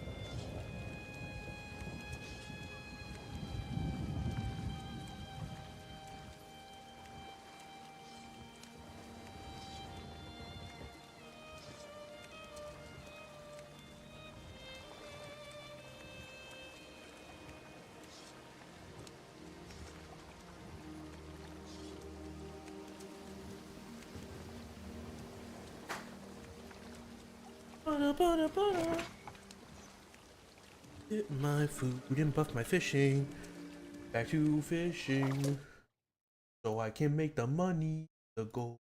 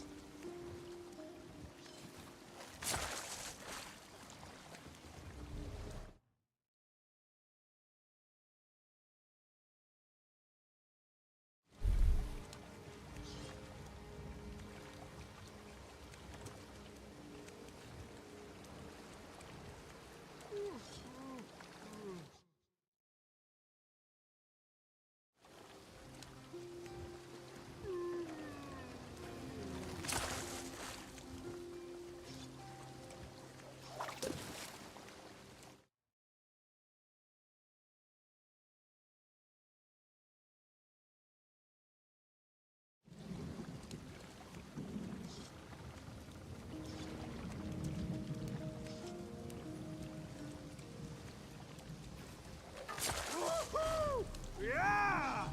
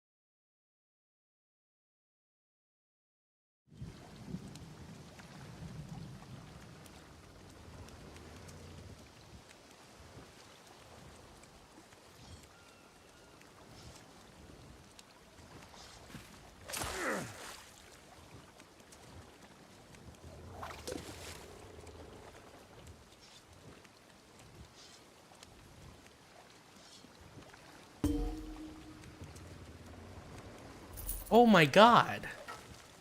Money. Money. Give me the money. I like the money.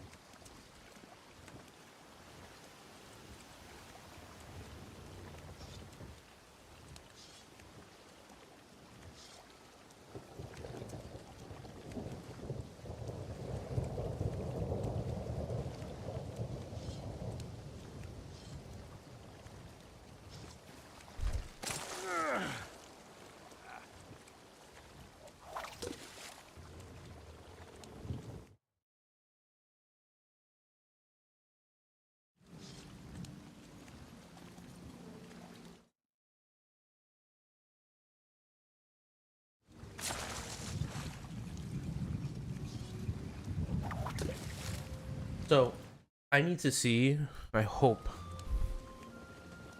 so this should help me get to my achievement of, we're just gonna fish and just get Somerset done. Only reason why, well, one, it's gonna be like a compounding grind right here. We're gonna get a fuck ton of fish, so that should get me like at least 300, so that I can grind out the filleting of 300 fish, so I can complete the fillet challenge, the fillet achievement. Then, on top of that, correct, listen to me, I'm gonna get Rare Fish Tracker done for Somerset. So, that should be another achievement. And we're getting a head start on fishing for these DLC zones. because I do not want to be fucking fishing all day of my life. We got some dailies done. I'm gonna have to upgrade here pretty soon. I might have to buy the... I might spend a lot of money here soon. I gotta think. I don't wanna... I'm definitely gonna buy the subscription again, and this time we'll keep it. For sure going to have to start looking at, I don't know. Like, probably gonna also buy all the DLCs that I missed. Because, I mean, why not?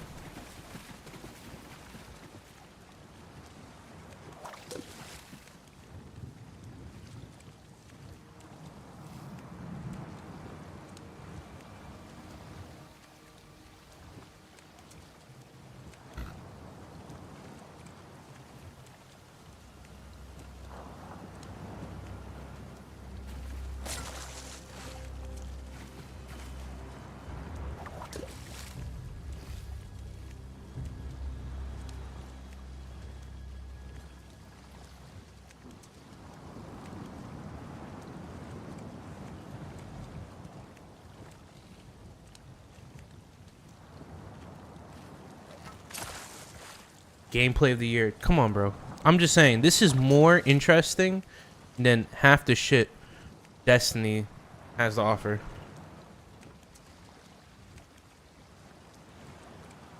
Alright, and you know what? I'm gonna be real with you. Hot take inbound. Fishing in Destiny's boring. Holy shit, is it boring.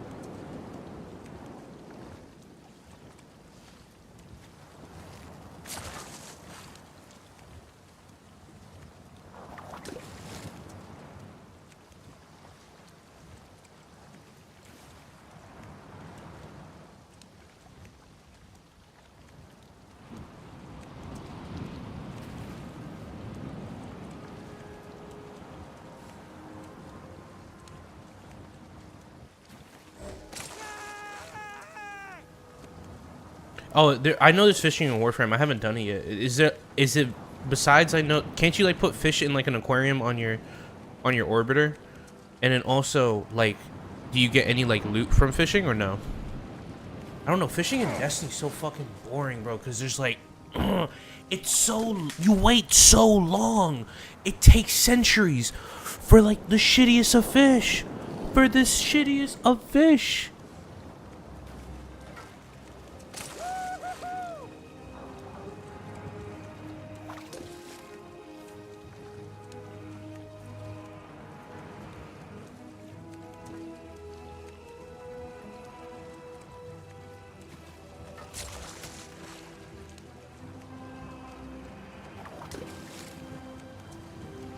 Oh, based.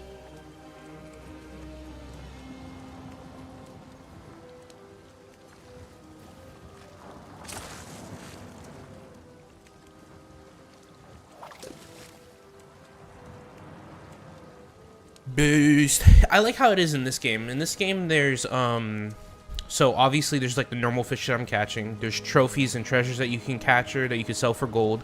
Then there's rare fish that I'm trying to get for an achievement.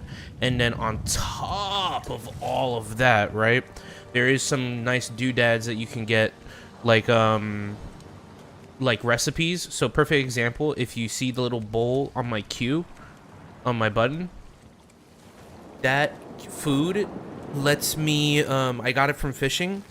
It buffs the fuck out of my my like rare fish rate. So like, not only on top of that, but the normal fish you capture, it's not like they're useless. If I fillet them and I fillet enough of them, they'll drop perfect roe, and perfect roe is used for a lot of the good food that people use to like do shit with. So that shit sells for easily like 100k gold each, which is like, that's the reason why I'm doing this, because like if I want money, I might as well just sell perfect roe.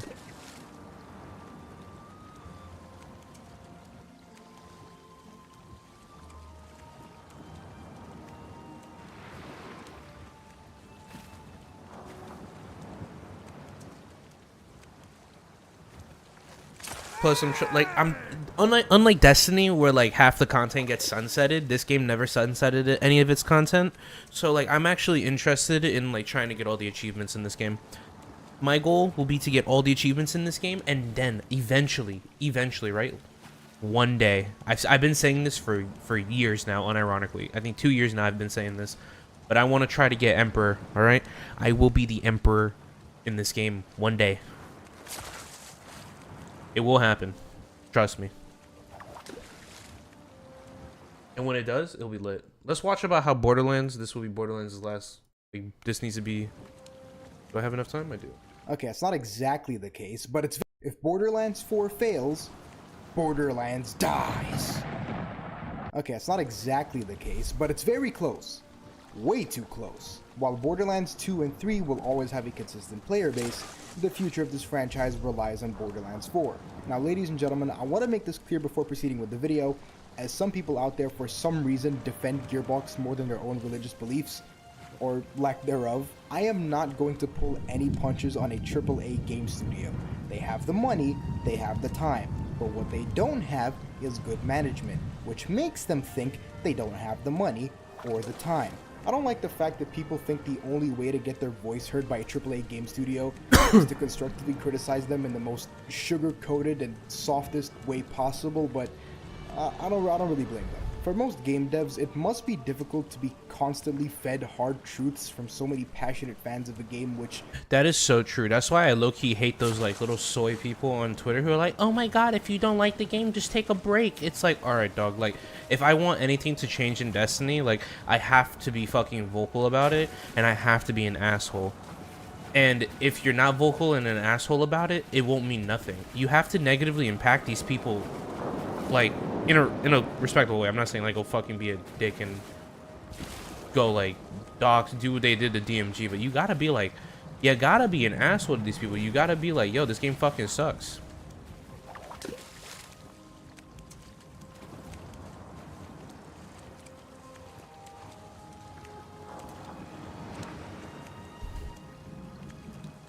they're mostly responsible for. Game devs need to open their eyes and understand that constructive criticism almost always comes from a place of love, but they always mistake it with destructive criticism, which is just a fancy term for hating. Also, if it wasn't already clear, most of this video is me directly speaking to Gearbox, which is the equivalent of speaking into a void due to my rather low subscriber count. Damn. So please subscribe.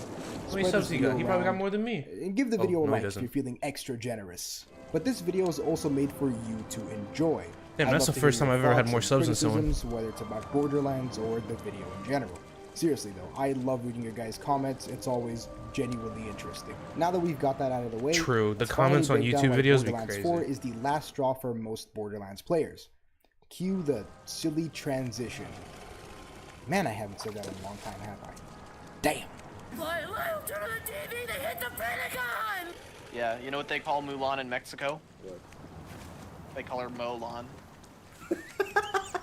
That's good. Over the past year, Gearbox has been very consistently dropping fat piles of doo-doo feces. The last two DLCs for Borderlands 3, which I personally think isn't that bad, is widely hated amongst the fans. Wonderlands is a decent game with stunning visuals, but has one of the worst endgame loops in the history of video gaming. I would rather be put up against a coked up John Jones for 5 rounds with no breaks than be forced to play the Chaos Chambers for anything more than an hour. No, it really is that bad. The new Tales from the Borderlands game has some of the worst and most insufferable dialogue I've ever had the displeasure of listening to. Imagine Marvel writing, but it somehow insults your intelligence even more. Kidding! I'm not busy. Totally pranked you. You just got Octavio'd. Is this an old man playing RimWorld? I might watch this one ironically, alright? I'm gonna keep it real with y'all. Cover 25. So Operation Little Tim. Old people play RuneScape? Or not RuneScape. I'm sorry. I meant RimWorld. Me gets down. Mr. Science? Real.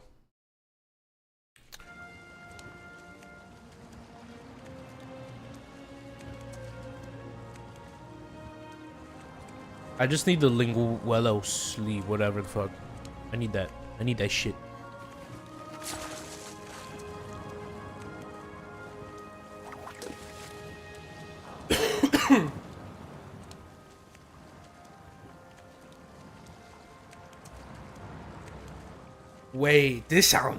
wait, guys. This might be it. This sounds like a banger video. Revolutionizing mediocrity. Bungie, the fallen hero. Holy shit. Let's get into it. The natural extension of Marathon, which would have turned out to be something along the lines of Quake. Jason Jones, the co-founder of Bungie, used these words to describe one of the ideas the team began to develop after the release of Durandal in 1995. Instead of making more Marathon games, they were willing to try something new. After releasing a couple more games, Myth and Myth 2, a group of people at Bungie started working on a new RTS game titled Armor, which, after being deemed boring, had its name changed to Monkey Nuts, and eventually to Blam since Jones couldn't tell his mother the name. Just imagine how worried your mom would be if you suddenly told her, "Oh, don't worry mom, the team and I are working on Monkey Nuts." Not only would you be disowned, but you'd also be labeled as the guy who created Gorilla Balls. During development, the team realized how fun it would be for players to drive vehicles themselves instead of having their computers do it. Quote, "And controlling insert vehicle, just that double tactile nature of lower a dude in, get dude out, hands on the steering wheel. It was like, this shouldn't be an RTS game." End quote. These apparently were Alex Seropian's words, one of the initial founders of Bungie and later president. With this, by mid-1998, the game became a third-person shooter. Peter Tamty, Bungie's executive vice president at the time, had contacts at Apple and managed to get lead writer Joseph Staten and project lead Jason Jones an audience with freaking Steve Jobs. They impressed Jobs and he agreed to debut Bungie's new game at the 1999 Macworld Conference and Expo. The anticipation for this new unknown game began to build up after positive reviews from journalists. Although the game was referred to as Blam, in reality it was still an unnamed project. Bungie hired a branding firm who came up with the name Covenant, and Paul Rosso, an artist at Bungie, suggested the name Halo, which was supported by designer Marcus Letho. Then on July 21st, 1999, Steve Jobs announced that Halo would be released for macOS and Windows simultaneously. Bungie promised an open-world game with a destructible environment, persistent details like shell casings, and variable weather. The early versions also featured fauna, and the Master Chief was simply called the Cyborg. None of these made it to the final product. As with many games, Bungie faced the difficulties of game development and found themselves in financial trouble. Not only that, but their last game published at the time, Myth 2, had a glitch that caused the contents of the directory in which it was installed on to be wiped. A glitch discovered after 200,000 copies had already been produced. Bungie recalled the copies and fixed the problem, which cost them $800,000. To try and fix their financial issues, Bungie sold a share of the company and publishing rights to Take-Two Interactive, and later sought acquisition by Microsoft. Microsoft, already working on the first Xbox, reached an agreement with Take-Two Interactive and acquired both Bungie and Halo, while letting Take-Two keep Myth and Oni. June 19th, 2000. Halo is now the future flagship game for Xbox. Jason Jones pushed the change from third-person to first-person shooter, a rare thing at the time. To accomplish the overcoming of the challenges they were facing, all other Bungie projects were cancelled and the entirety of the company's efforts was now centered in Halo. B30 was the first piece of the game that proved this was not just a fever dream. It was possible, and it motivated the team. B30 would later become the Silent Cartographer. Release dates are the doom of art. No matter what shape or form they take, deadlines are always a concern you have to deal with, and Bungie had to make cuts to features and scope for Halo. No open world, a shorter campaign, a level substituted with a cutscene, story fixes, reusing levels, rewriting the script, no more online features, and a bunch of people filled with anxiety. Some of the staff even slept in the office for a few months before release to ensure it did. That right there was love. The game had a lot of changes in the art department, hiring Shikai Wang to refine the designs already in place. Suffice to say, they put an incredible amount of work, love, passion, and dedication into the artistic side of Halo Combat Evolved. The legendary Marty O'Donnell alongside legendary Michael Salvatori were tasked with creating the music for Halo. O'Donnell wanted to create music that would incorporate itself into the game world. He and the level designer would play through the missions together to make sure it worked. He wanted the music to be special and not just background.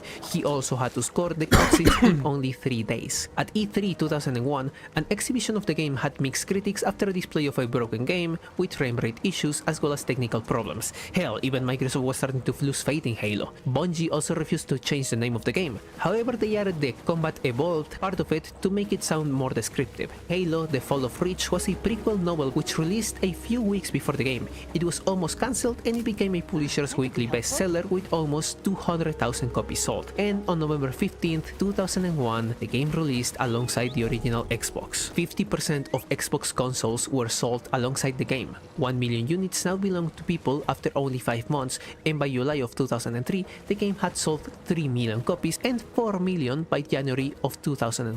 Halo was praised by critics and loved by players. It received multiple awards, and of course it also got some negative criticism based on the repetitiveness of some levels. One specific review hit a nail though. Steve Curran's review for Edge praised the game as the most important launch game for every console ever.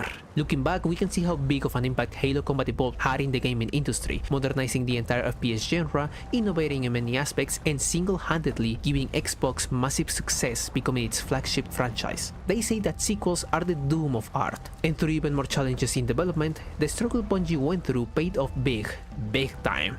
Halo 2 was not a doomed sequel. On its first day release, it made $125 million US with 2.38 million copies sold, earning the title of the fastest selling US media product in history. And holy mother of God, Halo 3.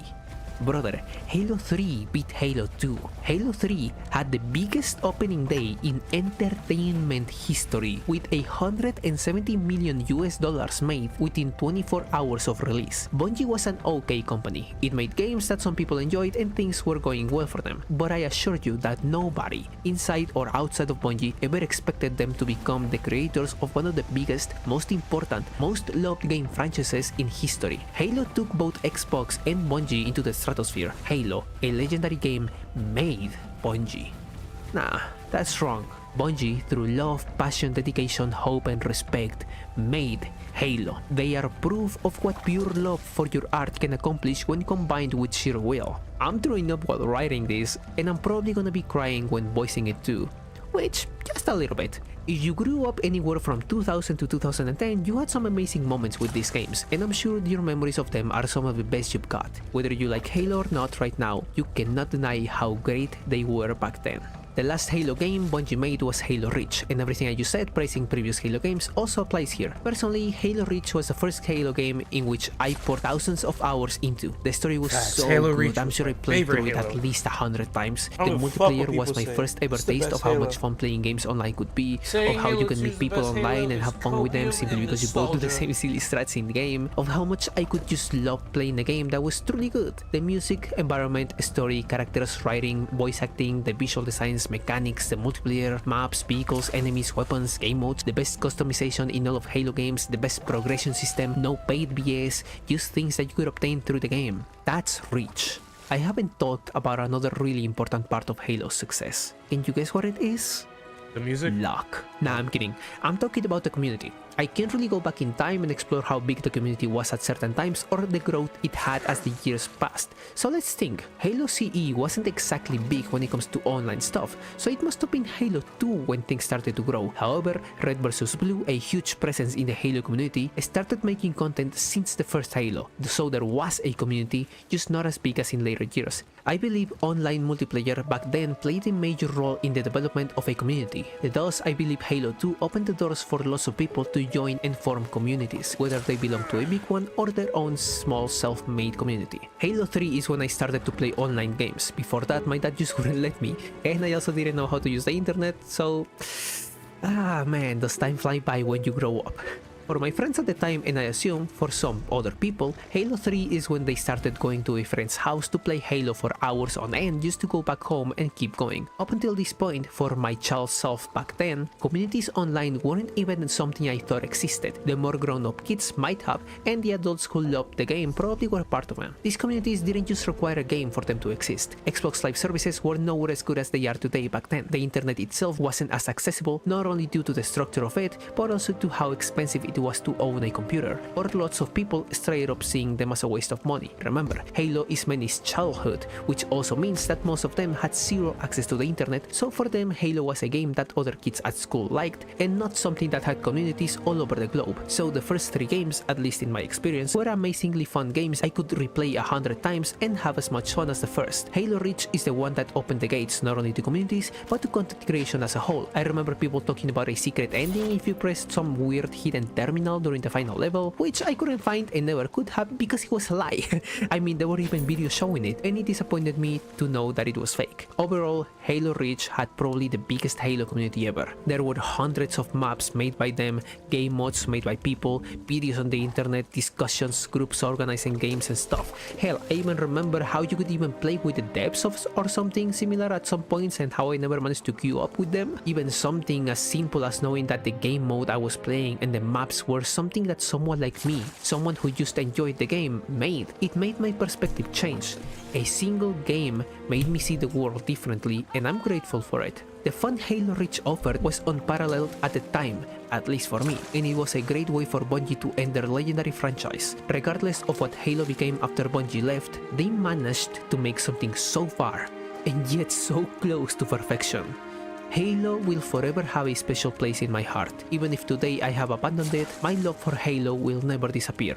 Bungie, you were truly amazing. And if you ever paid attention to some places in Halo 3 ODST, there was something on the back of your mind. In my own young words, or what I remember of them, Destiny, a new game? Halo Destiny? Maybe the future of the Halo world? Oh god, I wonder if I'll ever get to see it. And oh boy, did you get to see it. September 9th, the trash 2014. 2 months before the 10-year anniversary for Halo 2, Destiny was released to the world. The hype behind Destiny was huge. It was legendary Bungie's new game. The new Halo, the new big thing. Bungie was playing and they were all in for this one. Remember how they revolutionized the FPS genre with Halo? After they did, multiple other studios tried to copy them, making some Halo killers, and if you've been around the internet for a while, you know how this next part goes. Let's go in order, shall we? The launch for Destiny 1 wasn't great. The game had a horrible story. Basically, it had none. The multiplayer was clunky, the people who waited for the game were disappointed, and the opinions surrounding the game were mostly negative. Bungie failed. Eventually, the game released something unique, something that changed the genre one more time. After failing, Bungie released Destiny's first ever raid, the Vault of Glass. No one expected this to happen. Raids were something that belonged in MMOs, WoW for example, and so seeing this inside of a first-person shooter game was unusual to say the least. People got into it and they loved it. The Vault of Glass raid saved Destiny single-handedly. It attracted people's attention, which is exactly what Bungie needed. The Dark Below was another big fail at story writing, and another nice raid for people to enjoy. The House of Wolves tried to add a survival-type game mode, which at the time disappointed a lot of people who were expecting a third raid, but it also gave birth to the Trials of Osiris. The PvP players had finally gotten something truly new. Bungie, I have no idea how you do it, but man are you good when you try. Trials of Osiris had you play PvP matches, where your level was important, which meant that you had to play PvE to level up and improve your equipment before being able to get into PvP. Once you got in, you had to win, not play, win 9 matches in a row. Destiny 1 offered boons which could make this easier. If I remember correctly, you had 1 extra win, 1 free win, and 1 forgiven loss. So 7 wins in a row with only 1 possible loss. It was hard. It became the competitive side of the PvP part of the game, and it was also a way to incorporate both PvP and PvE together somehow. The House of Wolves expansion gave the game one of its most iconic game modes, and also one of the most infamous in the shape of the Prison of Elders, a bad attempt at a survival game mode. And now we get the first showcase of Bungie's flame, which forged a gem such as Halo. The Taken King was Destiny's third expansion.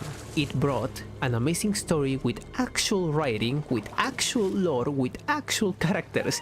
It was good. A new world space fleshed out like crazy, with secrets that had players hunting for them, events that actually rewarded and challenged people, little collectibles which you had to obtain to craft a weapon, and even the gates to the raid itself within the open world. New subclasses and supers which were obtained during a quest, which was honestly really cool. Class-specific weapons, weapon foundry gear, 17 new exotic weapons, 20 new exotic armors, and a whole bunch of new cosmetics. plus some of my favorite emotes to this day. It also added the Black Spindle, an exotic weapon which was obtained in the first ever secret quest. The discovery of this quest was crazy. I remember I got home from school and my dad told me like, hey yo, I saw this little thing about this Destiny new quest that got released and on Twitter or something or Facebook or something, and I was so excited. The moment I got home, I went straight for it. I tried for hours until I managed to somehow get it done. Secret missions like these are some of the best examples of Bungie's capabilities. The Taken King saved Destiny again. It brought back all players and also new ones, but the one thing that made people stay was what many consider one of the best raids to this day, King's Fall. With the story setting Oryx as a villain who survived our final fight, it was only natural for him to be the last enemy in said raid. People knew a raid was coming, they knew who the last boss would be, and yet no one was ready for such a good experience. It is no exaggeration for me to say that if King's Fall had never existed, I wouldn't be here making this video right now. In fact, I'd probably have a decent life and a bright future. Unironically, Taken King was the least time I played. I actually did not fucking play a lot during that DLC. You'd be helping me like you have no idea, honestly. King's Fall was the biggest, largest raid we had seen at the time. The size of the Dreadnought, the design of it, the atmosphere, everything was amazing. The opening was simple but good for what it had to do. The jumping puzzle was a lot of fun, even if some people have no patience at all. The second encounter was simple and easy. The first boss, the War Priest, was my favorite. I remember this one time I got kicked from the party because I had like a 5 megabyte internet and I had to somehow figure out the calls based on what the others were doing and somehow actually managed to do it. Then you get to Golgoroth, then another jumping puzzle where you had to push someone or tell them to stand in front of the pushy thingies if it was their first time, then the Daughters of Oryx, and finally Oryx himself. Man, this raid was so fun, so much so that it made me learn English. This is why I wouldn't be here right now. Long story short, I knew the most basic English and we had 2 people who spoke English, 3 who didn't, and 1 who spoke both languages. Then the middle guy left and no one could communicate with the other 2 English speakers because we were all like 14 or 15 years old and sucked at it. And so your boy summons up the courage of the 9 circles of hell. I grab my balls, I turn to these 2 people both IRL and in-game, and I do the best of my worst. I speak with the most basic broken English I have ever spoken and somehow managed to get it through. I explain to them the strat, the roles, everyone else's roles, and the real-time comps. Holy, I was sweating blood, then crying peace from having to speak English to an actual English speaker. And we did it. We beat the raid. My first time doing it. With people I had met that very same day, with some leaving, some joining, and even having to sum up the courage to speak a different language on the spot. One of my best gaming experiences ever. Rise of Iron had a good story again. My favorite DLC. New, quote-unquote, new enemies and a lot of content. Honestly, after Rise of Iron, Destiny had so much in the way of customization that I believed it would never get any better. Wrath of the Machine was and the then it got last worse. released for Destiny 1, and it is also considered one of the best to this day. To make this short, Rise of Iron had the quality of the Taken King without the same impact. As good as Rise of Iron was, Taken King allowed Destiny to have a future. The content wasn't there and people's interest was dying down. Without the Taken King, the game would have died right then and there. And for a while after this, the game remained without any more big content drops. I also want to briefly mention the Sparrow Racing League, which is probably the most original event we've had in the game. It happened 2 times, I believe, and it has never shown up again. And with how bad Destiny 2 is made, Bungie already has too much to deal with for them to spend resources on something like this. Still fond memories though. Then we move on to Destiny 2. The switch from D1 to D2 was a mess. People lost the stuff they had bought with real money and also the stuff they had gotten by putting time into the game. Not only that, but Destiny 2 also meant that it was the same with less. D1 had 4 expansions. D2 had absolutely nothing. Once more, the game had a horribly written story and the multiplayer a lot was of shit that people will somehow forget worse if we than switch D1 to a at 3rd game. launch. D2 was created to allow Bungie to work with a more modern game. They sacrificed all they had built up in order to be able to build more in the future. The first 2 expansions, Curse of Osiris and Warmind, were as bad as gaming can get. Forsaken was like the Taken King. Its quality was abysmally bigger than those before it, its impact was huge, and it gave the game a chance to keep moving. The story, content, and gameplay were amazing in this expansion. It brought the biggest, best, most important raid in Destiny history. Last Wish took 18 hours, 49 minutes, and 11 seconds to be completed on day 1 by Clan Redeem, and it also has the lowest number of day 1 completions with only 12 players finishing it. That is 2 teams only, and also Daro's team failing day 1 by 2 minutes.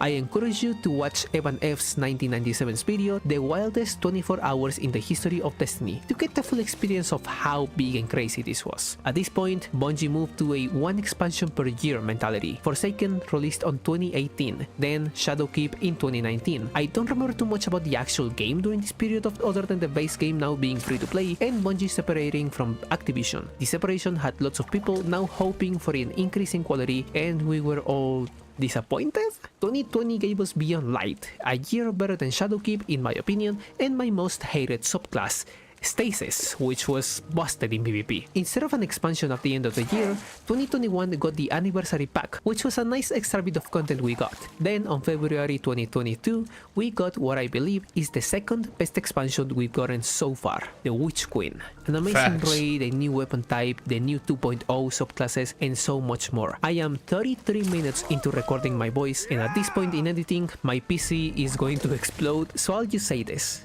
The Witch Queen is the most fun I have ever had in Destiny as a solo player, and also the last expansion I have played. I can't say much about Lightfall since I haven't played it at all, but I did see lots of people dislike it and also many who liked it. So let's just say that it was maybe decent. There's also been many seasons, no changes shot. to I the am game. arguing that. No, I haven't seen a single person say they like Lightfall. I haven't met one person say they like Lightfall. Literally, it's like the most unanimous, oh, this shit was ass mood. Not a single person liked it.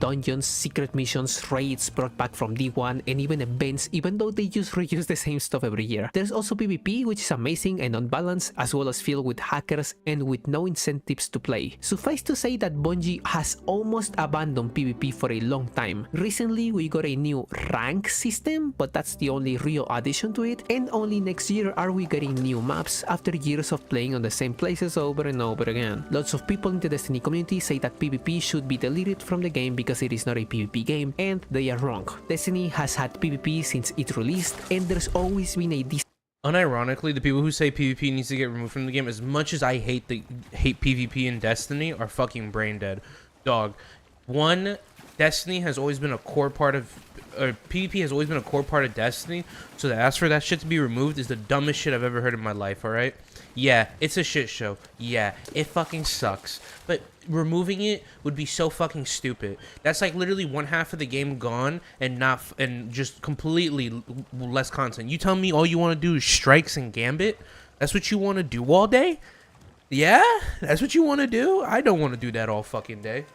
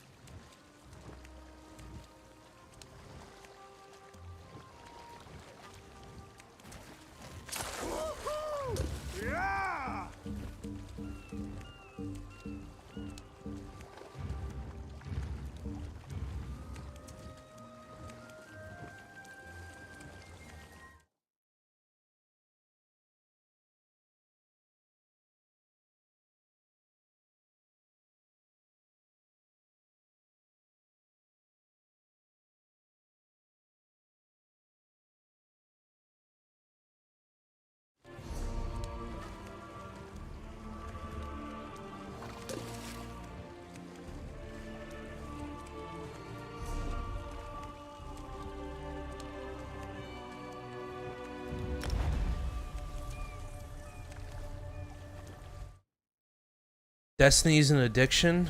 Yeah, it is an addiction. Decently sized But, section I'm of the starting player not to base like it no who more. only play that. Trying to And break let's that also not addiction. forget that the only real content for the PvE side of the game is Grandmaster Nightfalls and raids. Everything else is way too easy to even be called content, when compared to the PvP content, that is. Overall, I believe this. I literally don't even understand that logic. So let's say hypothetically, right? I don't understand this guy's logic, but let's just say we make a game, right?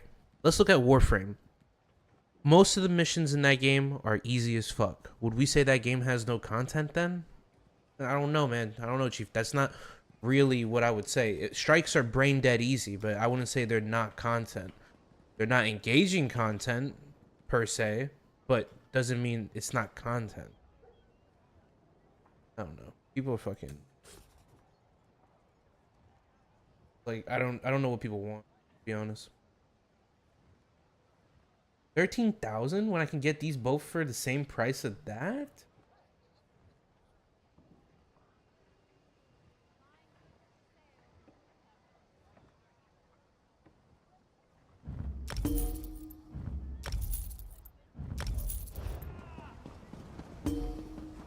I need some better bait.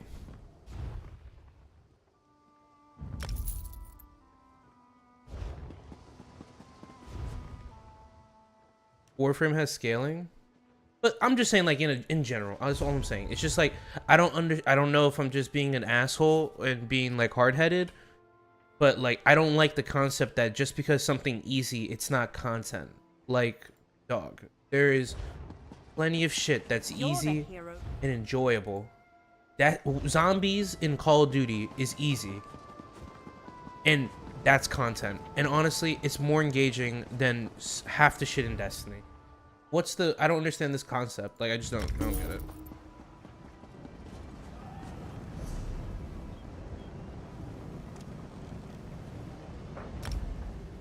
Yeah. Yeah, I know what you... I know Destiny 2 leveling's capped and shit. Like, I just don't know. It's just... I don't... It's just... Maybe I'm just being like a... I'm being a little Spurglord, maybe. Maybe it's just like... It just instantly when I hear someone get mad... Talk about how when a game's easy, it's not good. I just instantly spurg out. That might be a thing. I just don't know. To me, it's just very annoying. Why is the fucking worm so expensive? Jesus. Really are selling worms for that much?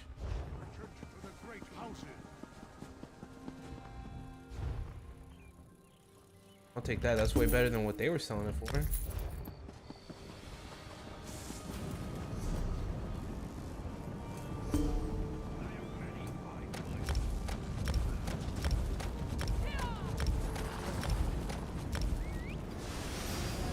Look at that, we made some gold.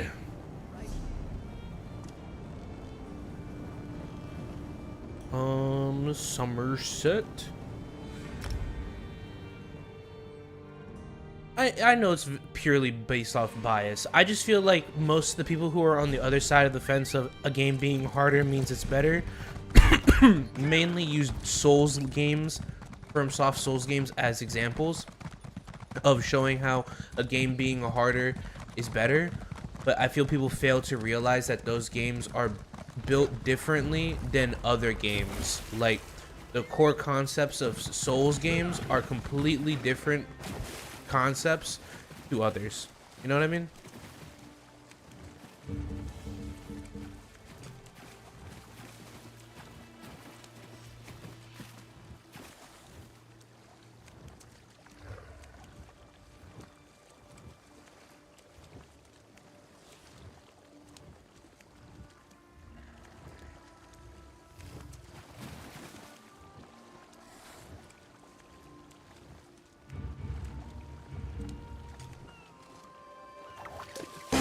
Swag Messiah.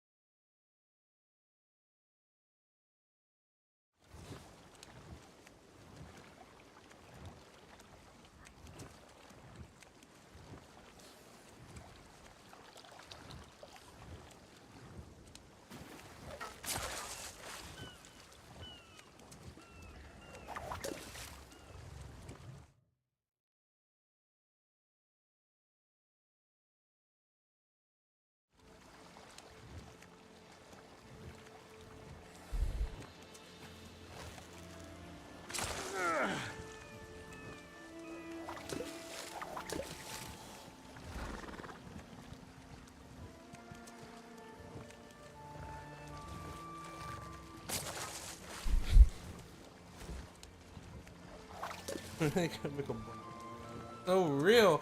This game would be so lit if I was a bard. I'm just saying. Destiny is an extremely easy game that requires no skill even inside the hardest content. Raids are easy as long as you stop actively making mistakes and actually listening to advice on what to do, and Nightfalls work the same way. Just play with your team and that's it. The only place where— That is not just it. Just play. If you come into my fucking fire team and you literally are running like whatever the fuck you want, nothing, and I just tell you play with my team, you're literally gonna cost us. Dog, that is not the way to play. You do have to follow a meta build when it comes to Grandmasters. You need to put something on at least. Alright, unless you're a Warlock, then you can just run Well of Radiance and call it a day. You're right. Yeah, if you're a Warlock, you just put Well of Radiance. I proved that, but you need an actual build and knowledge of the game in order for you to beat it is day 1 raids. Other than day 1s, the only hard content is PvP, and that one is hard due to sweaty players and hackers, not because the game itself is challenging. That being said, I want to point out Bungie's mistake of making the game too easy, giving veteran players no real challenging content where they can prove themselves, which is also why there's Cap, you can do solo flawless dungeons, you can do literally Grand Masters as you just said, so there is challenging content in the game. I mean, there's to a point, see, this is the thing, this is what I'm talking about, it's that the challenge isn't enjoyable in Destiny. There's literally challenging content in the game. There's, the challenging content is just so fucking ridiculously hard because the only way Bungie knows how to make things difficult is if it's one-shotting you. So you're forced to oob and shit out of maps and cheese shit because playing legit would actually be too time-consuming and challenging if you were to play just cheesing it. So saying that they don't make hard content is completely asinine because they do make hard content. It's just the hard content isn't worth doing legitly. No one wants to play it. It's fucking boring and the rewards aren't there. I'm being dead ass with you. Everyone in the stream, all right? Everyone in the internet, all right? If I made let's say I made raids day 1, right? But they dropped the same shit as a strike. Would you want to do them? No, you wouldn't want to do them. You wouldn't want to do them. The loot sucks. You fucking, if it's not double rewards, you're getting one Nightfall weapon, and I don't know, man. People like this are so fucking annoying. They are literally killing. This person is killing the community. They're the reason why the game's dead. The game being harder is not gonna make the game more fun. All right, you can't just. It's not a single button issue. Oh. Let's make the Hobgoblin one-shot you. Maybe that'll make the strike more engaging. It's not gonna make it more engaging. It's just gonna slow down the gameplay and make it way less fucking fun to do. Like what? Where is this mindset come from? Where does this tism arrive at? Where are these people getting it? I need to know. I don't know. Messiah. I don't know. It's not it. I'm telling you right now, Chief. If the game being harder is not going to make it more fun, all right? I bet you if I looked up his raid report and compared it to mine, I'm probably done more shit than him. And I'm telling you, as someone who's done more shit than you, I do not enjoy it being harder. And I do not struggle doing the hard shit, right? Besides that solo flawless shit, but that's because, like, that's besides the point, right? That's because I be playing stupid sometimes. And my nerves get to me. Leave me alone on that. But I don't know.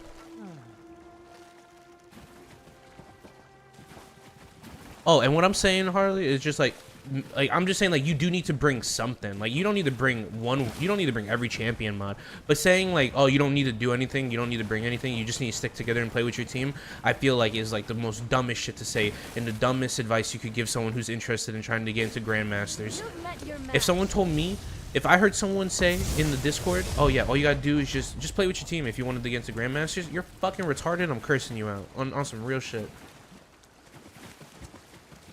On some real shit, I'm cursing you the fuck out.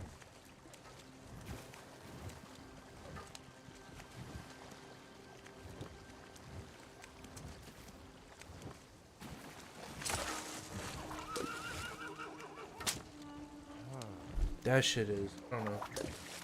Player made challenges such as solos or low man raids, but difficulty is something. Okay, so instantly, I don't know if he's talking about solos just like in raids, because then yes, that is player made, but literally raid dungeons are designed to be soloed and soloed flawless, because there's literally triumphs that give you that and rewards tied to that. So it's not player made, those are literally challenges that the developers are giving you. As much as I love defecating all over the Bungie developers because they are lazy and they don't do nothing, we literally cannot just be making shit up, all right? We literally have to have some basis in reality for our critiques. Oh, nice. Like, holy shit, man. You cannot be delusional.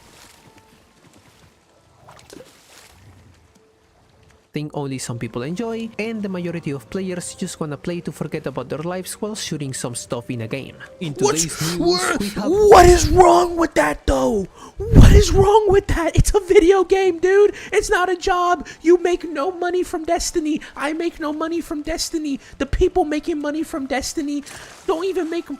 it's like... Bro, most people are not Dado. There's not 60 billion fucking people out there making YouTube videos raking in a livable wage from that shit, or even making any money at all. What are you talking about? Why is that a bad thing? Why is it bad that if I want to load up Destiny and just kill some fucking aliens with some cool overpowered ass gun, that's a bad thing? Why do we shit on casuals? There's nothing wrong with casuals. Oh my god, they are not ruining your game. Trust me when I tell you. 1% people of Destiny. I'm telling you, casuals are not ruining your game. Bungie's ruining your game. Not appealing to casuals. It's just the corporate stooges don't know what they want and are ruining it. Trust me when I tell you, they are not ruining the game. You are actually ruining the game, wanting the game to be harder for no reason. Actually. Holy shit. Received official confirmation that the final shape has been delayed until June 4th. We also can't have this video without mentioning the layoffs Bungie had like a month ago, which had people angry at them and some saying they'll cancel their pre-orders of the new expansion. My thoughts on the layoffs are that they suck. There has been some talk about how people try to ask higher ups for changes in the game, which were ignored, and also the promise Bungie made about not firing anyone. Well, surprise to you if you were a Bungie employee, because now that promise is nothing more than you having no job anymore. There's also how they fired these people at a date in which they wouldn't have to pay them too much, and a lot of stuff going on. I honestly have no idea why big companies are being led by the most mediocre people. These layoffs could have been avoided if the people making big decisions understood what's best for the game and how to handle certain things. But anyways, that's a complex problem and there's probably a lot of info we don't know, so I can't really give a fully fleshed out opinion on it solely based on what we do know. It sucks and it for sure could have been avoided, but it didn't, and now the only thing Bungie can do is fix their product. I don't know if we can admit that. I don't know if we can admit that those layoffs could have been avoided.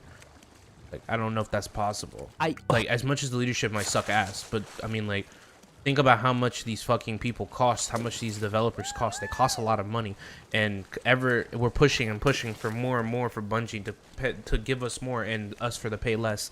So if we're paying less, and these developers, you know, like, remember guys, when you fucking vote for your wallet and you don't buy shit or anything, I'm not guilt tripping you into buying shit, because you shouldn't buy some of the shit that Bungie releases, because it is dog awful corporate predatory bullshit. But just know that when you do vote with your wallet, like, you are financially impacting these companies, and by financially impacting these companies, the easiest thing to do is to cut your bottom line. I think that's the right term, though, like, to cut your expenses basically, and employees are expenses, and I know Bungie fucking probably pays a buck ton for they probably overpay their employees. All right, so I'm just saying, there's a reason. That's the consequence of trying to push back against also would love to see Destiny microtransactions. win Best Sadly. Community Support at the Game Awards, just to see Bungie clown themselves trying to say something remotely positive about this mess of a game. Halo was a great game all around. Halo CE had a massive influence in the future of FPS gaming. Halo 2 and 3 broke records and managed to live up and surpass people's expectations. Halo Reach was a golden brooch ending for the legacy of the now zombie-like Bungie. Truly a legendary franchise while under the care of a legendary developer. A good story, good gameplay, visuals, designs, music, multiplayer, a massive community filled with lots of positivity and lots of memories and fun. Halo is for lots of people a key part of their lives. On the other hand, we've got Destiny, a franchise that quite honestly could have been as good or even better than Halo. However, Bungie felt miserably at it. Only the later part of Destiny 1 was truly good, and as for Destiny 2, the quality seems to be all over the place, with some expansions and seasons being incredible, some being mediocre, and some being somewhere in the middle. Also, Destiny is a very expensive game and I would never recommend it to anyone. And the community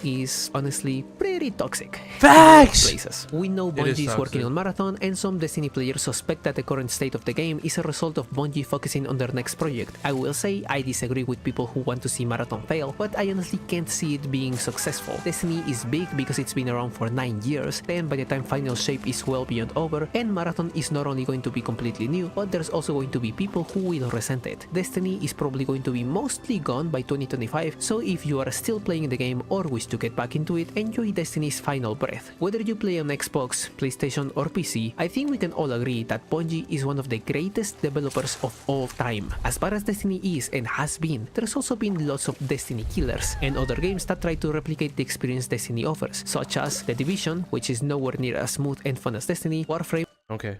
Wait.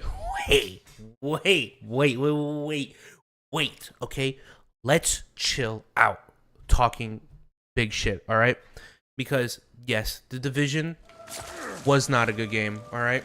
There was core concepts in that game that are pretty fire and that I enjoy a lot, that I wish Destiny would wholesale just steal.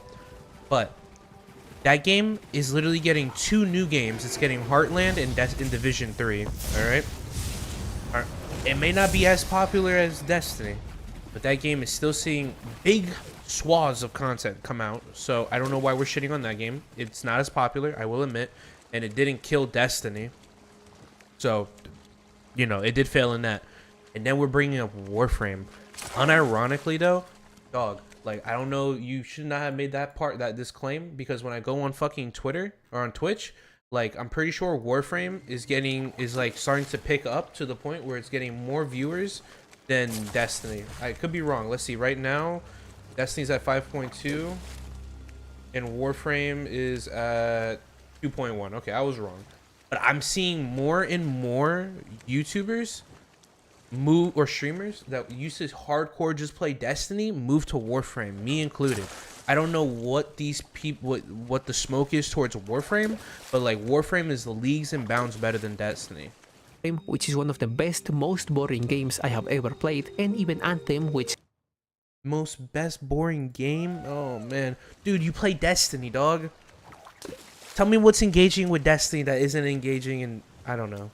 This is one of those people as who dead as a game can be. I said before, Bungie is like a zombie. This is because even though the Bungie that made something as good as Halo is gone, you can still see a little bit of it in there. Did you know why there have been so many Destiny killers? Because Destiny is the same as Halo in 2 ways. One is the gameplay. The gunplay in Destiny is unmatched. It's so good I always want to go back to it and just play some PvP to feel like a badass with how good shooting stuff feels. The other is that just like Halo, Destiny has something other games don't. I talked about some of my experiences in the game, like how it forced me to learn English, and I also left lots of things out because there are just too many. Destiny has given... Okay, I don't want to be a dick on another thing, but just because a game has memories in it for you is not exclusive to Destiny. We can look at another game that's even more corporately creatively bankrupt, as a lot of people like to say, and more like corporate overlord, like a lot of drama and controversy and leadership development. Well, you know, all the bad shit is even worse. All right, at World of Warcraft. Do you know how many fucking people have I don't have any memories on that game, but you know how many people have memories on that game?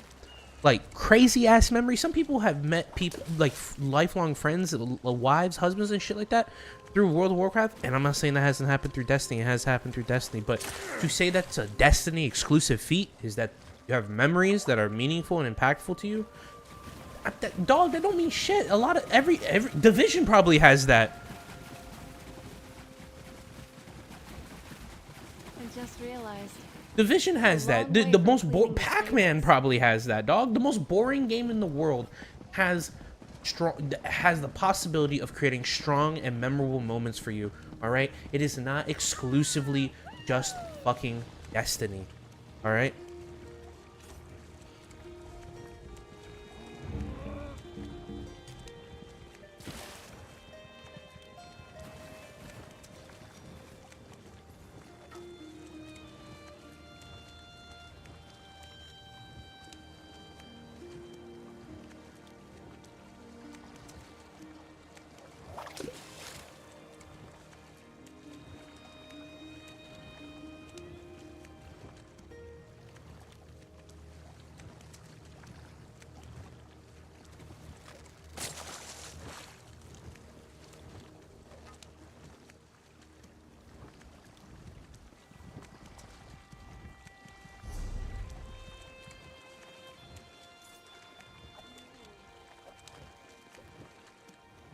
The smoke with Warframe is the grind.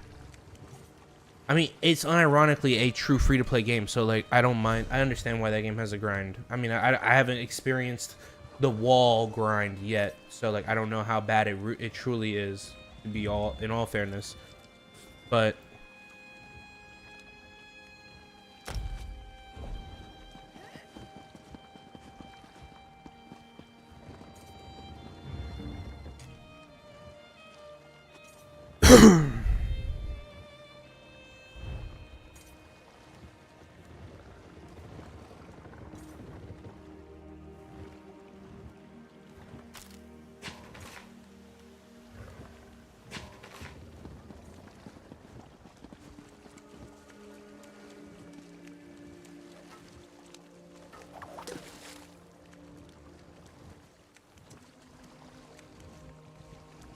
the smoke with yeah, I don't know, people are just weird like that. Like every game is gonna have something bad. There's no perfect game. There's truly no game that is perfect.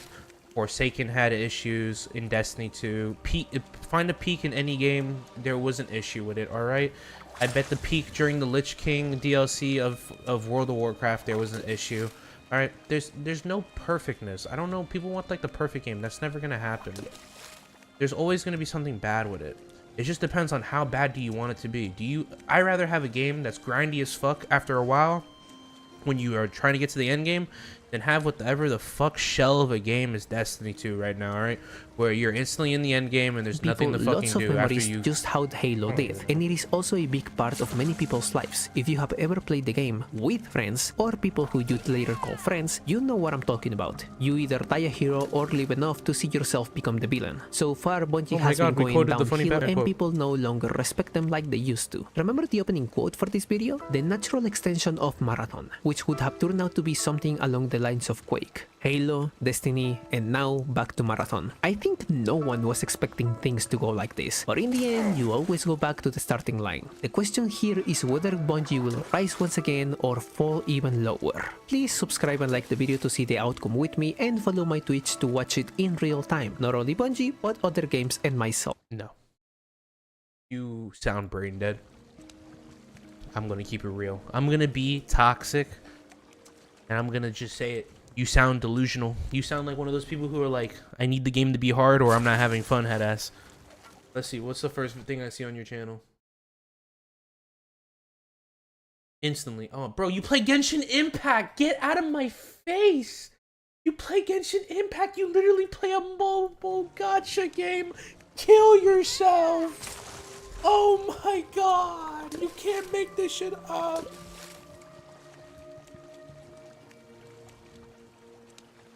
I literally can't stand individuals.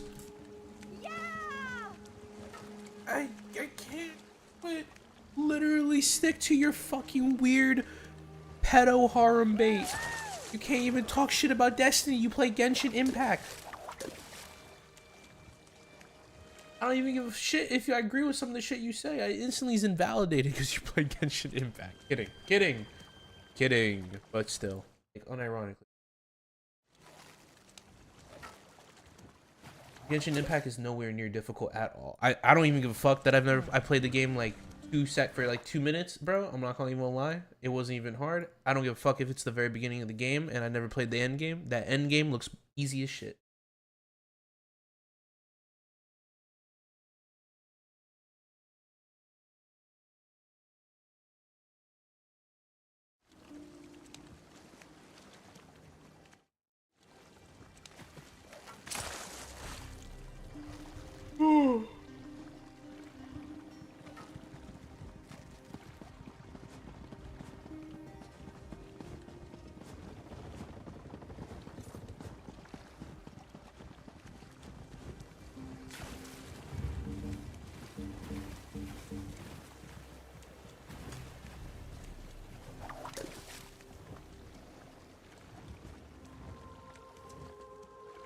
Hate YouTube.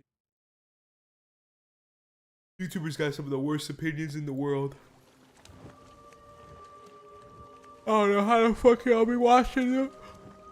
I don't know how y'all do it.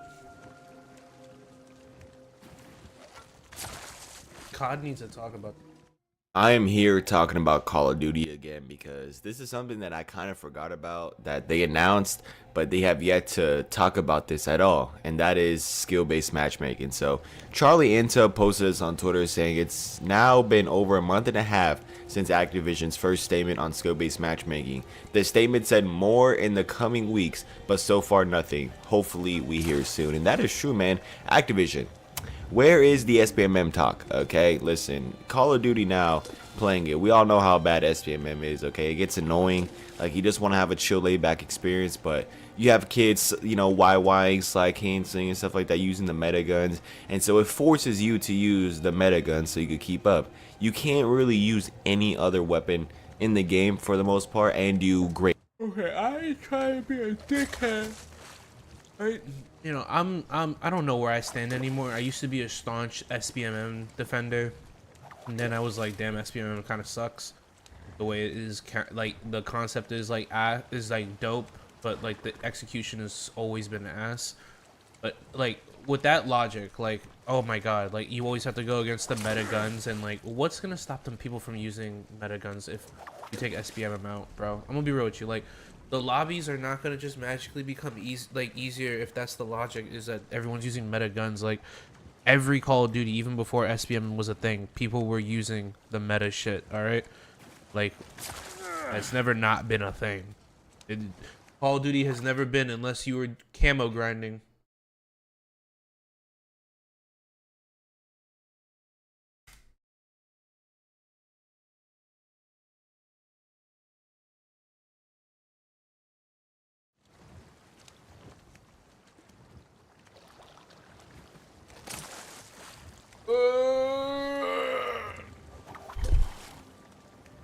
Oh no. I just don't think that's the right.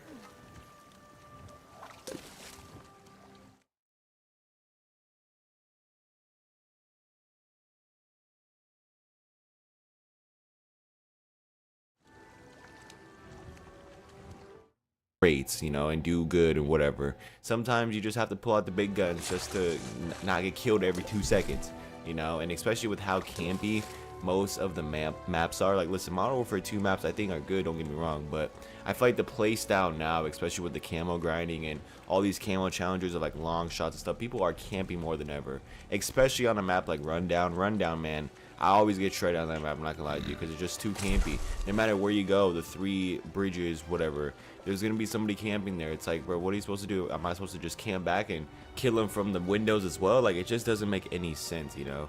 And I just want Activision to talk about this, man. We've been wanting to know for years at this point what the heck SPMM is and what it is about. Okay, why haven't they acknowledged it? Are they trying to maybe switch it up or something like that before they announce it? Like, I just don't get it, you know? It's been a month and a half, and it said it was coming in season 1, and it's past season 1 already. It's about to be season 2 in, I believe, a couple weeks. So like, where is the confirmation at? Where is the promise, you know? And Call of Duty's always kind of, well, Call of Duty's not really known for breaking promises. I mean, just a little bit, you know. They always say, like, for example, Black Ops 4, they said that, oh, this is gonna be coming, this is gonna be coming, this is gonna be coming, and then it just never comes, you know. And a lot of gaming companies do that, especially Overwatch. Overwatch does that.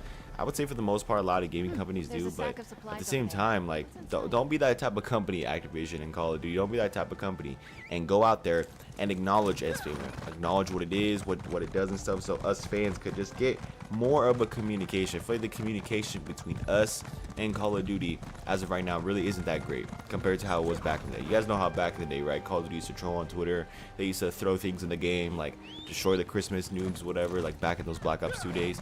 Or where is that at now? You know, instead, when you just load in Modern Warfare 3, it's just a freaking big bundle ad. Like, I'm not buying the bundle. All right, I'm just gonna be honest. Most of the bundles in Modern Warfare 3 don't even look that good anyways. Modern Warfare 3 is not that great of a looking game. It's alright, like, you know, it's whatever, but it's not that great compared to a game like Black Ops 3, for example. Black Ops 3, I believe, is still the best looking Call of Duty of all time, and I will still stand by that, man. The saturation is beautiful. Everything about Black Ops 3 is beautiful. Okay, I'm happy that he at least admitted it. The nigga did say the pretty colors. All right, I'm happy you said it, bro, because there's no shot. Because not this game, but like MW1, the one that came out in like 2019, that is like, that game literally felt like a Battlefield game. It was beautiful. The ground war was fucking insane. The graphics were just the detail, the graphics, everything about it, like it just felt amazing and such a one up on what Call of Duty was. And it's like, this is the future of Call of Duty. It's kind of insane. But I'm happy that he at least admitted in the video that pretty colors by saying the saturation was high. Like, thank you, dog. At least I know the brain cells are like in the single digits. I appreciate you. Okay, let me stop. That was for no, I did not need to.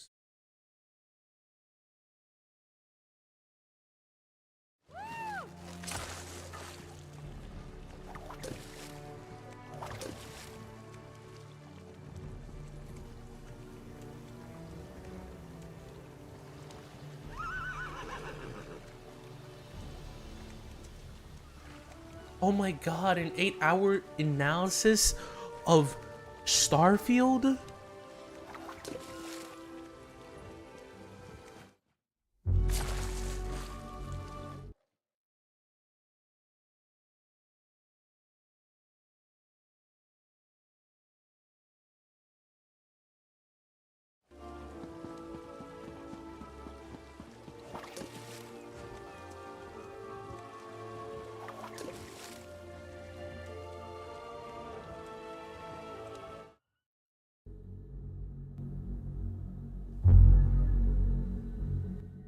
Starfield has a beautiful world. It is packed with these gorgeous vistas that you can stop at and watch a skybox of the universe. I have a lot of footage that looks like this, because I played the game in 2-hour chunks with minimum 15-minute breaks, so I just park my character on a vista somewhere and record the skybox. It's not surprising, Bethesda Game Studios have always been good at creating atmospheric skyboxes and vistas. They've always nailed this aspect of world design. There's a lot of components to it. They simulate the movement of planetary bodies, which are at good proportions. They don't overload the skybox with details, and they don't overuse planetary rings, which is an amazing trope of the last decade to have avoided. But they also keep it special by maintaining a balance of rarity. Only 10% of planets have life, and I couldn't tell you the percentage that have good skyboxes. But Todd Howard is absolutely right about this. There was a big design kind of problem to solve in terms of, well, what's fun about landing on a planet where there's potentially nothing?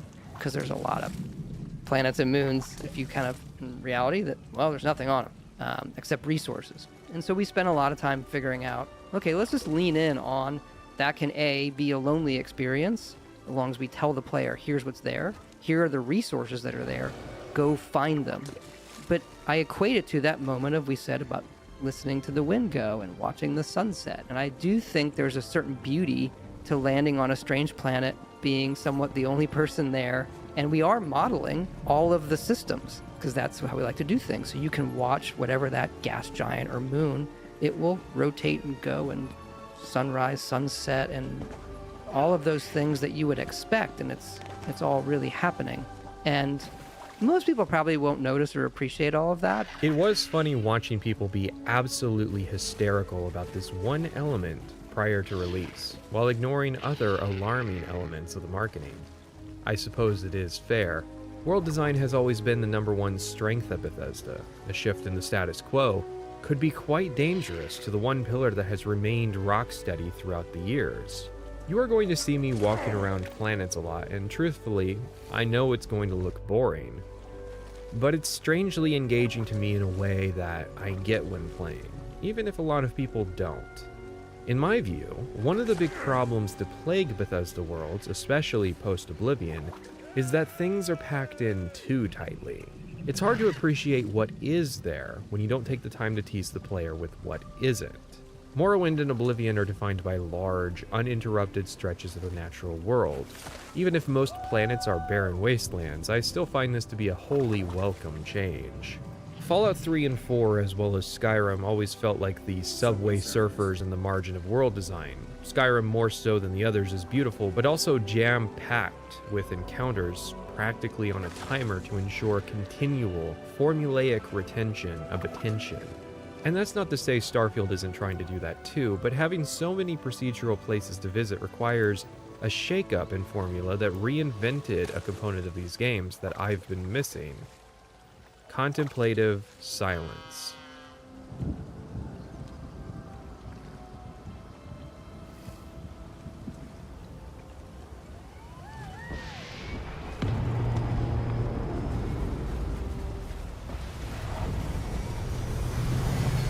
but I get it. You don't want to go 2 minutes without having something dramatic happen. So here's where I hit you with the bug compilation. Wait, where's the bug compilation? Well, funny joke, I actually do have one. It's just kind of boring. I'm sure several YouTube channels are having to tighten the belt this year as the dramatic and buggy releases of a few years ago get further and further away. Now it's just sad as games come out with just poor optimization. Starfield was kind of a surefire bet for that crowd. I'm not in it. I never was.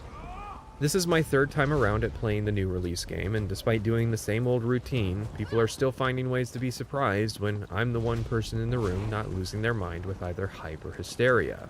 Starfield was given an extra year of polish.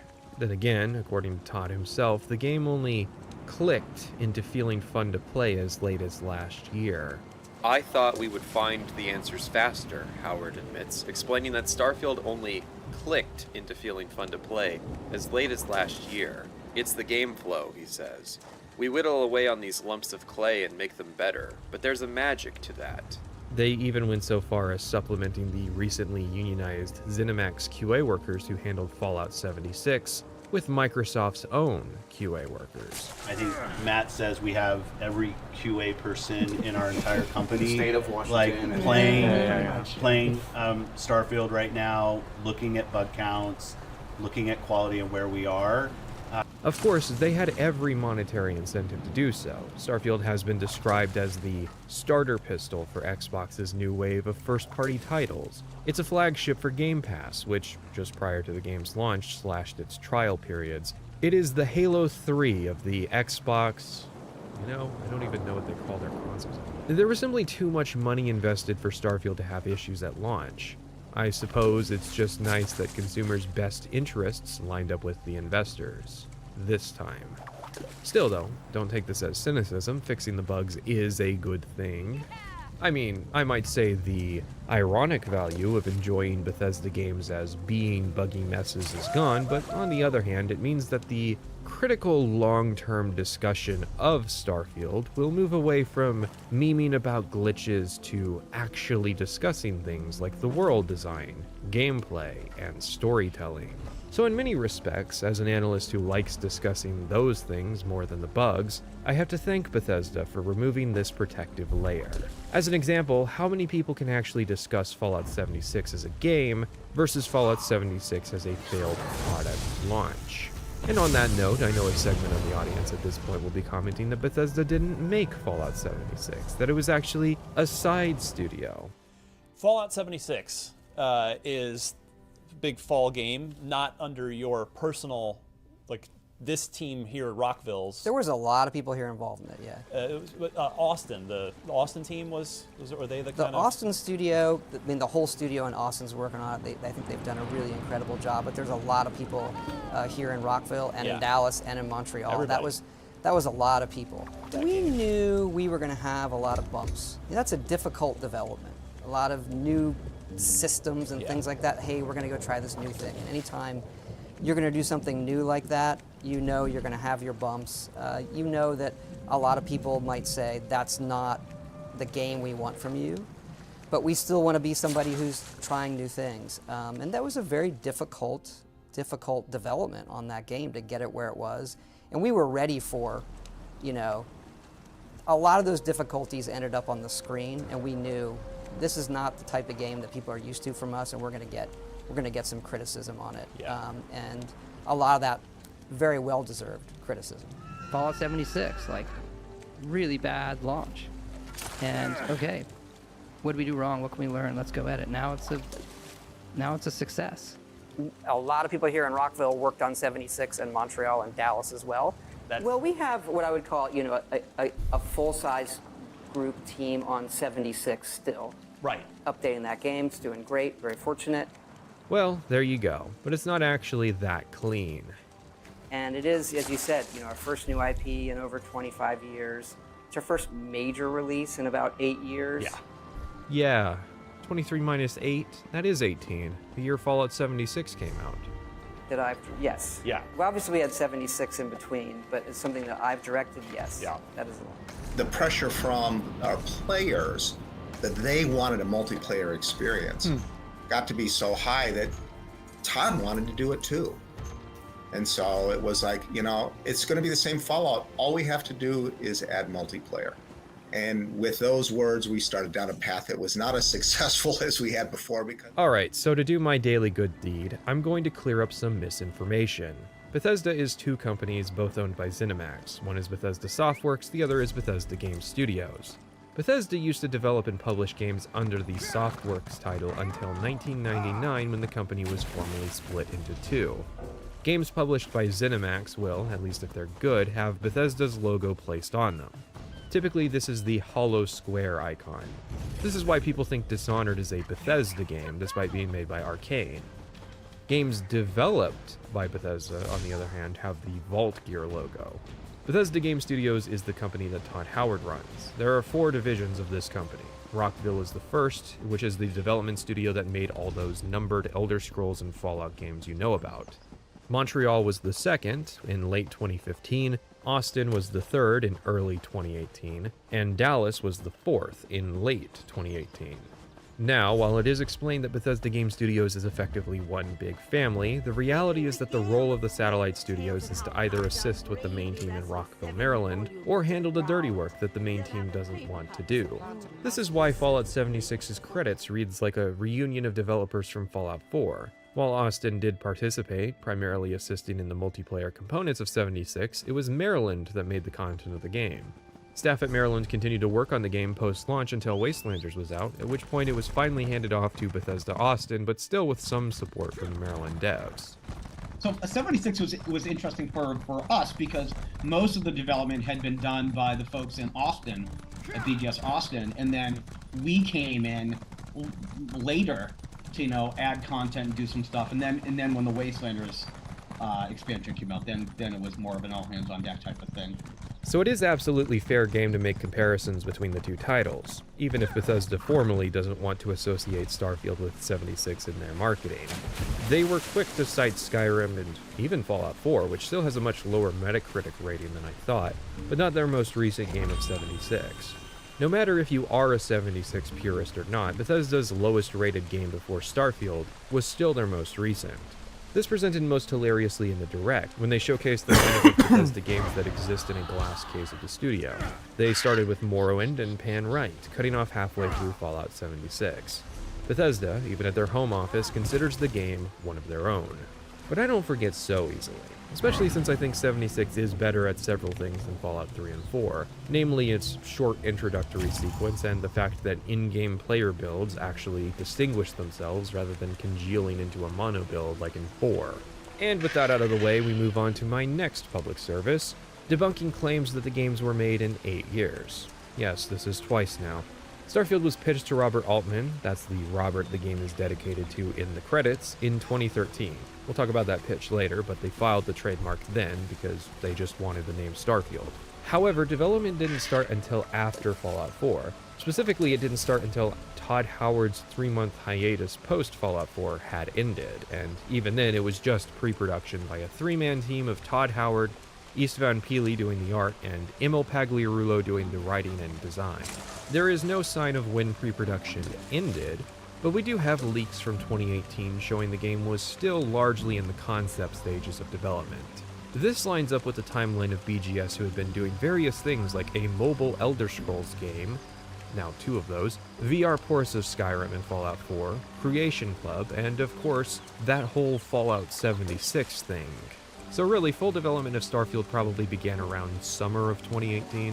That's not the quibble either. If I wanted to paint the game in a poor light, I'd say the game took as long as I could get away with saying just to turn out a poor product. 5 years is still a long time, but more honestly reflects what is inside the box, especially considering the disruption work from home would have naturally caused the development.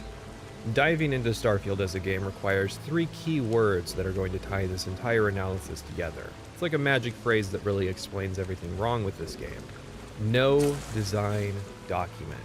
It does not explain what is right with Starfield, because ostensibly everything in this game is developed both simultaneously in a vacuum, but also within the context of whatever build the game was in at the time.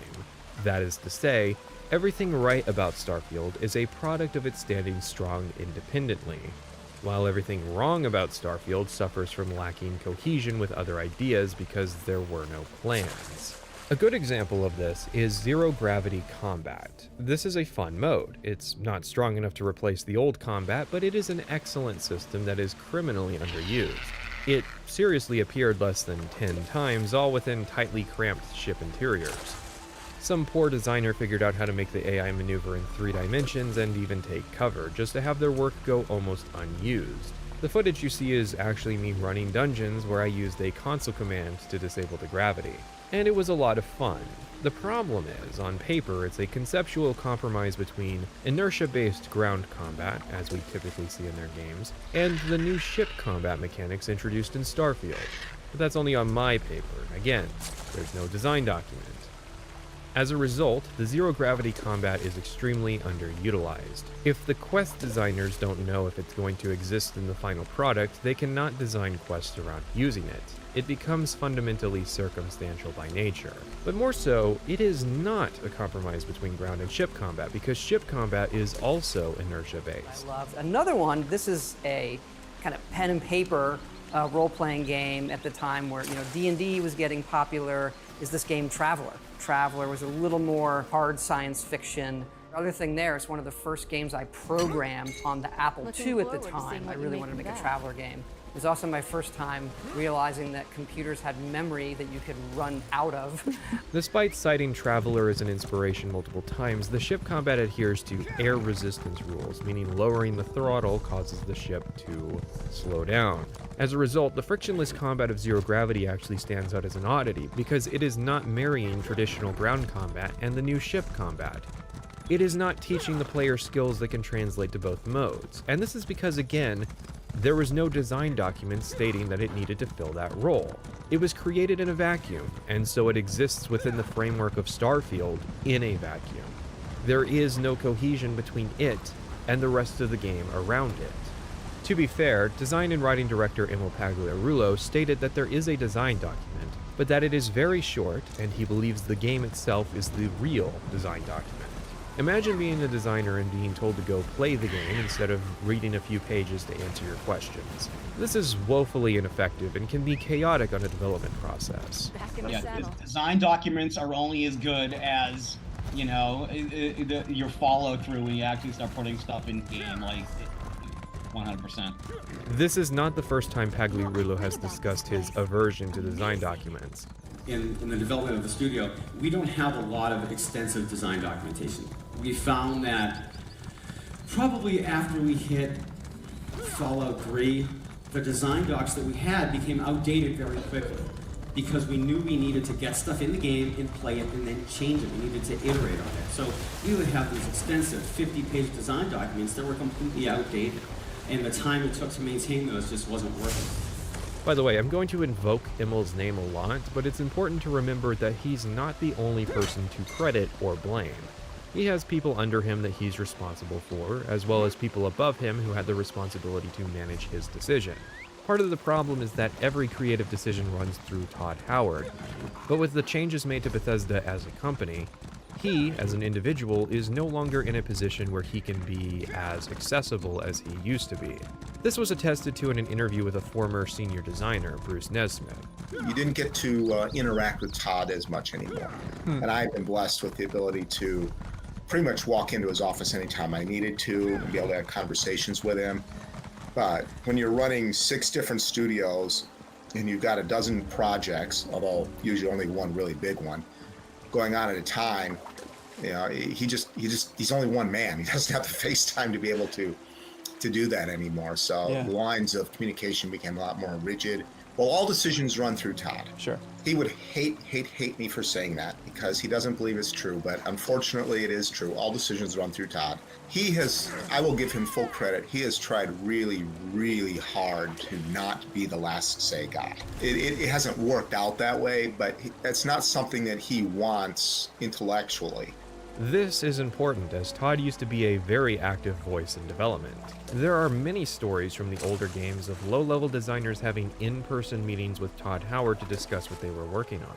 Now, Nesmith doesn't think this flaw of requiring Todd Howard's input on all creativity is an issue with his ego.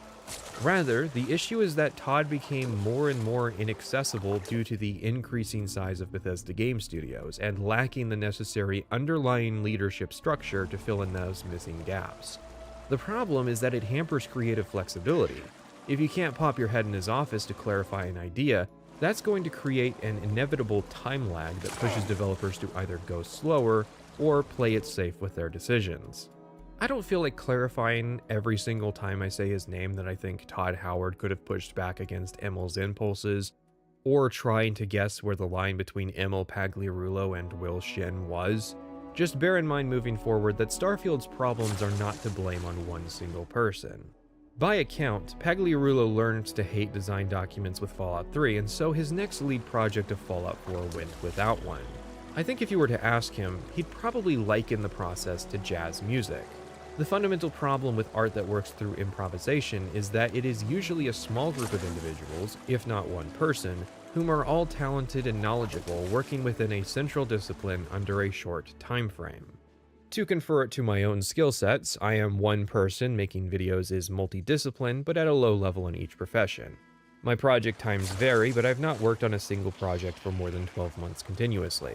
I am not in charge of hundreds of people, my work does not trickle down to dozens of disciplines, and I do not spend 5 to 8 years producing a project. And yet, I find it prudent to have a design document. I don't just mean the script, I often have an additional document cataloging sources and keeping track of ideas. The longer I expect a project to take, the more robust that document becomes, because fundamentally, I am forgetful and it's handy to have that kind of stuff on paper, so editor me doesn't have to ask writer me what his source was. Emil says the reason he dislikes design documents is because updating documentation is a time-consuming task, which is the ultimate ironic statement. For me, a central document is a huge time saver. Work done early to lay out a solid outline pays huge dividends once I'm in the throes of a project. If you have a problem updating your documentation, that's what producers are for. For those unaware, producers are managers of game projects, but not bosses. They are the literal grease between departments to keep things running smoothly. Despite having over 30 producers just in the top billing, apparently it's too much to have one keeping documentation up to date. And even then, this all sounds like a skill issue. There is a middle ground of documentation between having every single minute idea or quest written down in exhaustive detail, and having a couple pages of basic notes for everything. But, as is Bethesda tradition, if a good idea is broken, the best fix is removal. Take it out. Instead of figuring out how to better work with a design document, let's remove it. And so it's little wonder that each game post Fallout 3 became more and more, as Todd Howard would put it, schizophrenic game experience. And the alarming fact is, this trend will continue.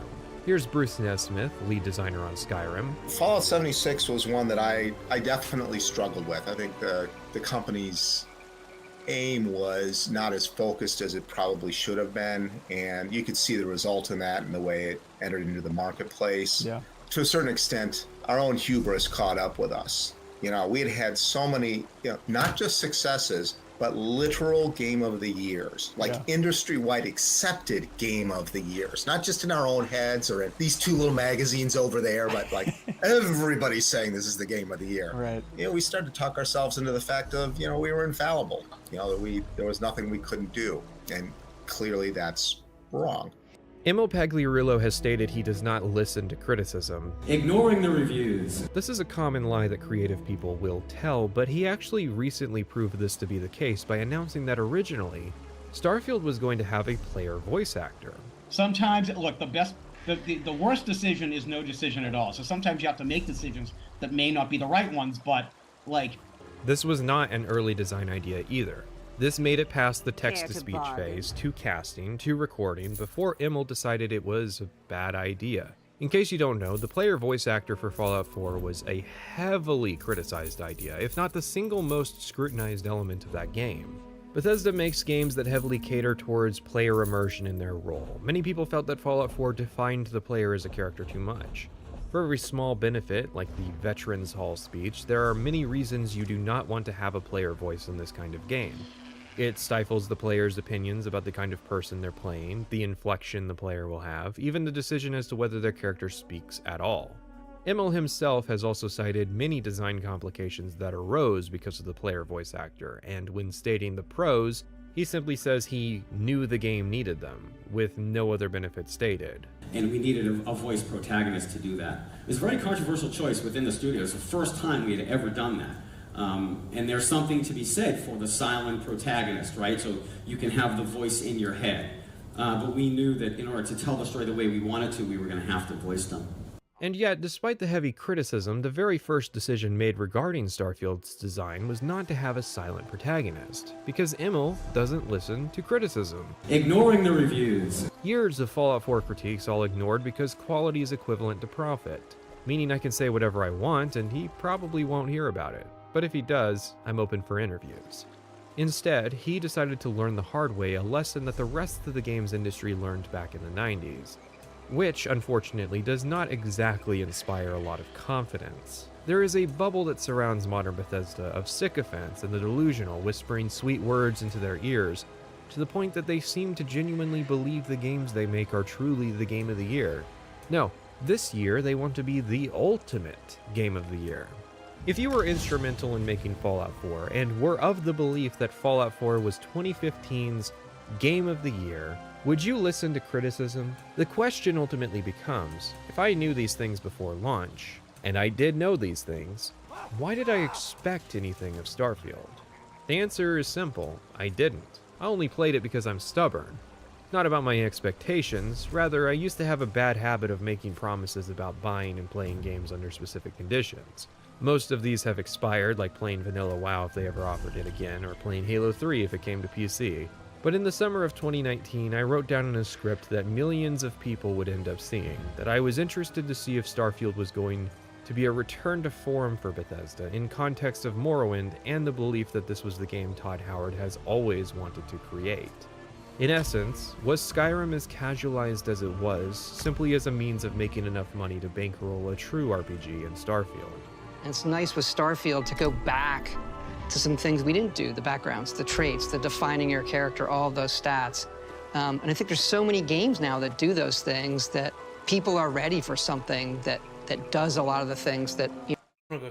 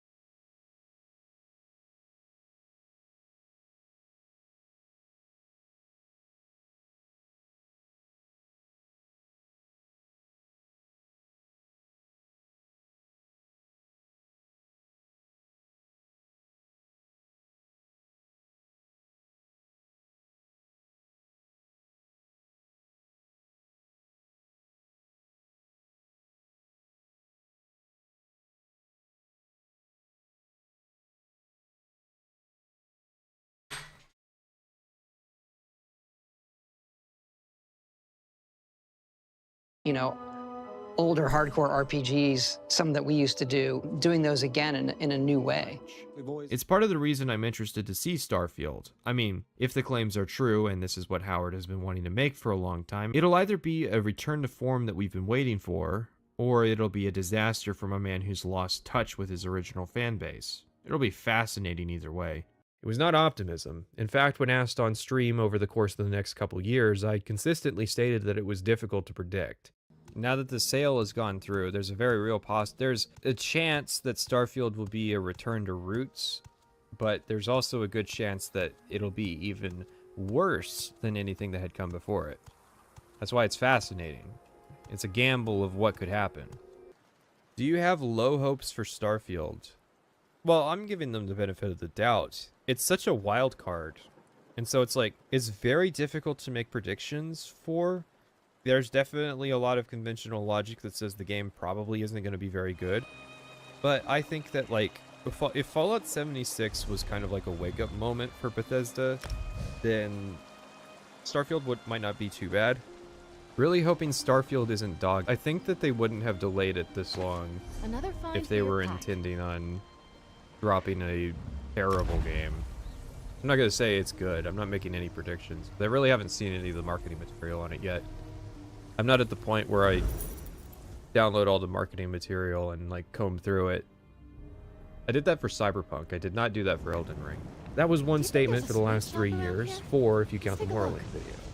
I perfectly entertained that Starfield would maintain the downward spiral. My romantic side simply likes the tale of the artist painting by numbers until the day that they can break free to define themselves by making something their way. It was, after all, pretty much a replica of my own story as a creator.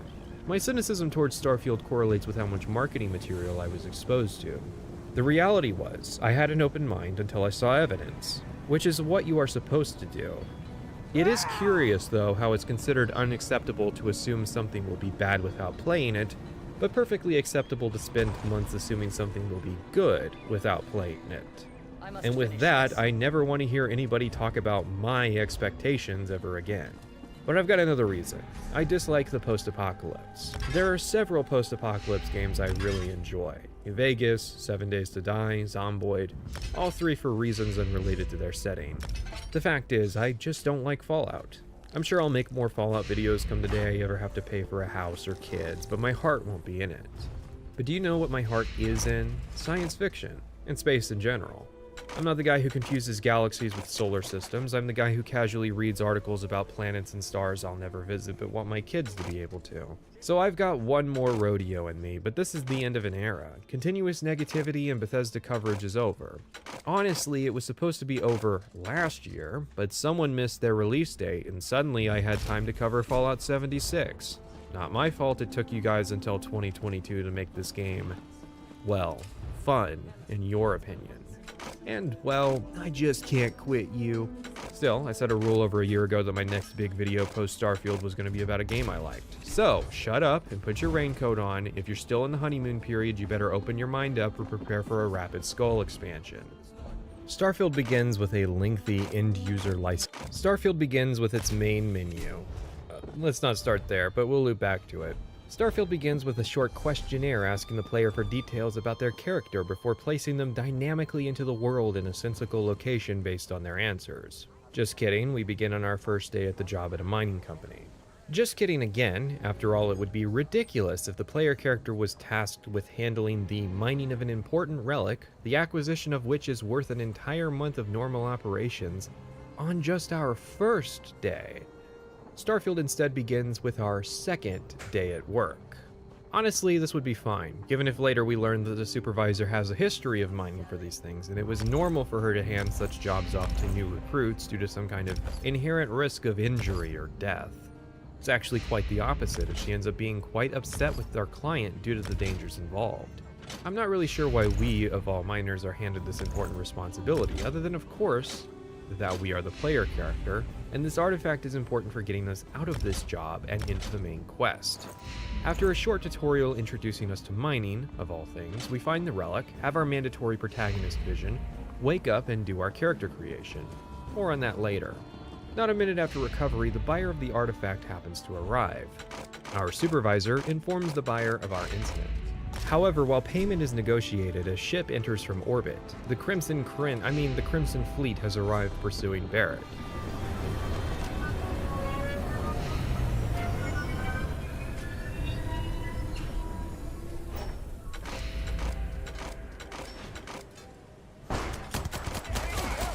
Short combat tutorial and... You dug up the artifact, right? That means you saw it. The visions? You're coming with me to Constellation. You're part of this now. What? Don't you get it? You don't have a job here anymore. You're with those explorers now. What? Like it or not. No, I don't like it. But even better, Barrett gives us the Constellation Watch, available now for $299.99, and he gives us his ship. He just gives it to us. His spaceship. His iconic, trademark, classic, no longer in production, one-of-a-kind spaceship. What? Okay, let's pause for a second. Good introductions in all forms have objectives they wish to accomplish, and ideally the audience won't even realize what these objectives are. Typically for a game, the intro will tutorialize basic mechanics and controls. Now I'm going to give credit here. Starfield's introduction is relatively short, relative to other games like Cyberpunk or The Outer Worlds. It's still the longest introduction they've ever made. It's impressive that they have at least managed to not bloat their intro into being 4+ hours long when everyone else has. That doesn't make it good, it just puts them above those games in this specific department. However, Starfield's introductory objectives are needing to accomplish more than any of Bethesda's games ever have. Objective 1, put the player into the world. This is giving the player basic items and lore to get you started. All of the games do this. Skyrim best exemplifies this aspect by having it be the only objective of its introduction. In fact, it would be laudable if it didn't take so long to do comparatively little. Objective 2, main quest item. This can be literal or metaphorical. Oblivion and Morrowind do literal items, Morrowind being a letter and Oblivion being the uber-important Amulet of Kings. For Fallout 3 and 4, this is your relationship to your father and son. For Fallout 76, this is the first Overseer log. The goal of this is to give the player a hook into the main quest. For Starfield, this is the artifact. Objective 3, the UI element. Only Fallout has done this previously with the Pip-Boy. Because the Constellation Watch, available now for $299.99, is the player's user interface, the player needs to be given one quickly. The problem with this, of course, is that it's the Constellation Watch. Constellation is the main quest organization, meaning it's an inherent constraint placed upon the storytelling to explain how we get this item. And for no real reason. It seems that unlike the Pip-Boy, which was a semi-exclusive item usually possessed by Vault Dwellers, although not nearly enough appear in those games, the watch is not anything special. It's a smartwatch. We have those in the real world. They know this. They sold one for $299.99. On that topic, it's transparently obvious that the watch exists solely to be able to be sold. Some of you may remember that Bethesda previously sold the Pip-Boy with the collector's edition of Fallout 4. And usually, I find second screen experiences, they're generally just stupid gimmicks. You might say I'm not being generous here. However, there is evidence from early leaks to suggest that the watch was one of the very first things to be developed. In addition, Todd was actually gifted an Omega Speedmaster, which is the same model of watch that landed on the moon. Simply put, there's a world of difference between adapting something to be merchandise, like with 76's moldy power armor helmet, and creating something to be adapted as merchandise. Obviously, I don't have proof that this was the only reason for the watch's existence, but it is worth pointing out. The weird part is, though, outside of the 2.5 minutes of the direct where they were shilling the watch, it started to become a prominent obsession of mine to check developers' wrists to see if they ever actually wore the thing in marketing. But come on, obviously the watch wasn't produced yet. It's not like they showcased it in the marketing back in 2021. Oh, no, they did do that. Pete Hines didn't even wear the original watch, instead wearing a custom variant to Gamescom instead. This is not the one you all are going to have. This is a variation on it. If you notice, the actual one is gray with white underneath. This is the reverse. But I mean, I have this on because I'm testing it. Like, this is another thing. I'm sure none of you are thinking about it, but like, hey, like we are giving you a watch that has an app. Like, it has to work. Showing a lot of confidence in this product that started to break for people after 1 month. Apparently, the first time Emil wore the watch was 12 days after customers received it. Where this comes back to Starfield is that it should be the case that watches are fairly common. We could even already possess a starter watch through our mining job, one that's cheaply made and slow and can later be replaced with the higher quality Constellation bling. The funny thing is that the only reason I even remembered the watch existed come time to write this script was because of the marketing. If they hadn't sold a real watch, I might have forgotten it existed because unlike the Pip-Boy, the watch doesn't remain a relevant element beyond the introduction. It's almost like you can get away with having a user interface without explaining how or why it exists. And it even tells the time. No, that's the funny part. It doesn't directly tell the time. You have to check a submenu in the stats to actually know how many days have passed. Finally, we have Objective 4, a new one for the series. Starfield's introduction needs to give the player a spaceship. In the context of the objective, Starfield has a lot it needs to accomplish, so much so that I would actually forgive it for taking longer to accomplish it in these ways, if it means that it comes off more naturally.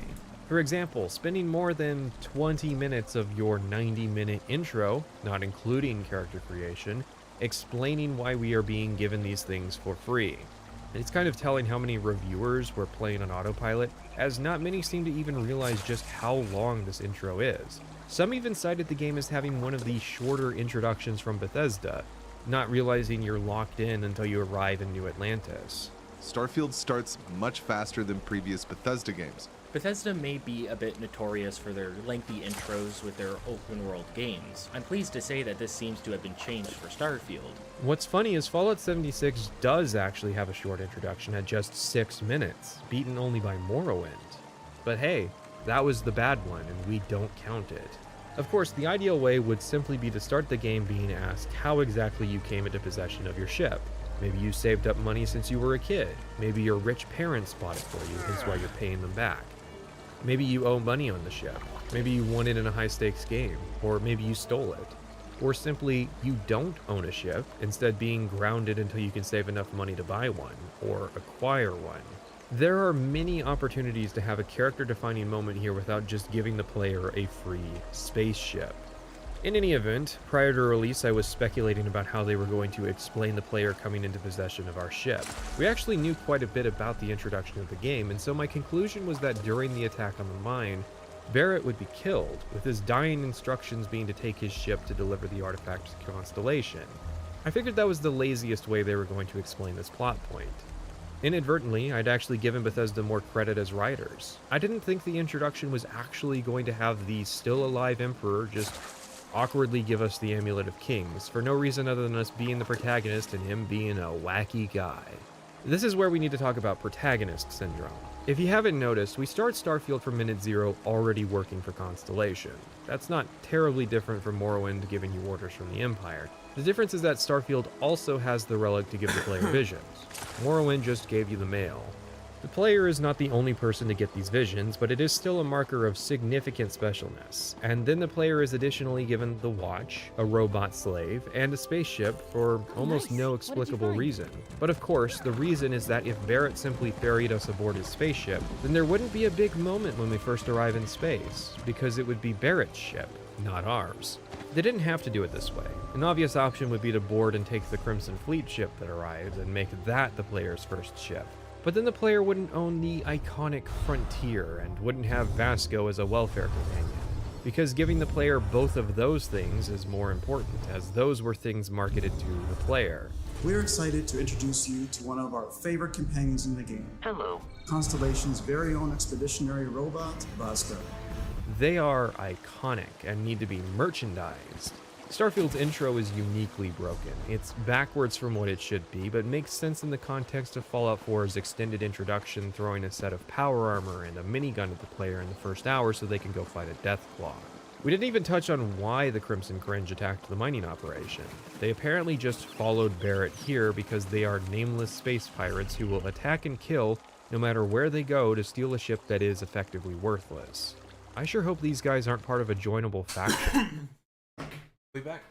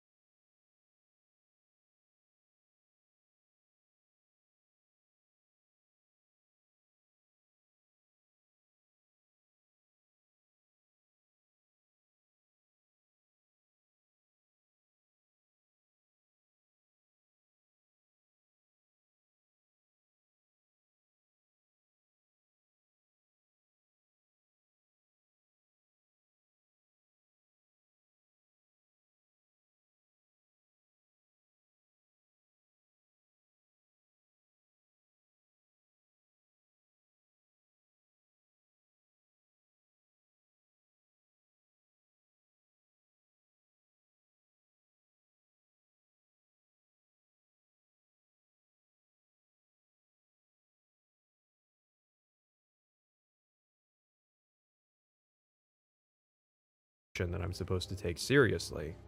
Funny thing is, almost everything I've said about the intro until now, I wrote before the game came out based on a leak. And yet despite not playing it for myself, I largely didn't have to make many corrections once I did. It's almost as though I know what I'm talking about, and that only allowing people to have opinions on things they buy for themselves is corporate propaganda. Gotta help Daddy Bethesda make those 11 million sales. But I digress. A major area where I erred, which is understandable based on where the leak ended, was assuming that upon arriving in space, the tutorial had ended. It turns out that Constellation has a contingency in place to make sure that we don't run off with their ship, forcing us to deliver the artifact. But Vasco decides that we need to go clear a dungeon. A recent scan indicates an abandoned facility on the nearby moon of Crete, a perfect staging area for pirates. See, the logic is that if we don't, the Crimson Fleet will keep pursuing us. However, in order to complete our mission, we only need to jump a single time. In every part of the game going forward, that is sufficient to escape danger. I really don't understand why forcing players to do a dungeon is a necessary part of this tutorial sequence. Imagine Skyrim, except you're forced to go to Riverwood, and then Bleak Falls Barrow, and then Whiterun to meet the Jarl before finally being cut loose from the main story. The Crete Research Base is a dungeon that Todd Howard showed during the 2022 demonstration. This demo is notable as despite being pre-recorded, several bugs were showcased and scrutinized. You have to remember that the delay was announced a few months later. As far as people were concerned, Starfield was going to nail its 11/11/22 release date in all its buggy glory. So in response to that, Bethesda became hyper wary of showcasing the game. They delayed the game with no immediate planned release date other than the first half of 2023. You can see how well they hit that. Starfield Direct was heavily edited to ensure that no single shot lasted for more than a few seconds, and all advertising post-Direct just reused the Direct footage. Didn't stop there from being issues, which even made it on the Steam store page, but it did work at tricking people into thinking that anything meaningful or accurate about the game was showcased. I mean, I guess the jarring editing of the Direct accurately portrays the jarring gameplay experience of being whipped around these different gameplay systems at breakneck speeds. Mostly though, I don't really see a good reason why the Crete Research Base is a necessary part of the intro. As Todd and co are prone to point out, Skyrim sold tens of millions of copies with its sub 20-minute intro. It's kind of surreal, right? That we're talking about a game we made 10 years ago still. So, I mean, for me and everybody here, it's still like, you know, we can't believe it either. Go and look at our player numbers on Skyrim and how many millions of people played Skyrim like last month. You realize that like this is not a game that gets measured in hours. Like, I suppose the sequence is an effective vertical slice of the game's core loop of fast travel to place, do dungeon placed in the proc-gen sliver, fast travel once content is complete. In fact, there's not really a good reason why Starfield Direct couldn't have simply been more transparent and showcased this as a full, continuous vertical slice, other than of course to obfuscate and misdirect people about how divided the world spaces are. It's not like Todd Howard did exactly that at QuakeCon 2011 3 months before Skyrim's release. Say what you will about Skyrim, and I absolutely have, that game was accurately marketed to the experience you were going to get. Starfield was not. As to Crete's part of the introductory sequence, it beggars the question if such a loop is actually necessary to forcibly introduce to players. Again, players in the past didn't need this kind of handholding. People were able to figure out how dungeons worked in Skyrim without being forced to do one. But perhaps the sequence was necessary in development to serve as a vertical slice of how all the mechanics were coming together, on account of there not being a design document, and for some reason they never decided to flag Crete as optional. You know, every time we make a build, there's a bot that runs through like the first 1 or 2 main quests. Like it'll just play it. That way we know, did we break anything? Oh, I see. While this seems like a prudent and effective means of bug prevention, it also means that there was likely some hesitation when it came to cutting Crete out as a sequence from the tutorial. The QA infrastructure became dependent on not changing the foundational status quo, and so Crete remains bloating the runtime, not unlike the similar planet of Crate from The Last Jedi. With that, we move on to our final destination, New Atlantis. I should clarify some things at this point. We are forced to go to all of these destinations. You might wonder how that's possible, and the answer is that you are not allowed to fast travel to anywhere except the main quest objective areas. If you haven't played Starfield but have played a prior BGS game, you're likely still confused. The answer is simply that Helgen, Riverwood, and Bleak Falls Barrow do not exist in the same load areas. You cannot run away from the main quest to Falkreath instead of Riverwood, because it is physically impossible to travel in Starfield without fast traveling. This caught me off guard. I knew intersystem travel was going to be through a loading screen, and I could easily accept that, but I didn't realize that interplanetary travel was also going to be done through loading screens. This is because this facet of Starfield was not fully advertised to players. The plebeian response to this is to say that Starfield was impossible to accurately market, but I disagree. It's an intentionally obtuse perspective that goes out of its way to ignore reality in favor of defending Bethesda because, of course, they would never mislead players with their marketing. Instead of showcasing the highly edited Let's Play of the tutorial behind closed doors at Gamescom days before release, Bethesda could have done a public showcase where they got up on a stage, anticipated the natural questions people would have about this system, and showed how it worked and what the limits would be. If your answer is that they couldn't do that because it might have caused people to be less likely to buy the game, you have also answered what the real objective of the marketing was, and if you defend that, that makes you a shill. The goal was not to be transparent about how the game played. The goal was to mislead people into creating their own headcanon about how the game would play and what features it would possess. Despite the meme, Todd Howard has very rarely ever been caught in abject lies. Rather, he's always been caught in well-designed, charitable interpretations of the truth, aka lies of omission. Despite that, Skyrim's live demo at QuakeCon was very transparent about what Skyrim was going to be as a video game. You can run around, find towns that start quests that send you to dungeons that reward you with loot and words of power, after which you can kill dragons to unlock shouts. And none of it was a spoiler either, because it was all within the first couple hours of gameplay, so don't even try that defense. But it was decided instead that Starfield needed to be marketed in a way that was new, that wasn't done before. That's not me fluffing them up. Pete Hines actually said that. We get really careful about not just repeating the same thing just because we did it last time, and this game required something different. Even though what was done before was effective. You're not artists, you're marketers.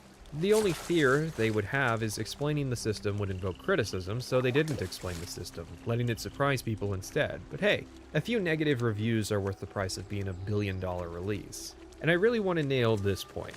They spent 2 minutes of the direct shilling merchandise and 3 minutes having the senior management at Bethesda praise their own game. Some developers even praising their own work, like the multiple level designers whose favorite part of Starfield was the level design. I love the way that our final combination of all the new tech has come together to create some of the most beautiful sunsets and sunrises we've ever had in any of our games. I love the creatures, the exploration, every biome is different. The word that comes to mind is vast. The day-night cycle, the ending. Vesca, obviously. The incredible amount of worlds we created. Lever action, rocket launcher. RIP to the guy who started to say what he liked before being cut off because the marketers wanted choppy and fast editing. My favorite part is biomes, the day-night cycle. Those details matter to me. But seriously, imagine I was marketing a video I made and part of my pitch to get you to pay me to watch the video was several minutes of me just talking about how good my editing is or how great of a writer I am. Like, marketing is supposed to help sell people on those things, yes, but imagine taking such an ego-heavy approach and then scoring below a 90 on Metacritic. Starfield Direct was a visual assault, a good example of this being me completely missing that Aquila City was a cowboy LARP town on my first viewing because of how fast things were moving. I just couldn't process the information fast enough.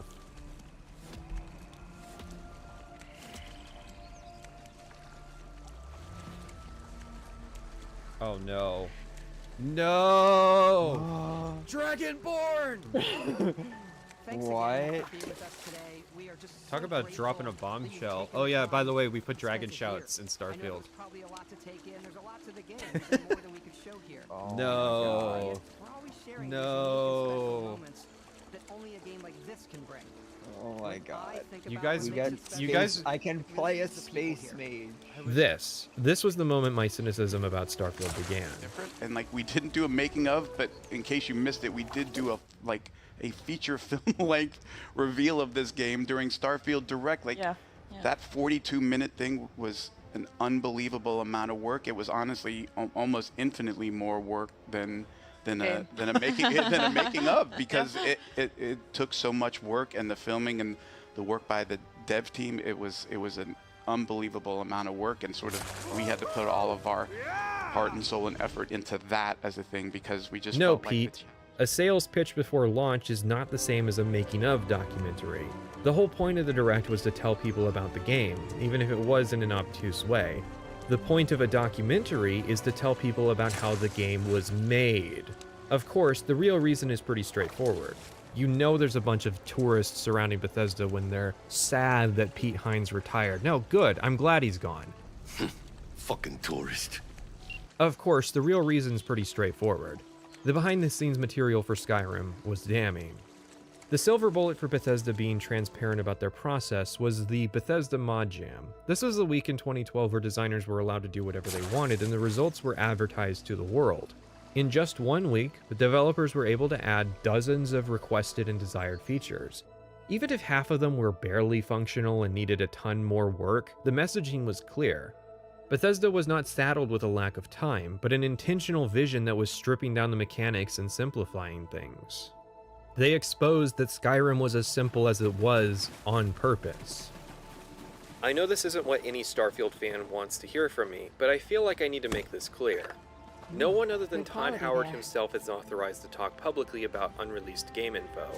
That's the job of our PR/marketing/community folks. I can't share my opinions on game content, I can't talk about performance, I can't discuss, well, most things. I signed an NDA. I'm a professional. I don't want to get fired. Now sure, developers signing non-disclosure agreements is nothing new. But it's very clear that they muzzled Immel because even in the short, controlled interviews he's allowed to do, almost everything he says is a damning indictment of Bethesda's design practices. Literally all you have to do is let him talk and he'll tell on himself the entire time. My ritual is to just go. I just like, I like stream of conscious. I think like I sometimes can be a little bit manic, but like my process is just like, it might be sending an email with dialogue. It's just like, hey, let's talk this out. Let's do it. Like there's no, the process is really just like, let's do it. Let's go and like create as soon as, and like, with that, we finally made it to New Atlantis, but we still aren't free. I mean, technically we could be. While you aren't allowed to use the Frontier to fast travel anywhere else without main quest progress, you are free to do any side quests in New Atlantis that you want. And if you were able to acquire enough credits while in the city, you could purchase your own ship and use it to travel without continuing the main quest any further. However, I consider this an extremely unlikely thing for people to do when the alternative is a single conversation with Constellation. I know it's a role-playing option, but it's pretty extreme just to break out of the shackles of this railroaded introduction. Also, you can actually commandeer one of the Crimson Fleet ships that attacks you before the Crete research base, but they're also locked down by Protocol Indigo. So being able to bypass Constellation by buying a ship is more likely an oversight than an intended mechanic. Shout out to Private Sessions for helping test this with me. However, it's further established that Constellation actually has a protocol for this exact scenario in order to prevent us from stealing their ship, which means this must happen more often than never. This protocol has big implications for the story later. No, I'm not joking. There's also a very slim window of opportunity where we're in Constellation and can take the Frontier, but not saddled with an active quest. You can even be stuck with a companion if you go one dialogue too far. This game's main quest is determined to not let us break up with it. Let's talk about step-off moments. This is a buzz term that was used all throughout Starfield's development and promotion. There is. Look, the way the game starts is pretty set for everybody. Yeah. So we definitely have what we call the step-out moment, and we probably have a few of them giving the scale of the game. The early ones are the ones that we do spend time on to make sure it's impactful when you finally get to see the surface of the planet or what that planet looks like from space. We always have that step out moment into the world, so to say. Technology's changed, we've all changed, so our expectations when loading up a game, like, okay, I'm gonna step out and there's gonna be this moment. Us being able to do that and have it feel new every generation, every game, is something that is really special about what we do. I like to say that Starfield has 2 step out moments. It's cryptic. I think it's okay to let just like the time settle. Meaning you step out, How does the wind sound? How are the trees moving? How are the clouds moving? So when you step out, you feel like you're experiencing the outside world. Like, you feel a little bit the loss of it being destroyed because you were there. You feel the loss of your family. And the game throws a lot of mechanics at you. And it's intentional that you're trying to find your way. It takes a little while for you to feel comfortable in that world. My favorite part is every time you step out on a planet, it's a unique experience. The moment when you step out into the open world in Oblivion is like an all-time, like instant great gaming memory for me. Yeah, and for the time, it's such a wow moment. Yeah. Given gaming at the time. I think if you go back and look at it, you're like, it's all right. Todd talks a lot about step-out moments. And that game, really any game that I've played recently, that growing up in the vault sequence, growing up and building a relationship, and the moment when you walk out and the world opens below you, no matter how old I get, I will never forget that moment. As far as thinking about moments like that have such a strong resonance with the character, how does creating that come about? Do you think about that early on, like we have to create a step-out moment, and then you kind of work backwards from that? Or does it just kind of evolve organically? We're like, this is going to be the moment right here because it feels right. That is the seed that comes from Todd Howard, the wellspring from which the game flows. It's always the very beginning moment. It always starts with Todd and where he wants to see it. He's great about that. Step-off moments are defined as that moment after you exit the tutorial dungeon in Elder Scrolls or the Vault in Fallout, where you first enter the open world. It's ironic that the term was focused on so heavily considering Starfield ultimately lacks such a moment. Alright, poll time. Is Starfield's step-off moment when we first exit the building at Argos Extractors? Is it when we first enter space? Is it on Crete? Or is it our arrival at New Atlantis? See, the formula up until now is that the step-off moment is the first time you're in the open world and you're no longer under the control of the introduction. When you exit the cave at Helgen, you're free to play Skyrim however you want from there. Starfield doesn't have that. The fact that people didn't even know they were still in the tutorial really speaks to Starfield lacking a strong defining moment of player freedom. And that's why I say it doesn't have one. Todd did say there were two, so I have to imagine the first is when we first exit the building on Vectera, and the second is in orbit of Vectera.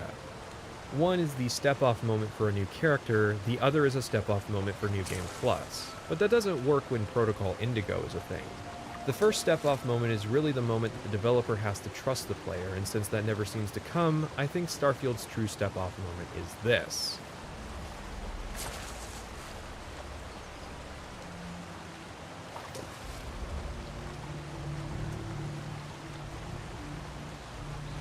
I suppose I must rip the band-aid off at this point. If I were to do an analysis of Fallout 4, I feel that covering the main story between our departure from the Vault to our arrival at the Institute, without revealing that our missing son is actually the leader of the Institute, a faction that everyone we'll meet hates, that you will invariably waste time in that analysis. Because of that twist, you have to reanalyze Fallout 4's first act in that context. Whatever interesting intrigue you thought was being set up has to go out the window. Starfield suffers from the same problem, which is alarming to say the least. One of the benefits that Starfield enjoys, which Bethesda did not have with their prior titles, is that Starfield is a new intellectual property. A common trope of Bethesda writing is that they often violate their own canon. While this is true of all of their games, it stems from a basic creative decision.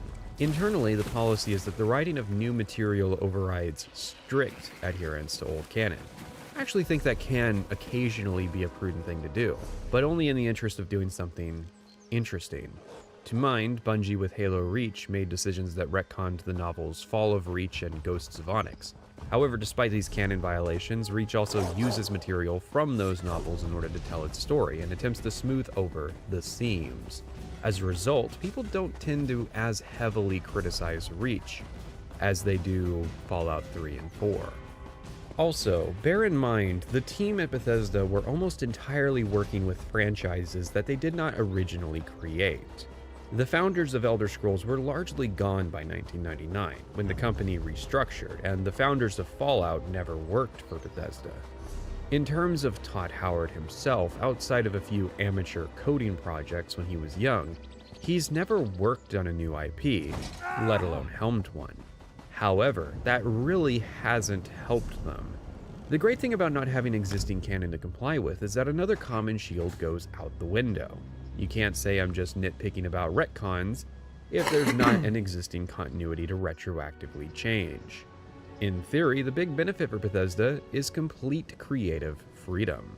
They can put whatever chems they want in whatever containers they want to, because there's no quest in Fallout 2 that says otherwise. The downside is that it is up to them to create an interesting continuity and setting to explore completely from scratch. I could say that about Starfield was all new. Right. But it was so new that you had no basis of kind of starting from scratch. And that's also had its own challenges. Now, I have heard, even from Bethesda fans, that I should not go into these games expecting a good story. At best, the claim will be made that the story merely has to be functional in order to introduce the mechanics. I'm afraid I'm going to have to disagree for a few reasons. Firstly, Todd stated that the main storyline was going to be 30 to 40 hours long. But if our previous ones, if we aimed for, let's say, a 25-hour main quest, this one might be in the 30s, maybe 40 just for the main quest, but yeah. You simply do not spend that much time and effort on something you don't expect players to do. In fact, Starfield was marketed that its main storyline was going to be a key selling point. There is a particular argument I have heard before that, while I do not like, I do feel the need to discuss. The argument goes that Bethesda is consistently bad at doing main storylines, so it might be better if they stopped. I don't like this argument because it assumes a lack of ability to improve and takes away creative license. However, I do have to confess that they've had a long time and many chances to demonstrate improvement and haven't. At some point, you need to tell that friend that no, a 21st year of doing stand-up comedy may not result in their breakout moment. I think about how much effort went into the main quest, and how if that effort had been put elsewhere, how much better the side content could be instead. Will Shin is the lead quest designer on Starfield, his resume including several side quests from Markarth as well as Azura's quest in Skyrim. Sorry, correction in editing, I have to do the Wikipedia thing and update that is to a was. He didn't die though, thankfully, he only left the company. But it was funny editing my script and realizing that statement had already aged. His work isn't groundbreaking storytelling, but it is interesting to imagine the what if the side content was the main story. It's the most directly transferable skill set, simply changing a mentality of design. It's an apples to apples transfer, not like saying they should stop making main quests to focus on making more music. Instead, and I was shocked that they admitted that Starfield's development began with its ending. An ending that Will Shin says is his favorite part of the game. So let's hear some of their favorite moments. The ending. To be frank, from my impression of just playing Starfield, I had assumed that the ending was a year 4 or 5 edition. A neat feature someone came up with that they managed to backfill material for, not an actual design goal from the outset. In order to really understand Starfield's main quest, we need to start at the ending. New Game Plus is not a bad idea to add to the Bethesda formula. In fact, it's a solution to many of the problems I've discussed with the Elder Scrolls games. If anything, New Game Plus could help Fallout 4, which was probably part of the motivation to implement it. But, for some reason, they decided to create an in-universe explanation for New Game Plus. Instead of creating opportunities, they created restrictions. Questlines could be incentivized to become multifaceted and present many different options as replayability is baked into the game. Continuous progression gels well with continuous skill-based leveling. Essential NPCs are no longer necessary if I can restart the universe. In fact, per the rules of the story, you could design a backdoor route to completing the main quest without talking to a single NPC in Starfield. Starfield could actually mirror the freedom that Morrowind gave. So for Morrowind, we were much more cavalier about it, and we had that message box that would come up that would say, you've severed the thread of prophecy, and Little we just said, these like, days, yeah. you're on your own, pal. For Oblivion Onward, I think we do the best we can to find as many of these things ahead of time, but it's definitely a challenge of making a big open world game, is that it is difficult to anticipate everything the player can do. And I do think that to a certain degree it goes into the writing. Is like you're trying to craft a story that is for the most part pretty linear, But you're going into it with the understanding that at any point, the player can pull out a sword or a gun, or just walk away from it forever. Yeah. You see, essential NPCs are necessary because, well, they just are, okay? Someone might ruin our linear story if we let them do whatever they want. So the main problem, as always, is having a way they expect players to play and needing contingencies for when the player decides to deviate from the rails of their ride. That's what I mean when I suggest that Bethesda's goals with New Game Plus are backwards. They're too focused on giving it a lore explanation and not how it can fundamentally uplift their design ethos. There are only so many ways you can diegetically explain a mechanic like this, which is why if they decide to bring it to TES 6, I hope they should just bring the mechanic and not try to write an explanation for it. Please, do not break the canon further by trying to explain in-universe why I can do New Game Plus and Elder Scrolls 6. I don't care if Akatosh and Dragon Breaks already exist, it's not necessary. Starfield's big twist is that the artifacts we are hunting grant us access to something called the Unity, but there are mysterious entities pursuing the artifacts as well. The Unity unlocks access to the multiverse, returning us to a prior point in time in the next universe, and that these beings are actually alternate universe incarnations of characters we've met called Starborn. Yes, unironically, we are Kunalakan, Starborn. I mean, you guys are basically writing a multiverse every time you write a storyline. Multiverse. Every time you write a storyline. However, it does not stop there. We are permitted to bring forward our knowledge from Universe 1 in order to affect events in Universe 2 through specialized Starborn dialogue checks. For example, explaining upfront to Constellation the entire main story, thereby skipping the mystery components.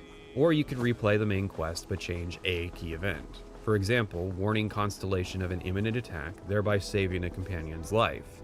If this is starting to sound interesting, then I'm afraid that I've already revealed most of the interesting things Bethesda will do with this premise. The majority of its usage is largely to just skip bribes and persuasion checks. In Fallout 3, we try to handle so much, we ended up having a rule.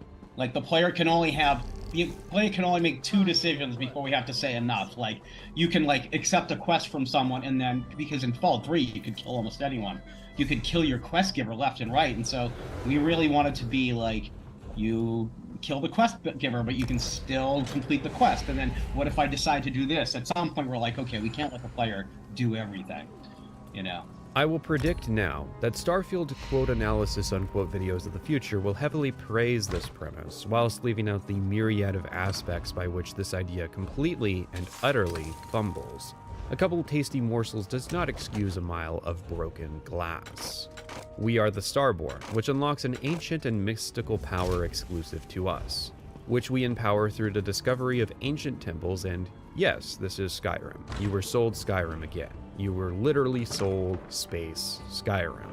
I have taken a rather large enjoyment in seeing the spoiler-conscious culture attempting to broach the topic and advise people on how exactly they should play Starfield, without revealing why they should play Starfield in those ways. Actually, SuperRad basically admitted that details about the system were not supposed to be revealed in Day 1 reviews, which was corroborated by other reviewers blurring out main quest objectives and the power screen. The only rules necessary to follow were certain spoilers surrounding the game. This matches with similar requests, rather than mandates since I didn't have to sign anything, that I got with my review copy of Cyberpunk 2077, asking I not discuss things like the Black Wall in a Day 1 review. So in a way, Bethesda engineered the confusion about New Game Plus, which is further hilarious because it's definitely an element that is helping fuel the fire against the game.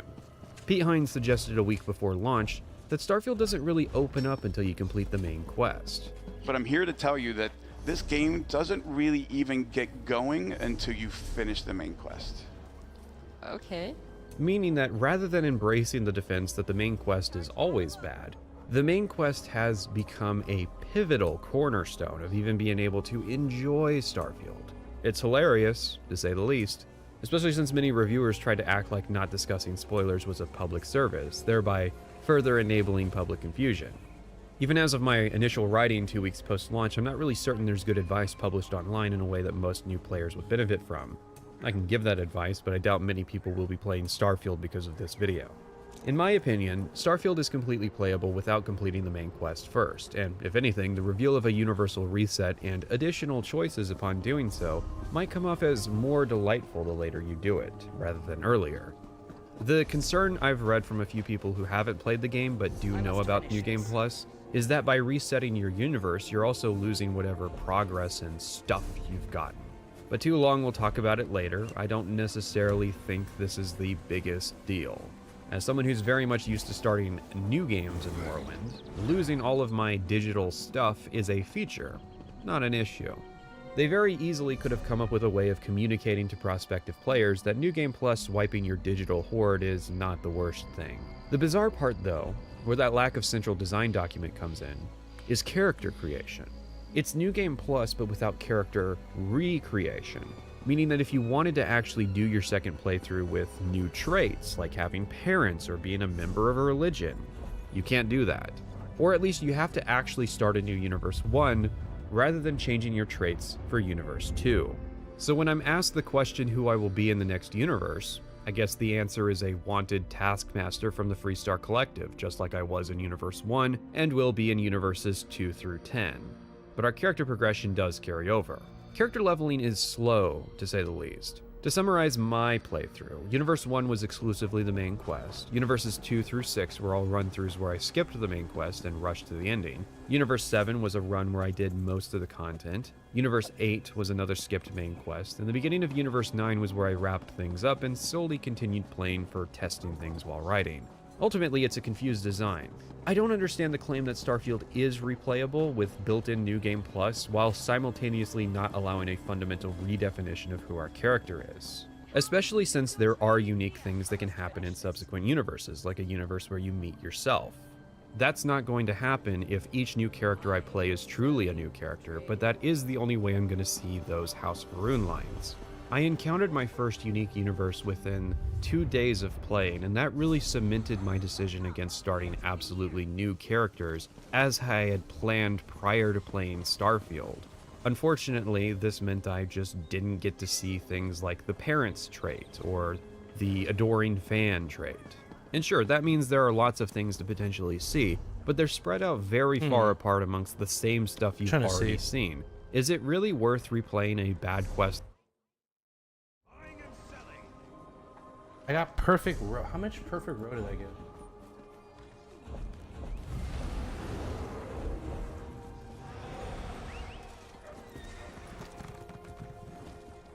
Let me look up on TTC.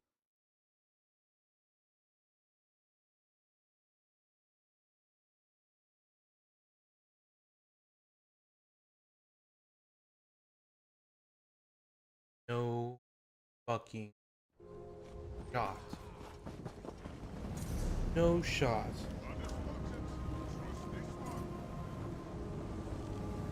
What dumbass? What dumbass sold it for 30? Wait, please tell me. What's that guild called? Dude. Dude. I will buy that shit right now.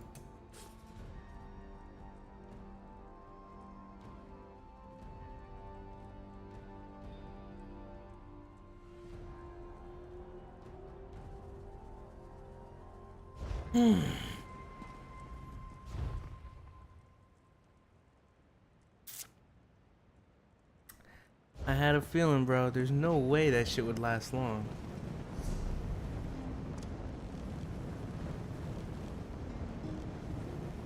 Alright, well, I'm gonna... About 7 hours. We're all here. Have fun. Peace out, gamers.